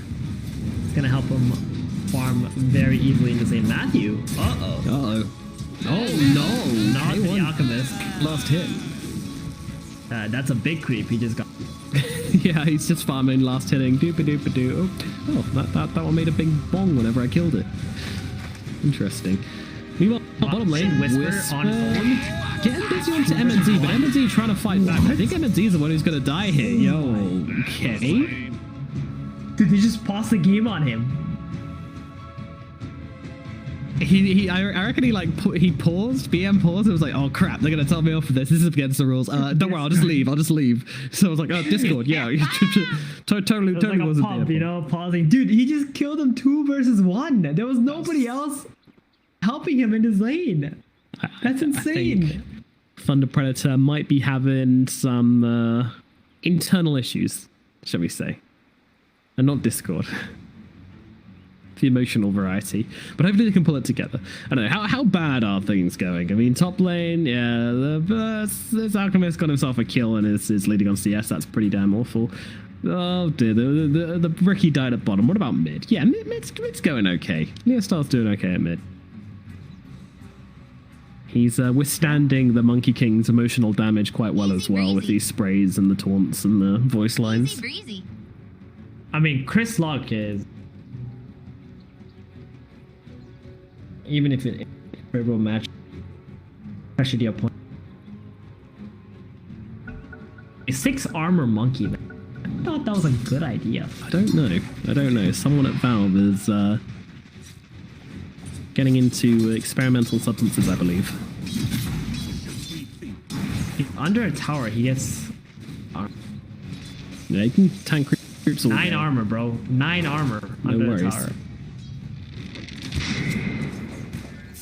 Nice dodge on the power shot as well there, Mr. Chris Luck. And he gets a range creep as well. Playing him. He's good. Real styles get... But I mean, he's going to have the javelin pretty soon, though. Wind Ranger. And then he's going to be able to do damage against that 9 armor. Yep. Doesn't matter when you've got the magic damage, but again, Chris Luck's squeezing in so many denies in this lane as well. Getting super annoying for the Wind Ranger to try and just farm up as much as he can. As you say, Chris Luck just playing for the XP, getting as many denies as possible. And he is quite significantly ahead right now. Got top lane. Oh. I mean, this is why they picked the CM, right? So they can get that frostbite against the...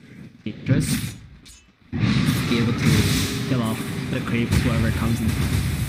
But at the end of the day, it's completely fine for all. Like, Tusk in the bottom lane might go down here. Yeah, he will get in with the tricks of the trade. Nice little kill at the bottom. Ricky brings himself back into the game a little bit. Alchemist has free farm. Scary. Very, very scary. He's got a phase boost already now. Courier? Yeah, the pre-4 minute phase boots isn't really something you want to be seeing in an Alchemist game, but there we go. Chris Luck is actually out. Like, Leocel can't actually be pressured in his lane, but just focusing on last hits, you know, getting those stuns in between to get some denies and stuff is so good. It's brutal. So He nice plays to so watch. well.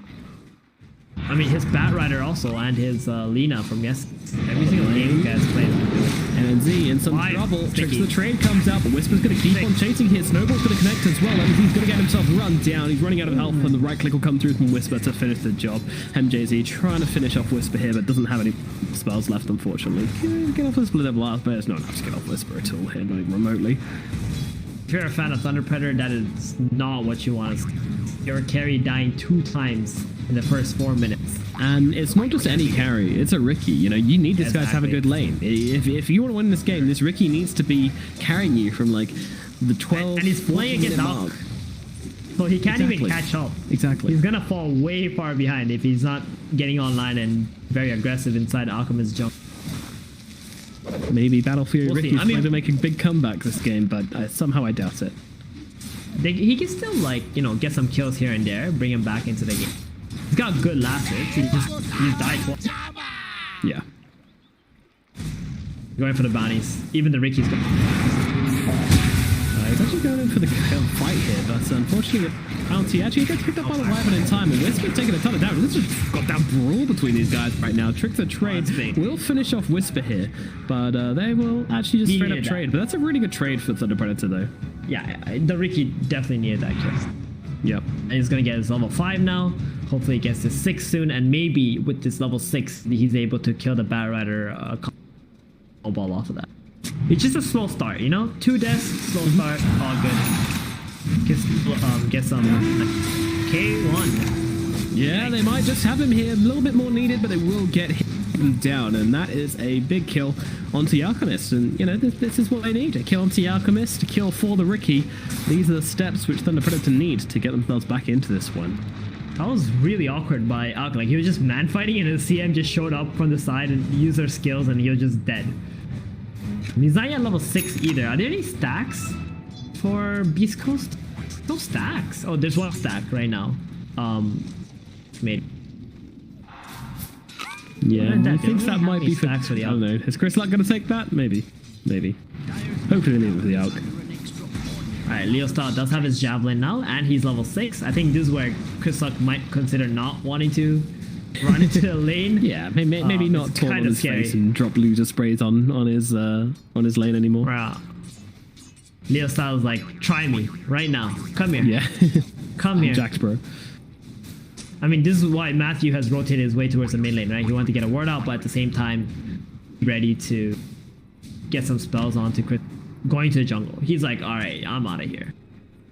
There's the same feeling as like if you're a carry and you're laning against Pango or Brewmaster, where the opponent hits level 6 and you always have the risk of dying. So in the mid lane with the Wind Ranger having the Javelin and level 6 and support being off the map, it's extremely scary.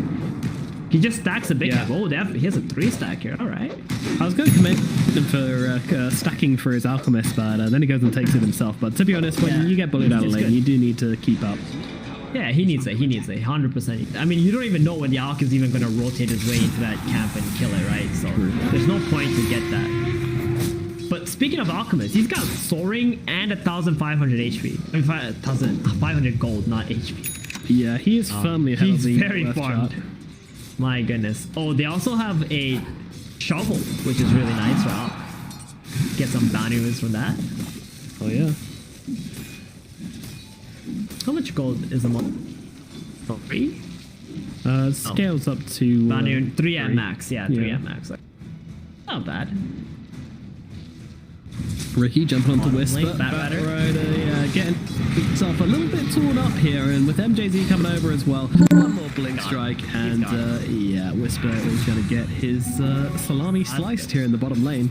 That's what we're talking about. 3 kills now, baby. Yeah, we might have a game on our hands after all. Oh, Leostyle is looking for Schofield, but he's got the snowball to come forwards here. Let's see if they can turn this one around, but Leostyle's still staying on top right now. He's got the Tusk tag team if he wants to throw it down, but holding on for now. Leostyle's just dipping back in over and over again with this haste screen. Skill build on Leostyle. Huh. Yeah. No shackle. No shackle. Max win run. I mean, I've actually seen this a couple of times. I'm just a little bit shook because I feel shackle shot could be tool. But it's okay. Like with this build, if you ever get an arcane rune, insane. You're just permanently win running and nobody can stop you from doing anything. Yep. Let's see, the 12 cooldown with 6 duration. Yeah, pretty close to being unlimited. With the Ags actually, is like, well, what do you think about Ags on Wind Ranger? It's not that good if you have to buy it, if you get it from Roshan. And I feel like for most of the mediocre Aghanims, I always say that's the Ags, right? It's your cop out, isn't it? It's your yeah. If you get it from Roshan, it's fine. Other than that, I don't buy. I mean, there's too many items like heroes like Wind Runner need, right? Oh, sorry, Wind Ranger needs. She needs MKB, she needs BKB, and then after that, you either get another item, Lincoln's Blink Dagger, or whatever. That will help you survive or do more damage according to what the game needs, right? Aghanims is like, you buy Aghanims, if the opponent has an MKB or a Rapier, you're still gonna die, right? Yeah. It won't really... Yeah, I mean, it's only if there's like a really heavy right-click lineup on the enemy team, which this game there kind of is, but with the Radiance and with the amount of magic damage from the Monkey King, from the Batrider as well, yeah, I don't think you can justify it, but who knows? Maybe. How fast is they're gonna get it? We got 2,500. Yeah, it's gonna be quick. It's gonna be quick. I reckon we're heading for around 11-minute mark. 11-12 minutes. So actually, speaking of carries, MNZ has really back in the game, right? And he's starting to move even. I think he's planning to go to the top lane. He is. He's gonna TP up there. They have a duel. Right, he doesn't have the mana for it. Does pop the one to get this duel off. Matthew coming in from the sidelines as well. Where is the Ricky? He's coming on over. Do they have the time to finish him off with the Frostbite? I think they certainly Big kill. Beautiful kill. MNZ and deep for moves as well here, but I don't think you're going to get that one as easily, but they should be happy. I say that. Matthew's coming around as well to help out with this one. They're going to give themselves a double. MNZ is making it tricky. I mean, this man, he knows what to do. Like, he didn't stay bottom and try to play with the Batrider. He immediately went top. He saw that the LC had a duel up, combining his damage with the LC's lockdown and the CM's help to slow down his Alchemist farm. And now his Alch has to realize that he can't show up in lanes anymore, right? He's just gonna have to jungle up, and hopefully for this 10-minute mark, his team is stacking for him, because this is exactly when he wants to farm stacks, so he can get that Radiance like super quickly. That's the dream right there. Try and if there's a hero that you're gonna stack for, has to be Alch. Yeah, yeah. You need to. Like in games where he dies like a couple of times early on, you need to stack for your Alchemist. Right. Exactly. They have like a triple stack here on the medium camp. You see that? Yep. And then on the big camp, they also have like a stack there. Yeah. Then there's a Mud Golem. Mud Golems feel so good, dude. Yeah, well, they split into two, and then the little two guys, they give you a bit more. An ancient stack as well. So yeah, they've been busy. They have been busy. And he also got the acid spray is physical damage, so the Mud Golem's magic resist is relevant. Yep. I wonder if new players even know that Mud Golems have magic. Like, it's not really apparent, right? Yeah, it never says it anywhere anymore. You just gotta hover over them and be like, oh, 60% magic Exactly. resistance. Yeah. I feel like those are like the little things that new players would really... I don't know. I don't think they care that much about jungle creeps. I'm sure there's a lot. I don't think they use spells on jungle creeps when you're a new player. I don't think you get that yet. Like, you're not going to see a new player go and Batrider and go, oh yeah, I'm going to Firefly through this jungle camp. Oh no, they've got 60% magic resist. Like, nah, they're thinking, hey, you know what? I want to kill the enemy team. I'm going to cast my spells on him. There's a guy. Firefly, that's it. Yes.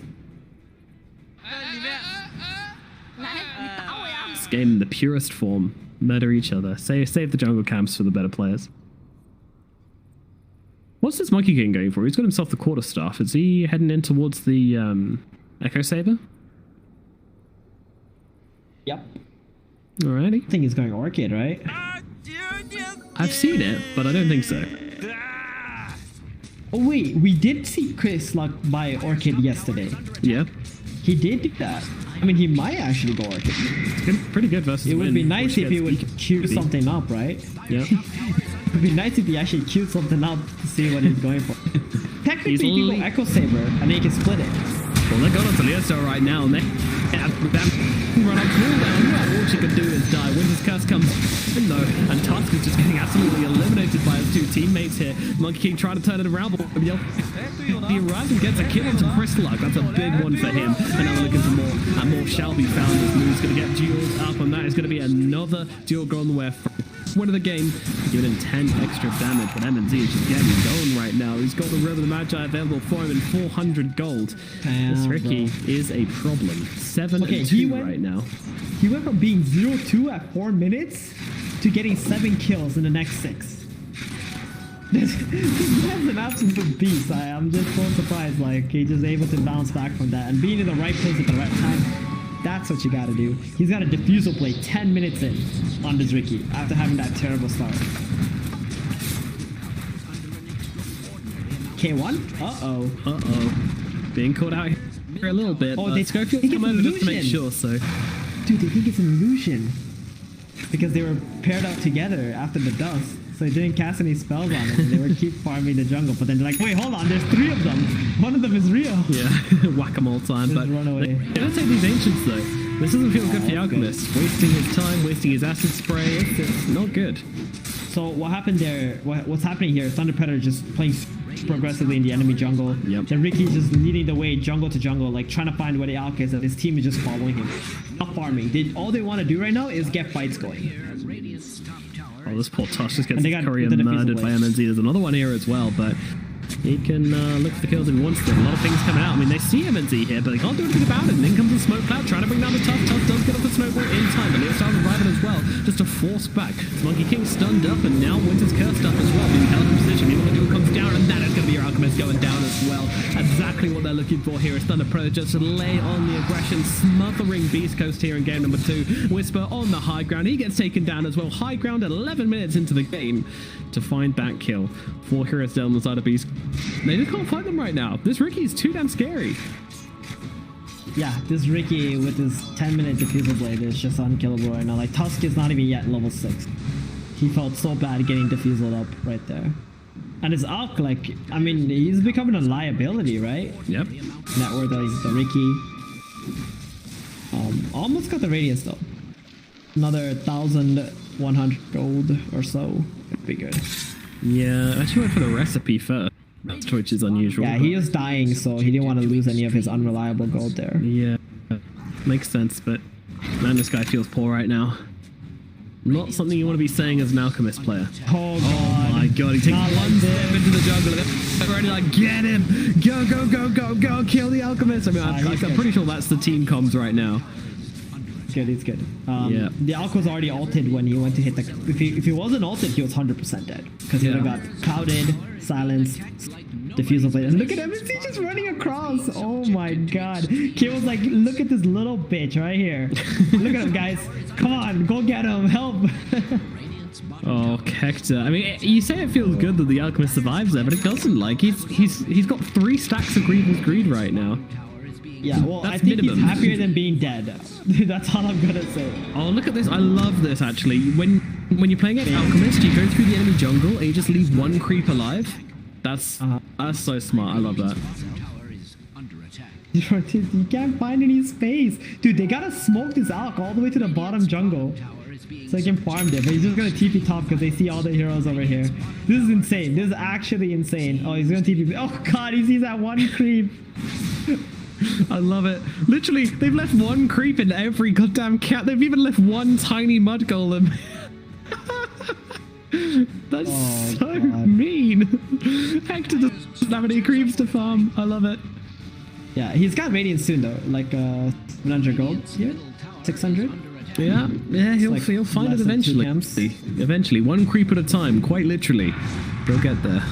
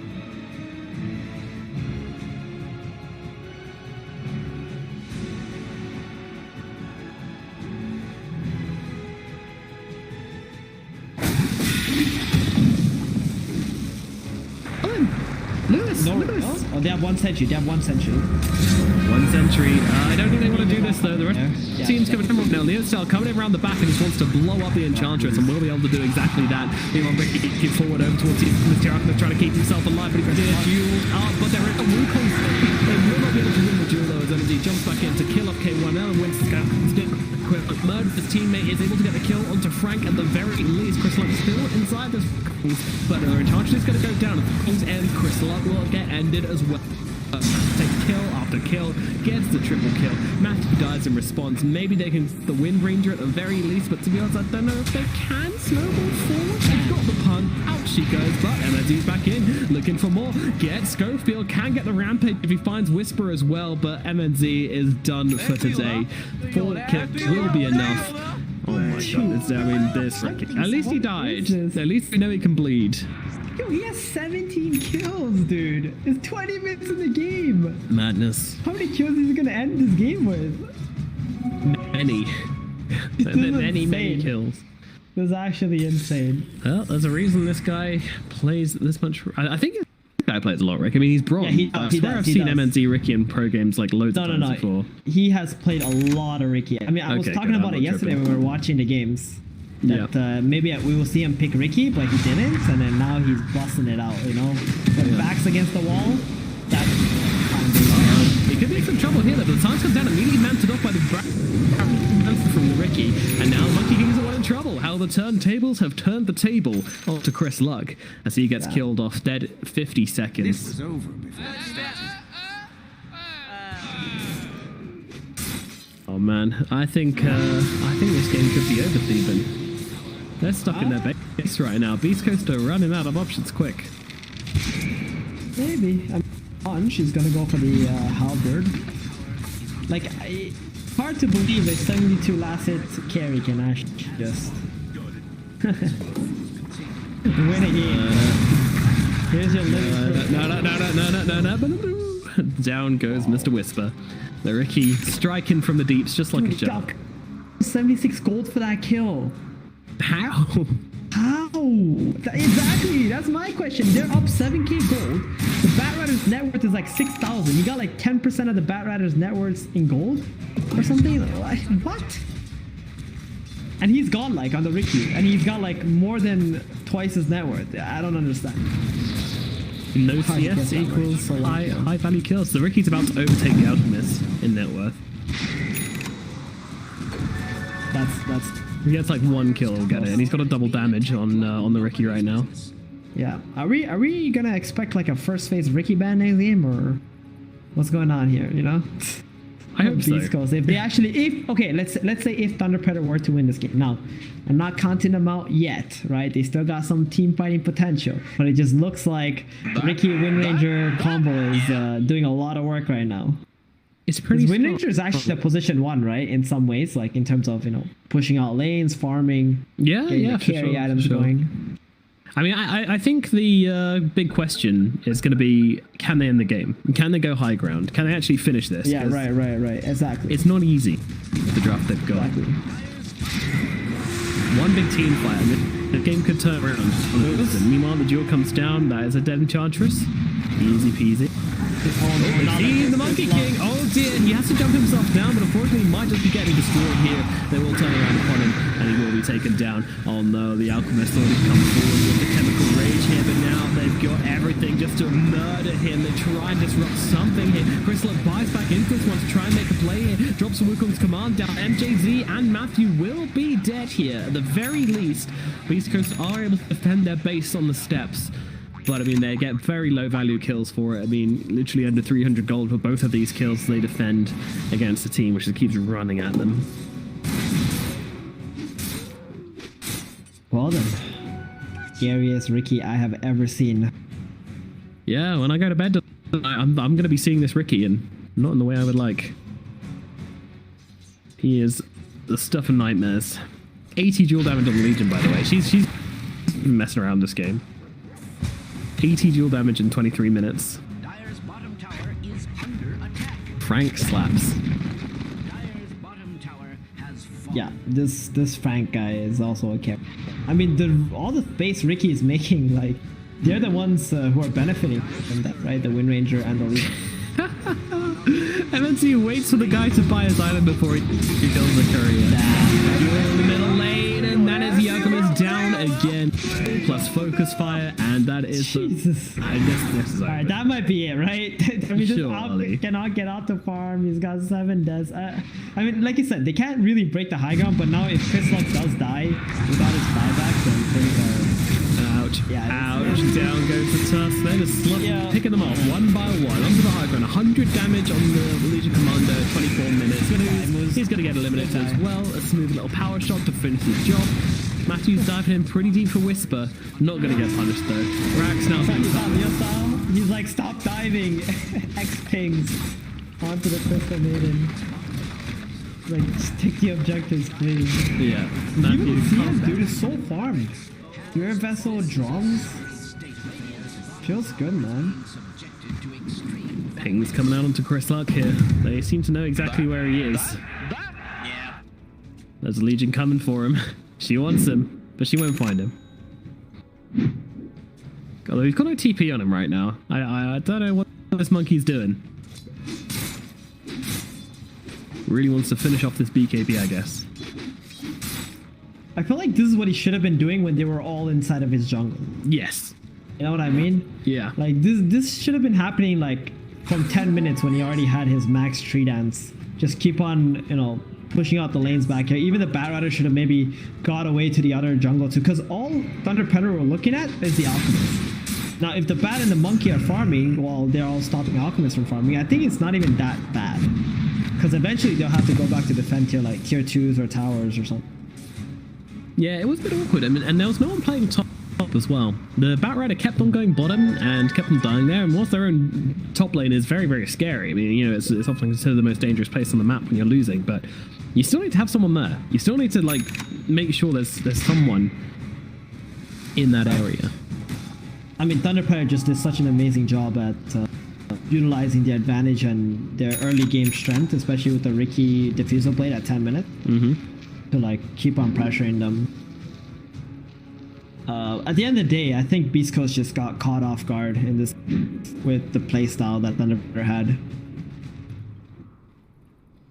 Yeah, I think that's fair. The momentum from this Ricky was just absolutely ridiculous after he started getting some kills in the laning phase, and now Roshan falls.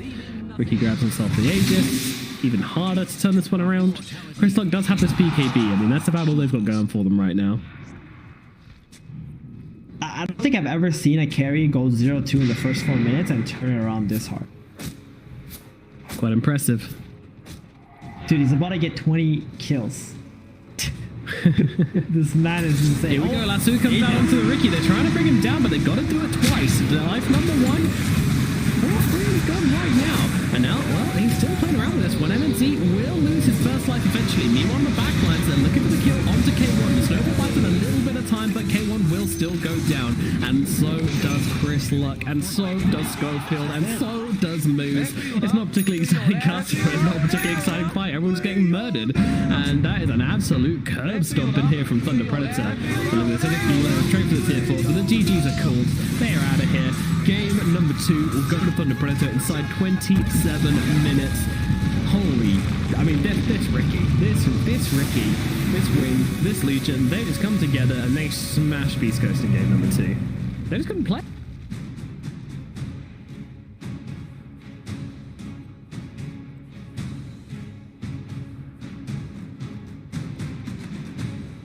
That's actually crazy. I mean, this Alchemist...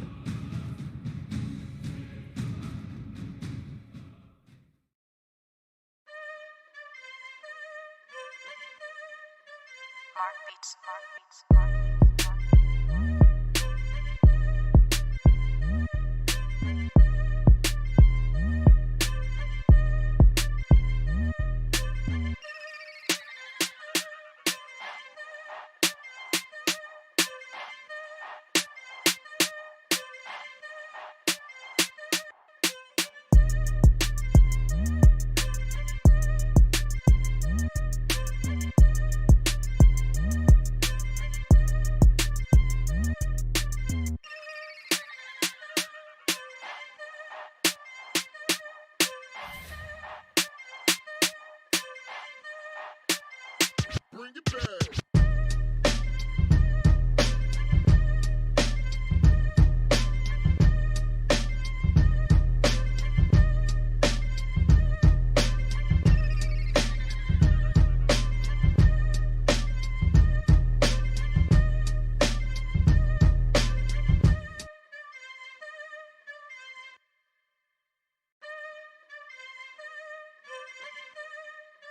Mark beats, Mark beats, Mark beats,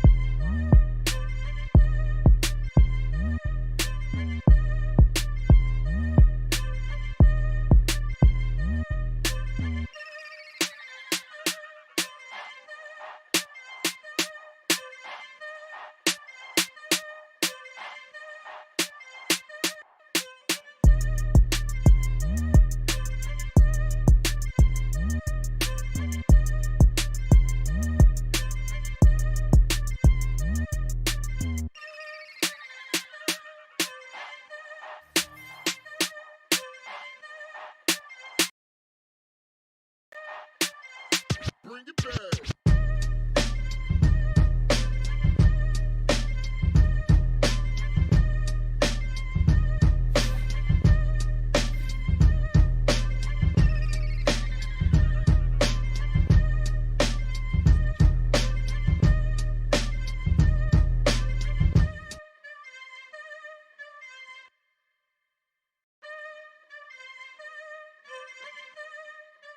Mark beats, Mark beats, Mark beats,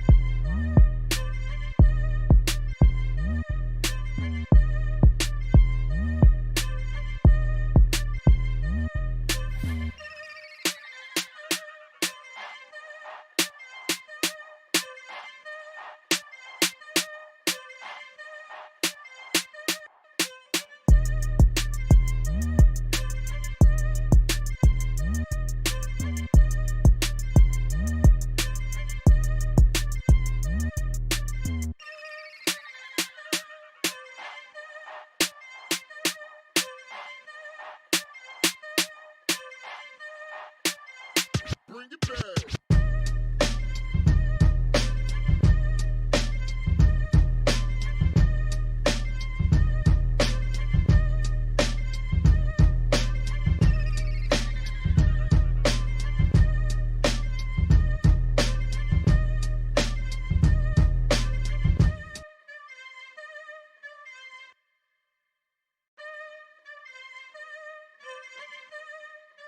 Mark beats, Mark beats, Mark beats,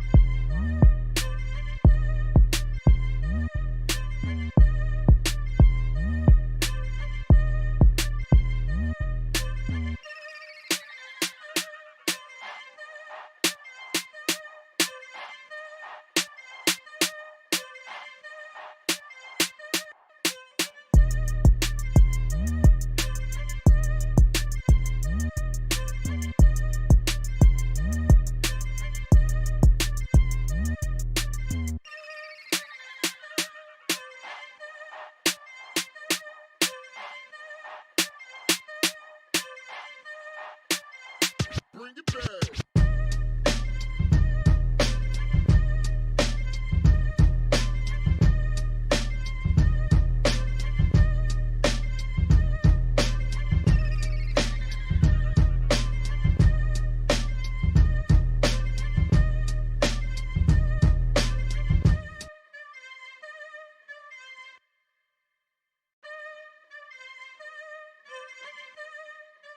Mark beats, Mark beats, Mark beats,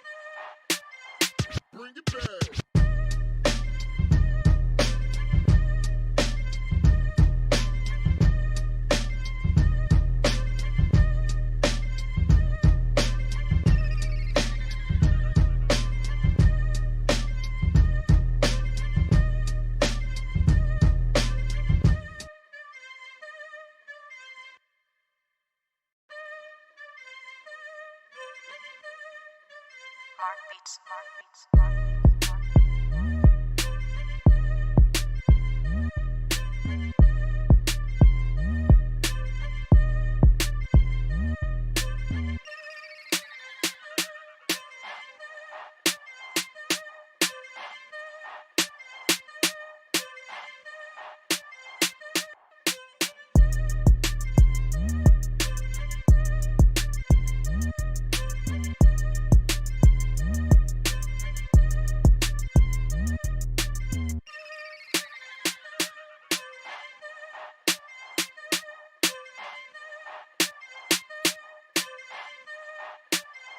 Bring it back.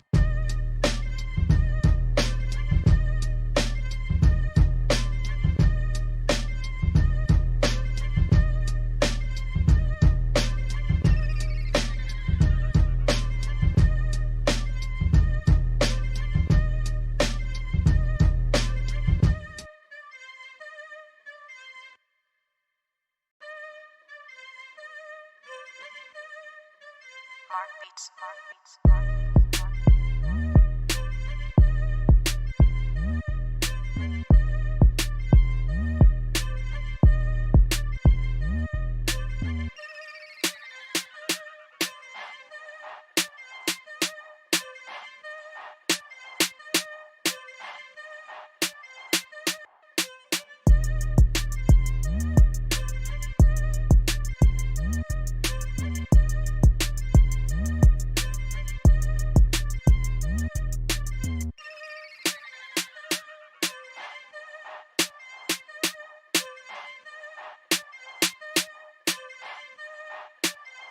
Bring it back.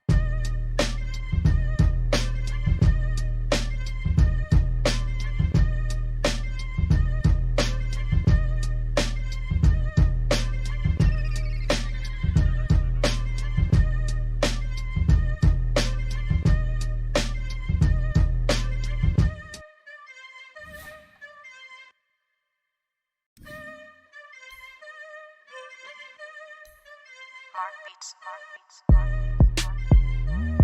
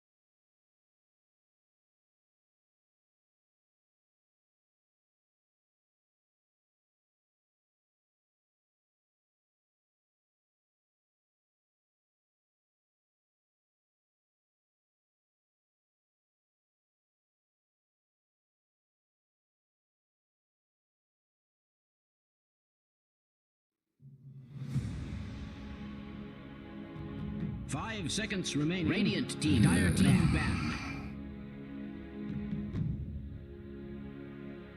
Radiant team ban.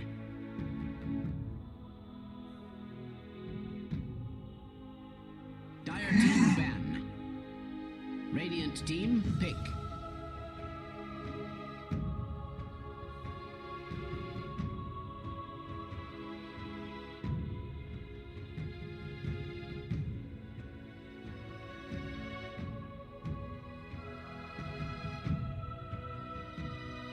Seconds remaining. 5 seconds remaining.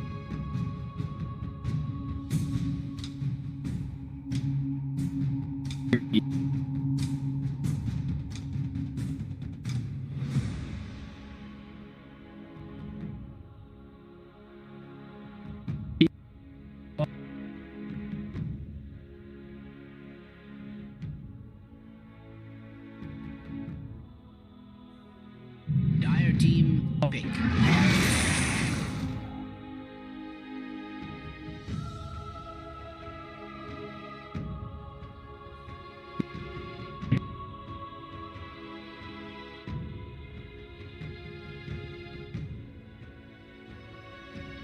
Seconds remaining. 5 seconds remaining. Radiant team pick.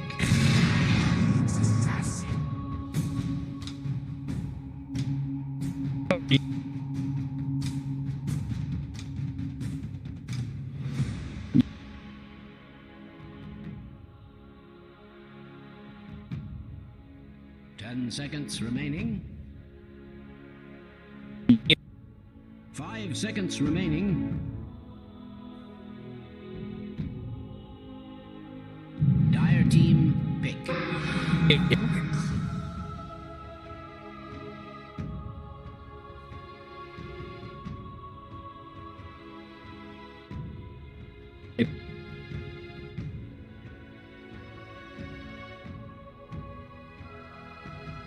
Seconds remaining. 5 seconds remaining.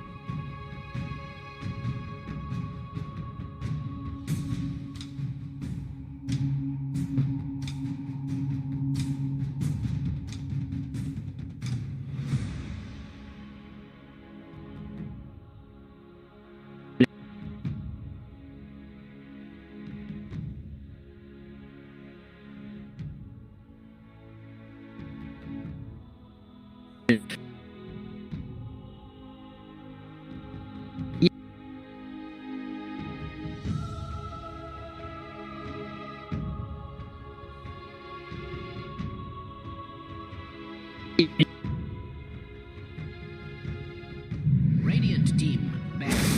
Back rider.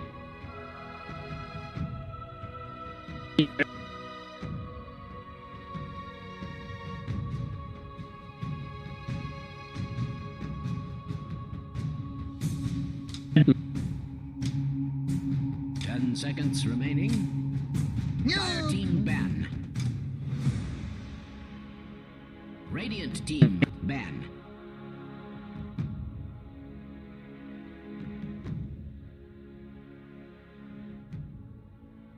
Dire team ban.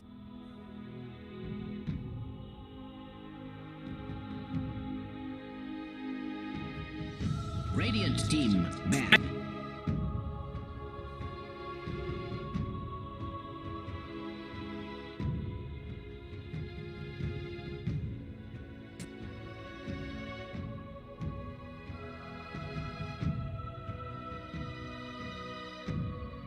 Seconds remaining.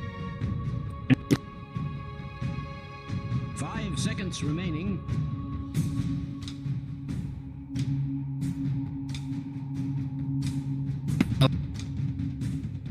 Dire team ban.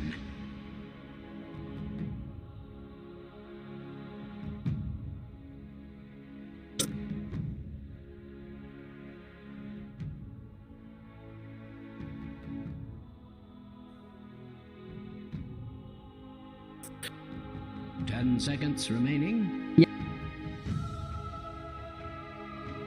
5 seconds remaining.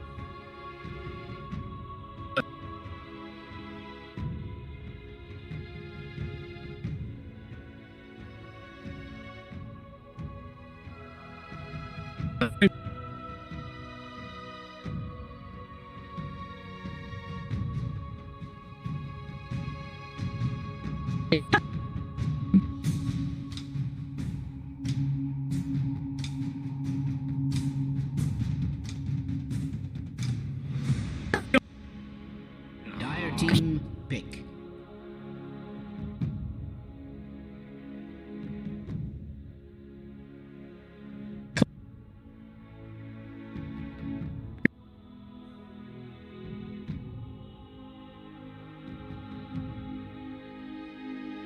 Ten seconds remaining.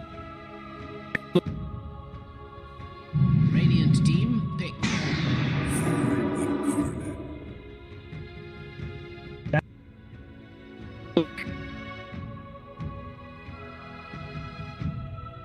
Dire team pick. Legion Commander.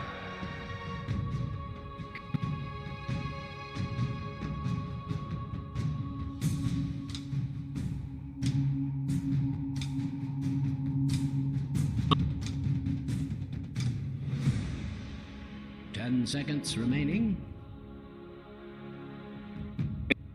5 seconds remaining.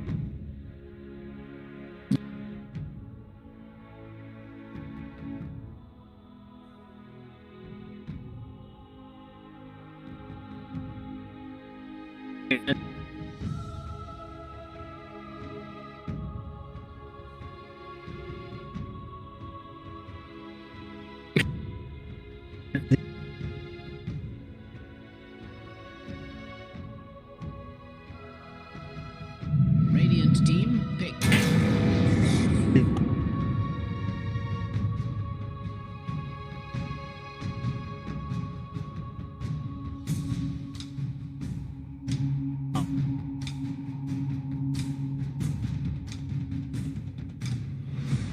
Ten seconds remaining. 5 seconds remaining.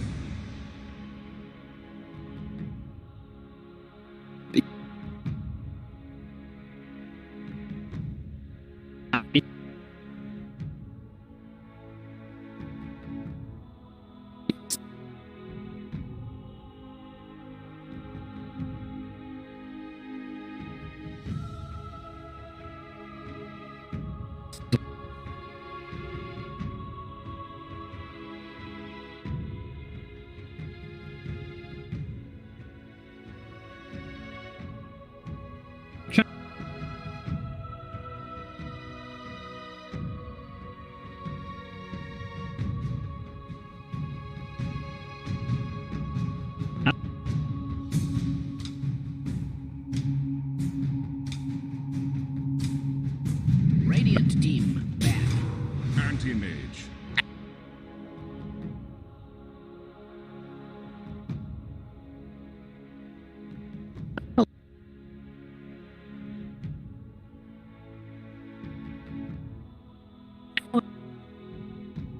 Ten seconds remaining. 5 seconds remaining. Dire team ban.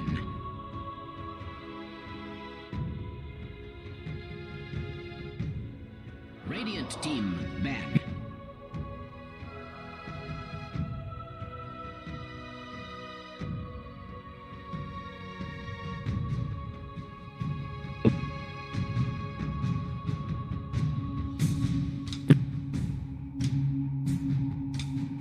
seconds remaining. 5 seconds remaining. Dire team ban.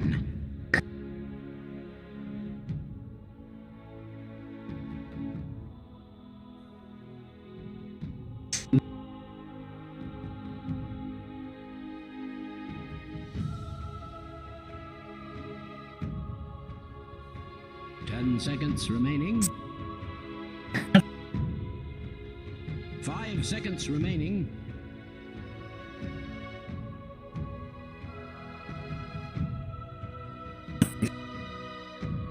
Radiant team pick.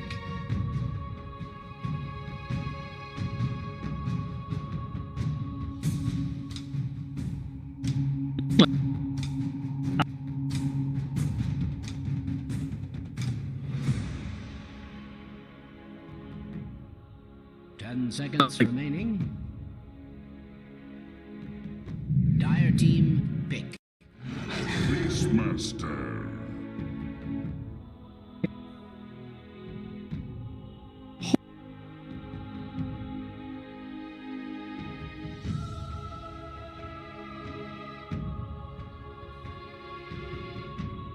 Seconds remaining.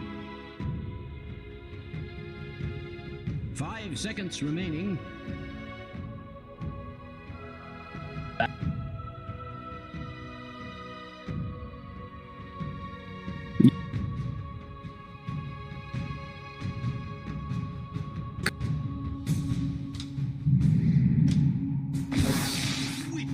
Choose your hero, my good friend.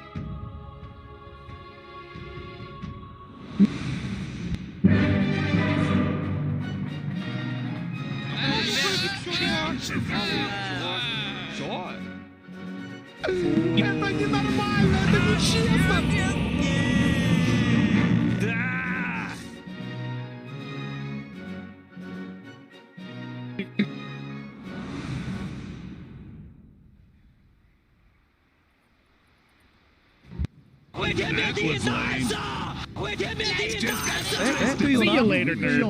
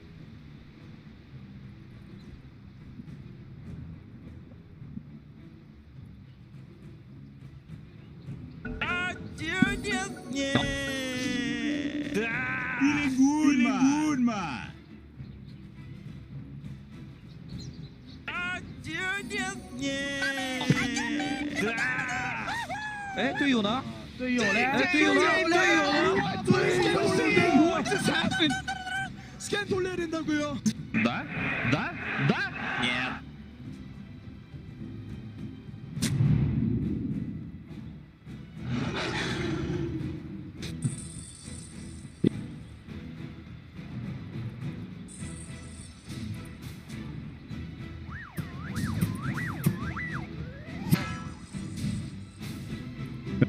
Seconds to battle.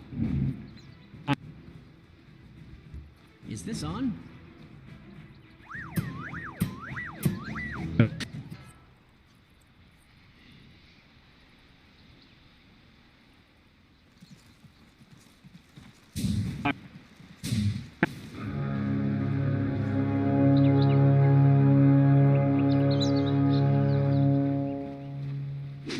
The battle begins.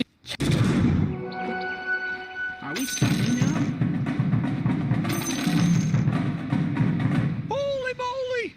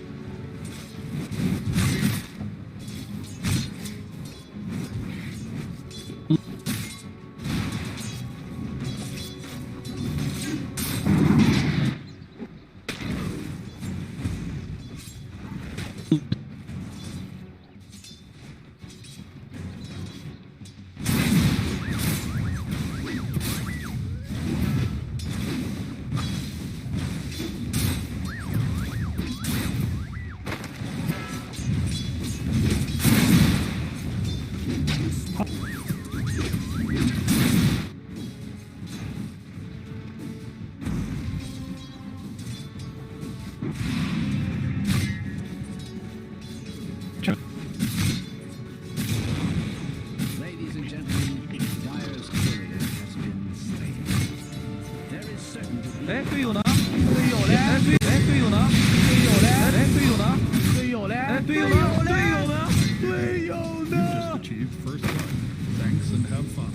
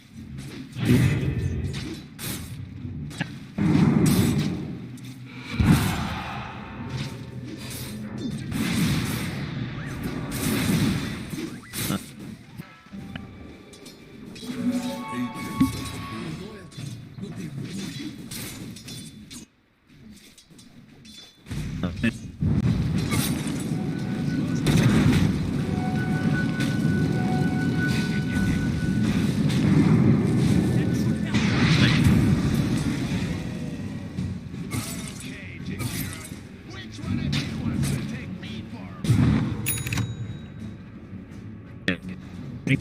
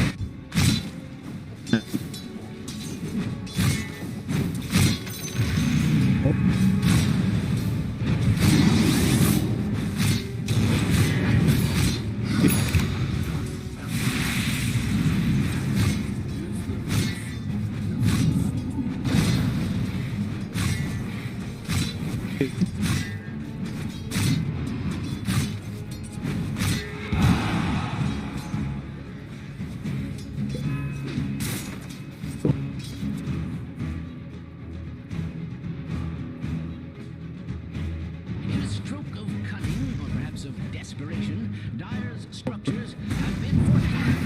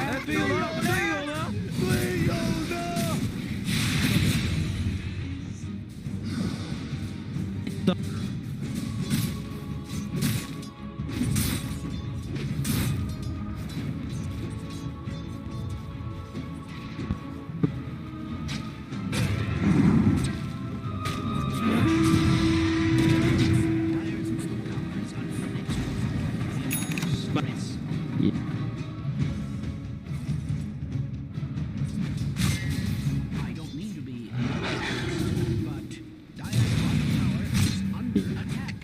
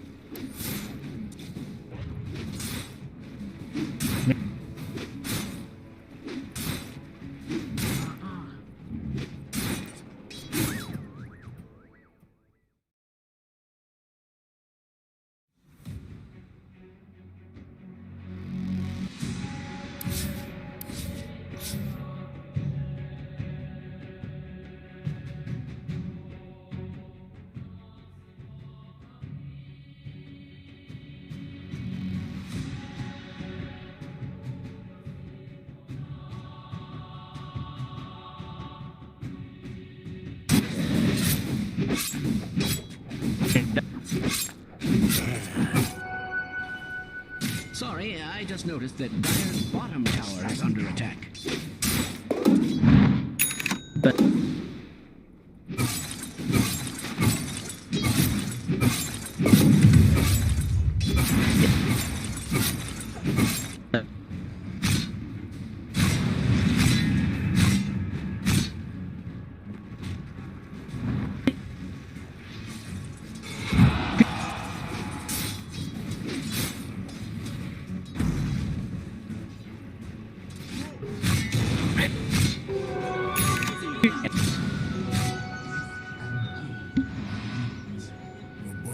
Dire's middle tower is under an extraordinary amount of stress.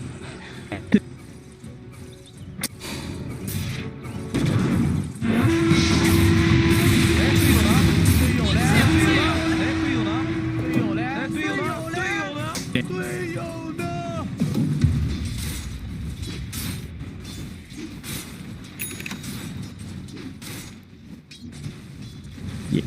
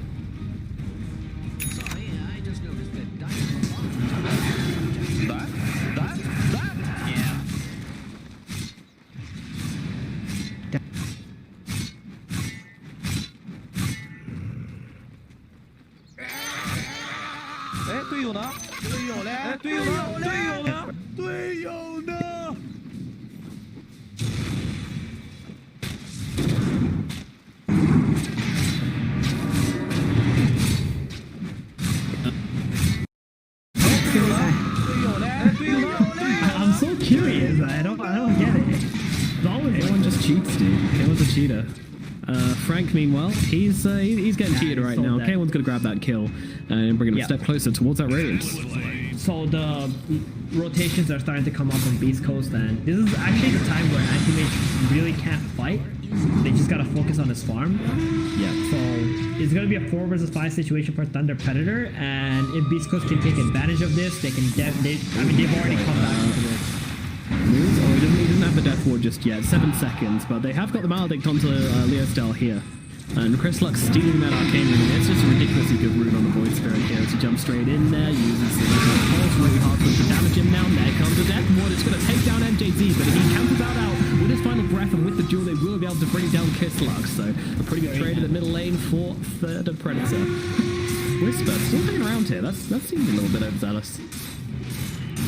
But he knows they've got nothing to throw at him. I mean, Hector and Anti-Mage are actually neck and neck on net worth right now, which is kind of bizarre. Yeah, he is going for that Radiance on his Abaddon. Like, exactly, right? I don't understand. Like, just compare their KDAs, right? The Anti-Mage is 1-0-0. He had 1 kill, and then it's just been farming the entire rest of the time. The Abaddon, meanwhile, is 1-3-2. He's had 3 times. He's been involved with 3 kills. And yet, Anti-Mage has more last hits, yet somehow they're neck and neck. I don't... Yeah, I mean, he's got a lot of jungle kills, right, on the AM side. Yeah, I but guess so. at the same time, like, Abaddon, I thought he was having a terrible situation, dying 3 times to the beast. I mean, he's got his relic in 40 gold. That's the situation we're at right now. Man's a beast, that's all I can say. Baiting this. He is baiting this. He's baiting MJZ to his death here. MJZ still alive for the time being. Chris Lake doesn't have another Astral Step here. And actually, K1 pops his ultimate just to try and finish the job here. He moves, goes in pretty deep, and he will actually... No, I don't know what that was. They just kill him off straight up. I think he tried to drop the ultimate onto the Beastmaster to finish off the kill, but wasn't quite able to do so. No, Chris Lake still trying to play around here. Leostyles on top of him doesn't actually have the duel because he already used it onto the Witch Doctor. So it is just going to be him going down without a duel. But still 40 duel damage on the Legion Commander right now, by the way. With these drums, and this is just hitting start. Look at him go. Schofield is getting obliterated here. The Blender, which is Legion Commander, tearing through the tree line, trying to fund Nick Assassin, and we'll get stunned up now. Schofield, run, little crab, run. But unfortunately, the time might be up. Roar comes out onto Whisper as he thinks he'll join in this fight, but he is mistaken sorely. And now, guess what? You got duel in 3 seconds. I guess. Yeah, you use that spike carapace, buddy, because time on this. We got a Nick here. K1's involved. And massive hell coming out of the Legion Commander. Then they've got the Death Ward. Moon's going to take him down. This is going to be Legion Commander dead. There's no survival, and K1 actually lands a last hit onto the Legion Commander. Moose making the plays, dude. This Witch Doctor is keeping them in this. He's killed his Legion Commander twice now. Bat Rider is going to be up in 5 seconds. Anti-Mage does have his Battle Fury, and he pushed out the mid lane quite quickly. Pretty impressive stuff. Meanwhile, MNZ though, this is god. Fighting was oh gee, he's finished off his Battle Fury and his Blade of Alacrity. MNZ is very much existing in this game currently. He can't really do much. Just gonna napalm him up a little bit and doing a bit more than existing actually. Push him away from this bounty rune. I don't know, what wins out? The Anti-Mage Battle Fury? It looks like Beastcoast are gonna try and rotate their way towards bottom now. Maybe try to get some Hector towers. will be able to fight towers. Anti-Mage still doesn't really want to fight with Battle Furies. He still wants to farm. Hoping for So we'll see what they decide drafted to go these for. pros. That's Matthew's for going to sure. help him take this. Now, this is why they Again, can sack it there actually, is a because you've got the Beastmaster phase on ball. That's Thunder really Petter nice, side, actually. so if they do go bottom with too many No heroes trouble at all and for they leave the MMZ once the phase advantage, ball comes down onto those creeps. two He's also got go enough bottom. shield for him as well. Beastmaster Easy. You want a middle lane. Duel comes down to Void Spirit. Void Spirit trying to jump Might be away, time but to he break gets them. caught out by NJZ with the dual breath. Just mid as lane, easily. Void Now Spirit Moon's going to be in some gonna trouble get as well. picked up here to If the only he had the dash once towards again, that fight, but Moon's sadly did also not, gonna and now die. gets This killed off as LC is Matthew grabs so another one. strong. 40 dual damage. Two heroes dead in the middle lane. Witch Doctor Freaking 15 and Void minutes in Spirit the game, both boys. taken out Got by 40 Thunder dual Predator damage. He's here. gonna pick up a blink dagger now too. I just feel like Leo starts to doing catch so people, much especially work the this boys. game. Like, he's not just making space for the enemy, Anti-mage he's winning the game for the up enemy. now, Like, running he's the doing man up so here, but much. he's actually And then gonna he has get he's going to get one more silenced here. time. This could be dangerous. Like, this guy hits really damn fast when he gets up by Curse of the Avernus. The AM should still get himself away. Then Matthew can Nearby, run just off gonna the shield up shield the as well, AM. just That's to gonna make help sure. him And then we'll get keep their out anti-mage and also alive. continue farm. Double damage here, no bottle. Oh, they're gonna do this. Roshan. Grab get taken by Leo Style, MMZ, Matthew, MJZ, Frank. They're all in this pit right now. Beastcoast, I'm not sure they're aware of this. Now the ping's come out, the fire's come down. They pause on the side of Beastmaster Beastcoast. also helping out quite a bit. So 60 minutes in, they're gonna get They this. ping out Roshan and immediately pause, guys. I'm not going to say anything. I'm going to say there's conclusions to be drawn about this pause, which you guys can get to by yourselves. Take a look at what Me happened personally, to I'm my, not going to comment. caster here.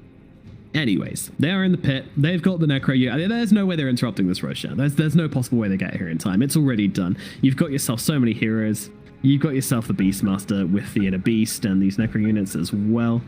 And Discord problems, allegedly. Oh, he's actually as well. back. Why didn't Oh, he resumed and paused because they didn't say ready. Gotcha.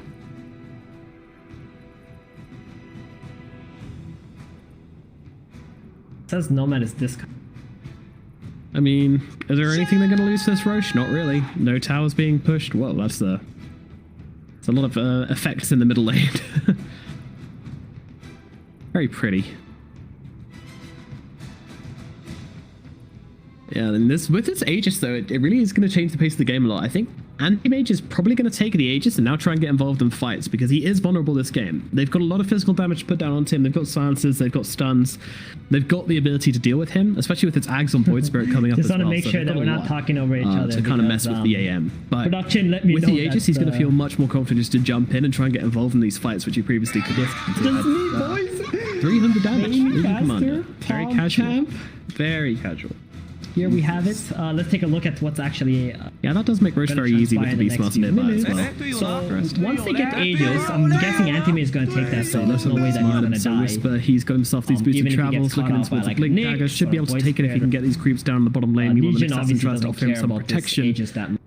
Vendetta in and help So out if needs be. tanky. Meanwhile, in the middle lane, Chris, like I was mentioned, going for his Aghanims. Unless he gets Amazing some Aghanims nice games, that's juicy for sure. Maledict. Sion's going to be very Play. clutch for these frontliners like the Legion Commander and the AM who like to spam That out these Rider spells. And almost it's also has going to give them a dagger, way to 200 get gold off plus a Lasso big item. without it being Abaddon constantly cancelled all the has time his by the Radiance, Legion it's Commander's actually press the flying attack. So you can out, just I use that believe. on the target that's get lassoed Where up is his Radiant? and cancel Is it this- out. oh, he's And that's not Courier. going to happen if there's an AoE silence on the Oh no, Void that's Spirit what coming happened. forward. So his Courier Meanwhile, died Hector, with the Radiance.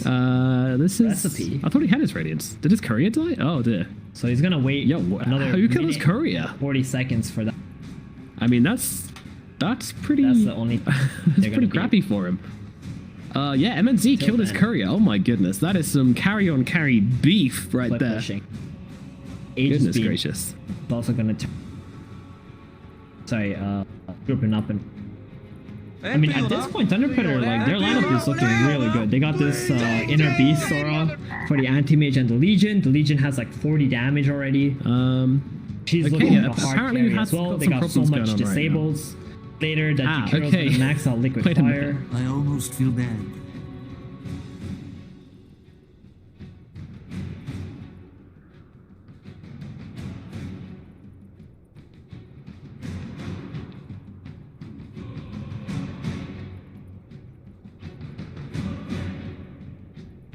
Oh god, I'm reading chat right now. That, Okay, so it seems that yes. Discord has gone down. Theban Bro, is probably listen. casting this alongside me, which is hilarious. Yeah, so Discord has gone down, and I guess it might be we Discord. both think the other one has disconnected. Because this happens sometimes when you're casting. We both happened think the was, other's disconnected. Nomad, we got And instead we're disconnected. both I just think Nomad's casting, because we're not internet casting fault, into and then he Discord, came we're back and he casting was into a talking, and I thought I third-party was program. alone. So I was trying to cast the And game. now, But then apparently we were like talking through two different links at the same time. no one knows so what's you going guys on, kept because Discord hearing just us crashed. at the same time. I'm so sorry for that experience, guys, but it's just, you know, sometimes technical difficulties is part of life. Maybe we should message each other on Steam. Maybe that's a good idea. Find out what's going on here.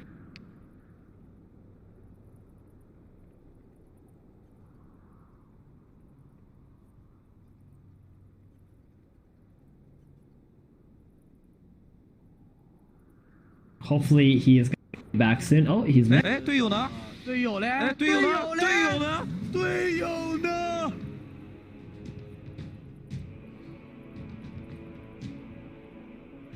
Okay. Oh? Oh. Hello, Theban. All right.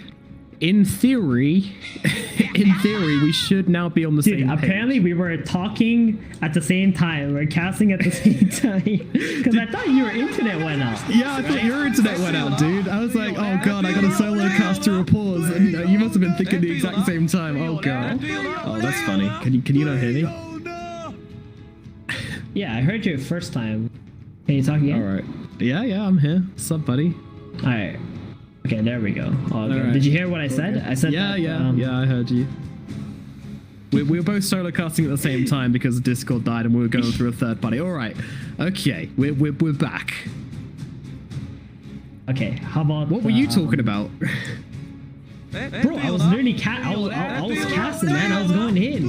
Hell yeah. I literally practiced for this. And just in case my main caster disconnects one time, I need to be able to, you know, be the hype caster. Training yourself for this very moment, and then you just had like dual hype casts going on at the same time for that fight. Beautiful stuff. Beautiful stuff. Well, at least we've managed to communicate back together. What people don't understand is that like sometimes people do drop out of casts for like 10 seconds or something whilst their internet just like, you know, drops for a second. You have to get back in. It's actually much more common than people realize, I think. So it's natural for you to want to fill in for your caster, but when you both lose each other, I don't think this has happened before. So the fact that we're just both casting each other, it's pretty funny. Anyway, yeah, I was talking about how Anti-Mage killed the Abaddon's courier and stopped his radiance, which is pretty funny. And now this Roche is going to go down. I mentioned that too. Oh, also, yeah, very sorry to Beastcoast as well, because I was like, oh, this is questionable. They pinged Roshan and immediately paused, but no, Discord is very much completely dead, so yeah, no worries, guys, no worries. Let's just get on Steam like we're on. Steam chat's the way to go. Although apparently you can't hear me through Steam chat very easily either, so there we go. I almost feel bad. Yeah, it was like cutting out for some reason, and now you're back again. Steam chat is not. Do you have Skype? Looking on Skype. No, I don't have Skype. Who has Skype? It's 2020. Well, download it, because apparently Discord is down. It's time to invest into Skype. You know, get some stocks in Skype again. No, dude, let's go Zoom. Yeah, I'll try to call you again. My Discord's not back yet. It's still stuck on connecting. I feel bad. I mean, what are production saying? Maybe they've just cut us. Maybe we're talking into the ether.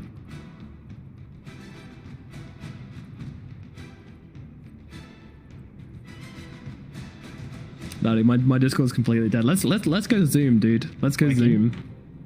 Ripperino. That perked me up, yes?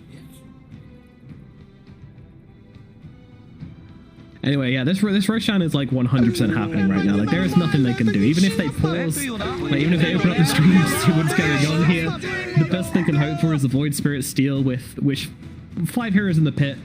That's not happening. That is absolutely not happening. Yeah, there's no way they're gonna be able to defend this Roshan. They're just gonna have to split push. They also need 200 gold for the Bat Rider. And this Beastmaster is actually impossible to run into while his Necrobook is up. They just do so much damage, so much physical damage. Friends, let us with this Aegis, do you think there's like what percentage chance the Thunder Predator have to win this game after they claim this Aegis? Friends, let us skirmish. Friends, let us skirmish. Could you hear that? Or did I cut out again? Steam chat isn't being our friend right now. Oh no! All right, we're moving to different horizons now.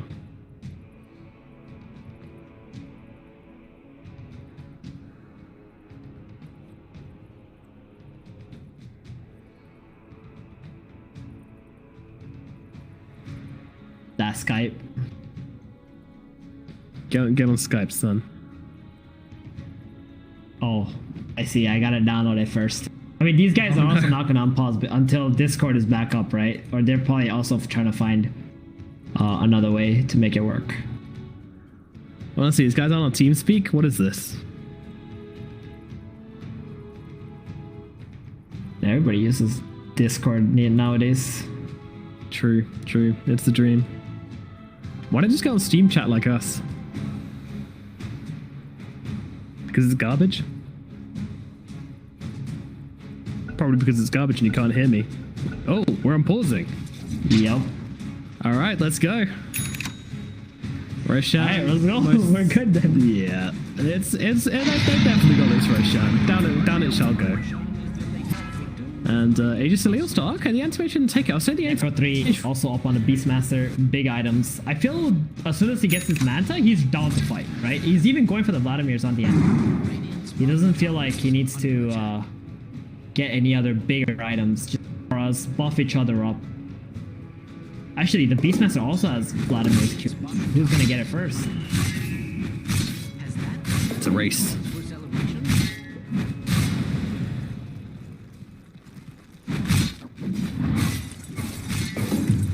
Oh, Steam chat, you are not working for us right now. All right, can you hear me now? Good. All right. I think I have a key which is bound to mute the microphone on Steam, which is kind of problematic. Oh god, Abaddon is just gonna get blown up, caught out. That's their carry as well. And they're gonna. Where was borrowed time? What happened? He used it already. Oh dear. He already used it, and then he got roared right after that. Radiant's bottom tower is under attack.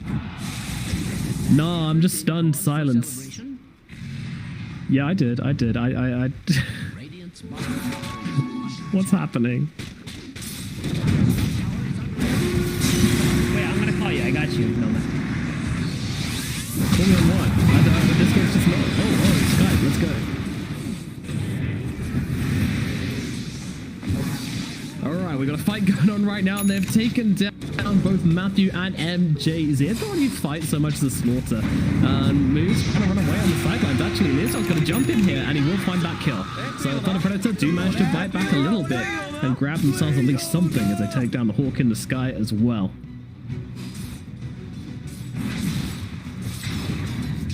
Sup, Thebin? Can you hear me now on Skype?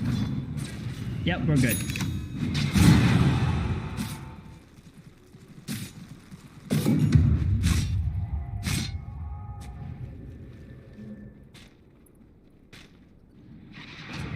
Hey, you know, there's an important lesson being learned here in that we definitely need to have a backup if Discord goes away. Dire's top tower is under attack. Must I repeat myself? Nomad, are you here? You keep. It feels like your mic is muting after every time you say something. Maybe you have like Alt-Tab bound to your mic. Oh, Jewel coming down onto the Nyx Assassin, and Scofield very much dead here. Battle just comes rocking up into this fight right now. I mean, he's got the borrowed time, so he's not that scared right now.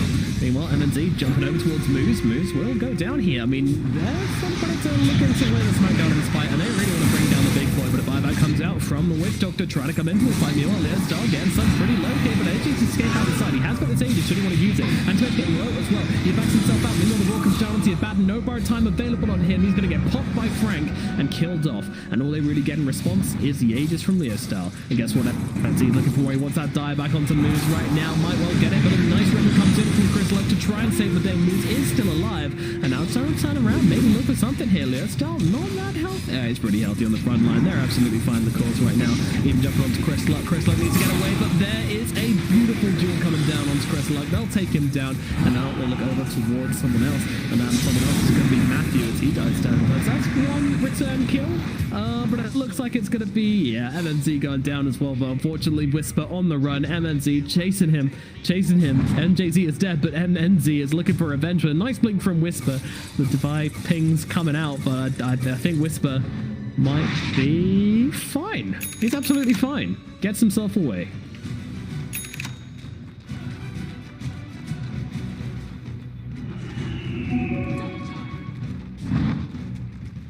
I don't mean to be alarmist, but Dire's bottom tower is under attack.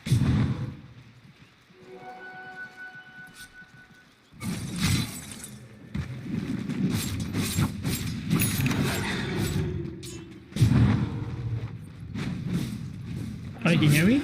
I can hear you, dude. Don't worry, we're back. Oh, okay. What happened? You know, Skype things. It was like, hey, do I use this guy's speakers or do I use this guy's microphone as a speaker? And Skype being in its infinite wisdom was like, hey, you know what? I think this guy really wants to listen to Thieben through his microphone somehow, even though it's not even possible. So, you know, just Skype things. Don't worry. Yeah, we're back in the game. So Anti-Mage did get the Vladimirs in the game. He did not go for the Basher first. They just want to go together as 5 Thunder Predator style, right? They just want to battle, like fighting AM at this point.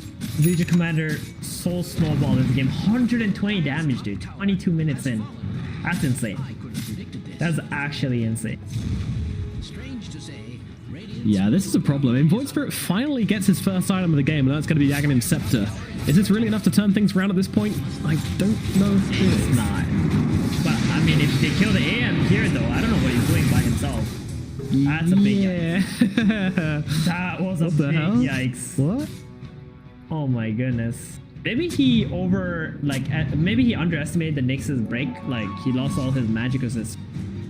Yeah. He was actually taking a bunch of damage. It's something that you don't really think about, the Nyx's break from meta. Into Anti-Mage, yeah. Or into anybody, really, yeah. It's pretty good. I mean, you know, when I'm playing Spectre and someone picks Assassin, I always just go, oh, okay then, this isn't going to be as easy as normal games. Right. Also, when you buy a Radiance, Spectre against Nyx Assassin, he can just spike carapace you whenever he wants to and then break you, and then the opponents can focus you down. The chain stun for like 4 seconds.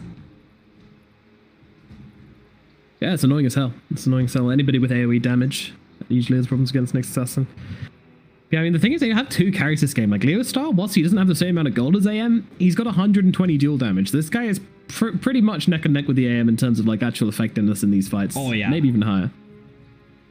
And he's almost got his BKB too, and once he gets that, he's going to be unstoppable. Who does he duel, actually? It's going to be either Bat Rider or the Void Spirit, I believe. Yeah. And whoever he duels, he's surely going to kill them. He's got so much damage. Well, he hasn't struggled so far. Oh, yeah, that's going to be an easy target. See you later, buddy. Jesus Christ, 140 damage on the Legion. Please. He's almost level 18 too. He's almost level 18.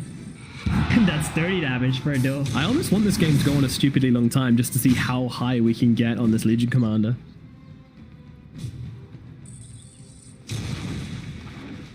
But I don't think this game is going to go on a super long time. I'm fairly sure this Anti-Mage is going to come back and finish the game. Probably farm up an Abyssal, maybe get a Butterfly or something, and then just end this one. Feels like this Anti-Mage has been dead forever, actually. He just respawned right now. He's queued up that Basher. I feel like he should have just let the Beastmaster get the Basher, you know? Sorry, not the Basher, the Vladimirs. And he should just focus on getting the bigger items. Game. But maybe they felt like they could just go high ground already with just the Manta and the Vlads, and then the Beastmaster, if he finishes the pipe now, it's going to be a lot of team items available on this.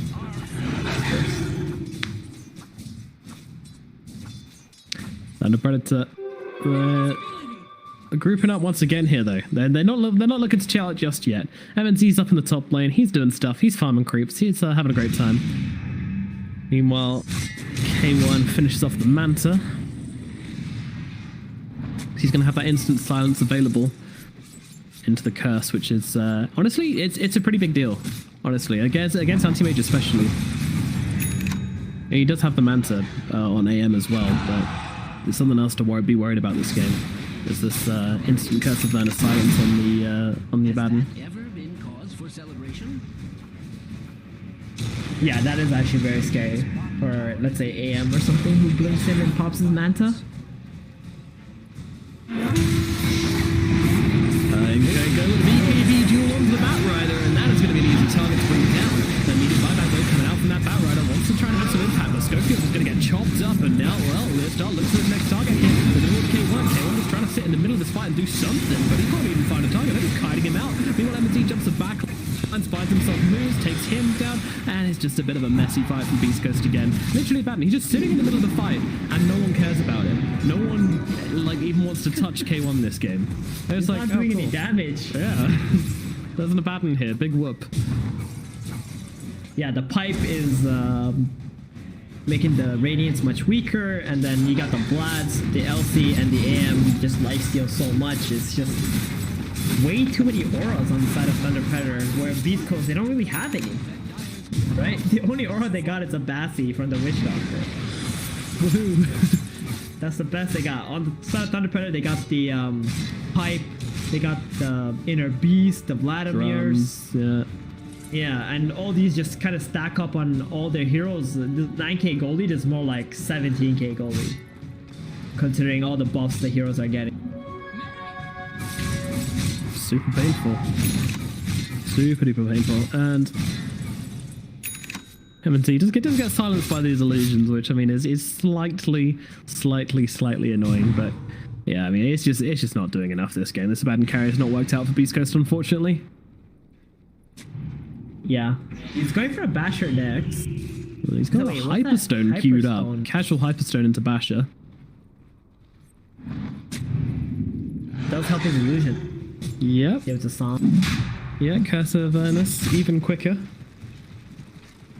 They go straight into Erosion. So this is going to be the second Aegis, and this is going to be the Aegis where they're going to try and with. Hopefully. I mean, they're not too far behind on Beastcoast, but it's just all these auras are just stacking up, making it so difficult for Beastcoast to kill anybody in the fights. Oh boy, they found the next first.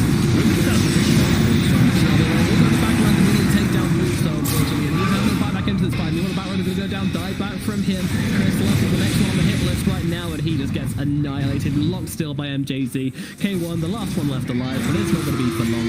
He's going to get taken down as well. See you later, buddy. And just for good measure, Schofield, they're going to chase him for a bit. Are they going to kill him? They're still chasing him here. I mean, it's a Nyx assassin, guys. Do you really need to commit this much to killing the guy? But MNZ will finally finish the job. 5 heroes dead, and I think, Theban, the game might be over. Got the Aegis, second Aegis, kill 5 heroes. Rubik was a little bit out of position, doesn't matter. His team was too strong. They didn't even need him, to be honest. Remember many moons ago at the start of this game when we said, you know, we think Thunder Predator are going to take this game, but that's because we don't know what Abaddon does. Well, unfortunately, it looks like Abaddon doesn't know what Abaddon does either. And unfortunately, weren't able to find themselves any kind of effectiveness in this game. And they just get taken out. And, I mean, this is kind of the biggest effect. I think the mid laner, like, Leostar just bossed this game, dude. He was all over them. For sure. Dude, he got a solo kill on the enemy mid laner. You don't see that. No, you do not. Thunder Predator on the warpath right now. First they take down Midas Club. Now they've taken down... Well, not yet. Still 1 barracks remaining. The final barracks of hope here for Beastcoast. It looks like they're going to try and make it with one final fight here. And they could start with a kill here onto the Rubik. Death Lord comes out from Moontail. That's going to bounce over towards the Legion. Not that she cares though. They just instantly take down Schofield, Matthew Schofield, and now Chris Luck goes down as well. That is your voice grid. He does have a buyback should he want to use it, and he will do so exactly that. Meanwhile, Abaddon getting jumped on the high ground by MNZ, trying to find out NTF here. He can get a slot, but unfortunately he's just got Manta. And now just pump faking the Mana Void, because why not? They don't have much else to do at this point. They're getting a little bit of damage off on everybody, but K1 will get chopped down regardless. He's dead for a minute. Frank survives just about. And they'll just continue. MNZ's not even done. He's just jumping the Void Spirit inside the fountain pretty much, and the Mana Void will finish the job, and then it's going to be everybody dead. The Bat Rider, he's hanging around at the bottom trying to cut some ways, but this game is most surely over. As he's chopping down those tier 4s, and there comes your GG. Moose will call it. Game number 3 will go to Thunder Predator, and with it, the series. It's anti-mage pick, Curthy, but I really love. Oh, you are here. You are here. Cool. You got me worried there, buddy. I'm here.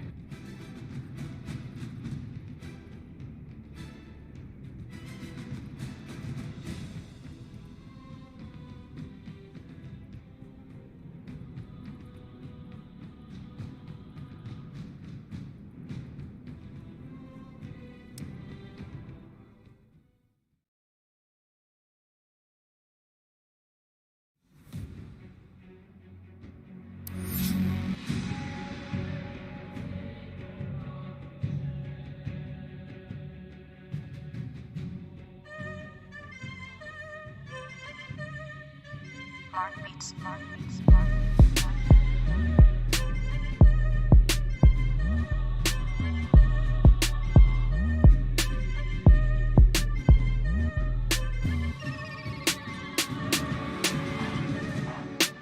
Bring it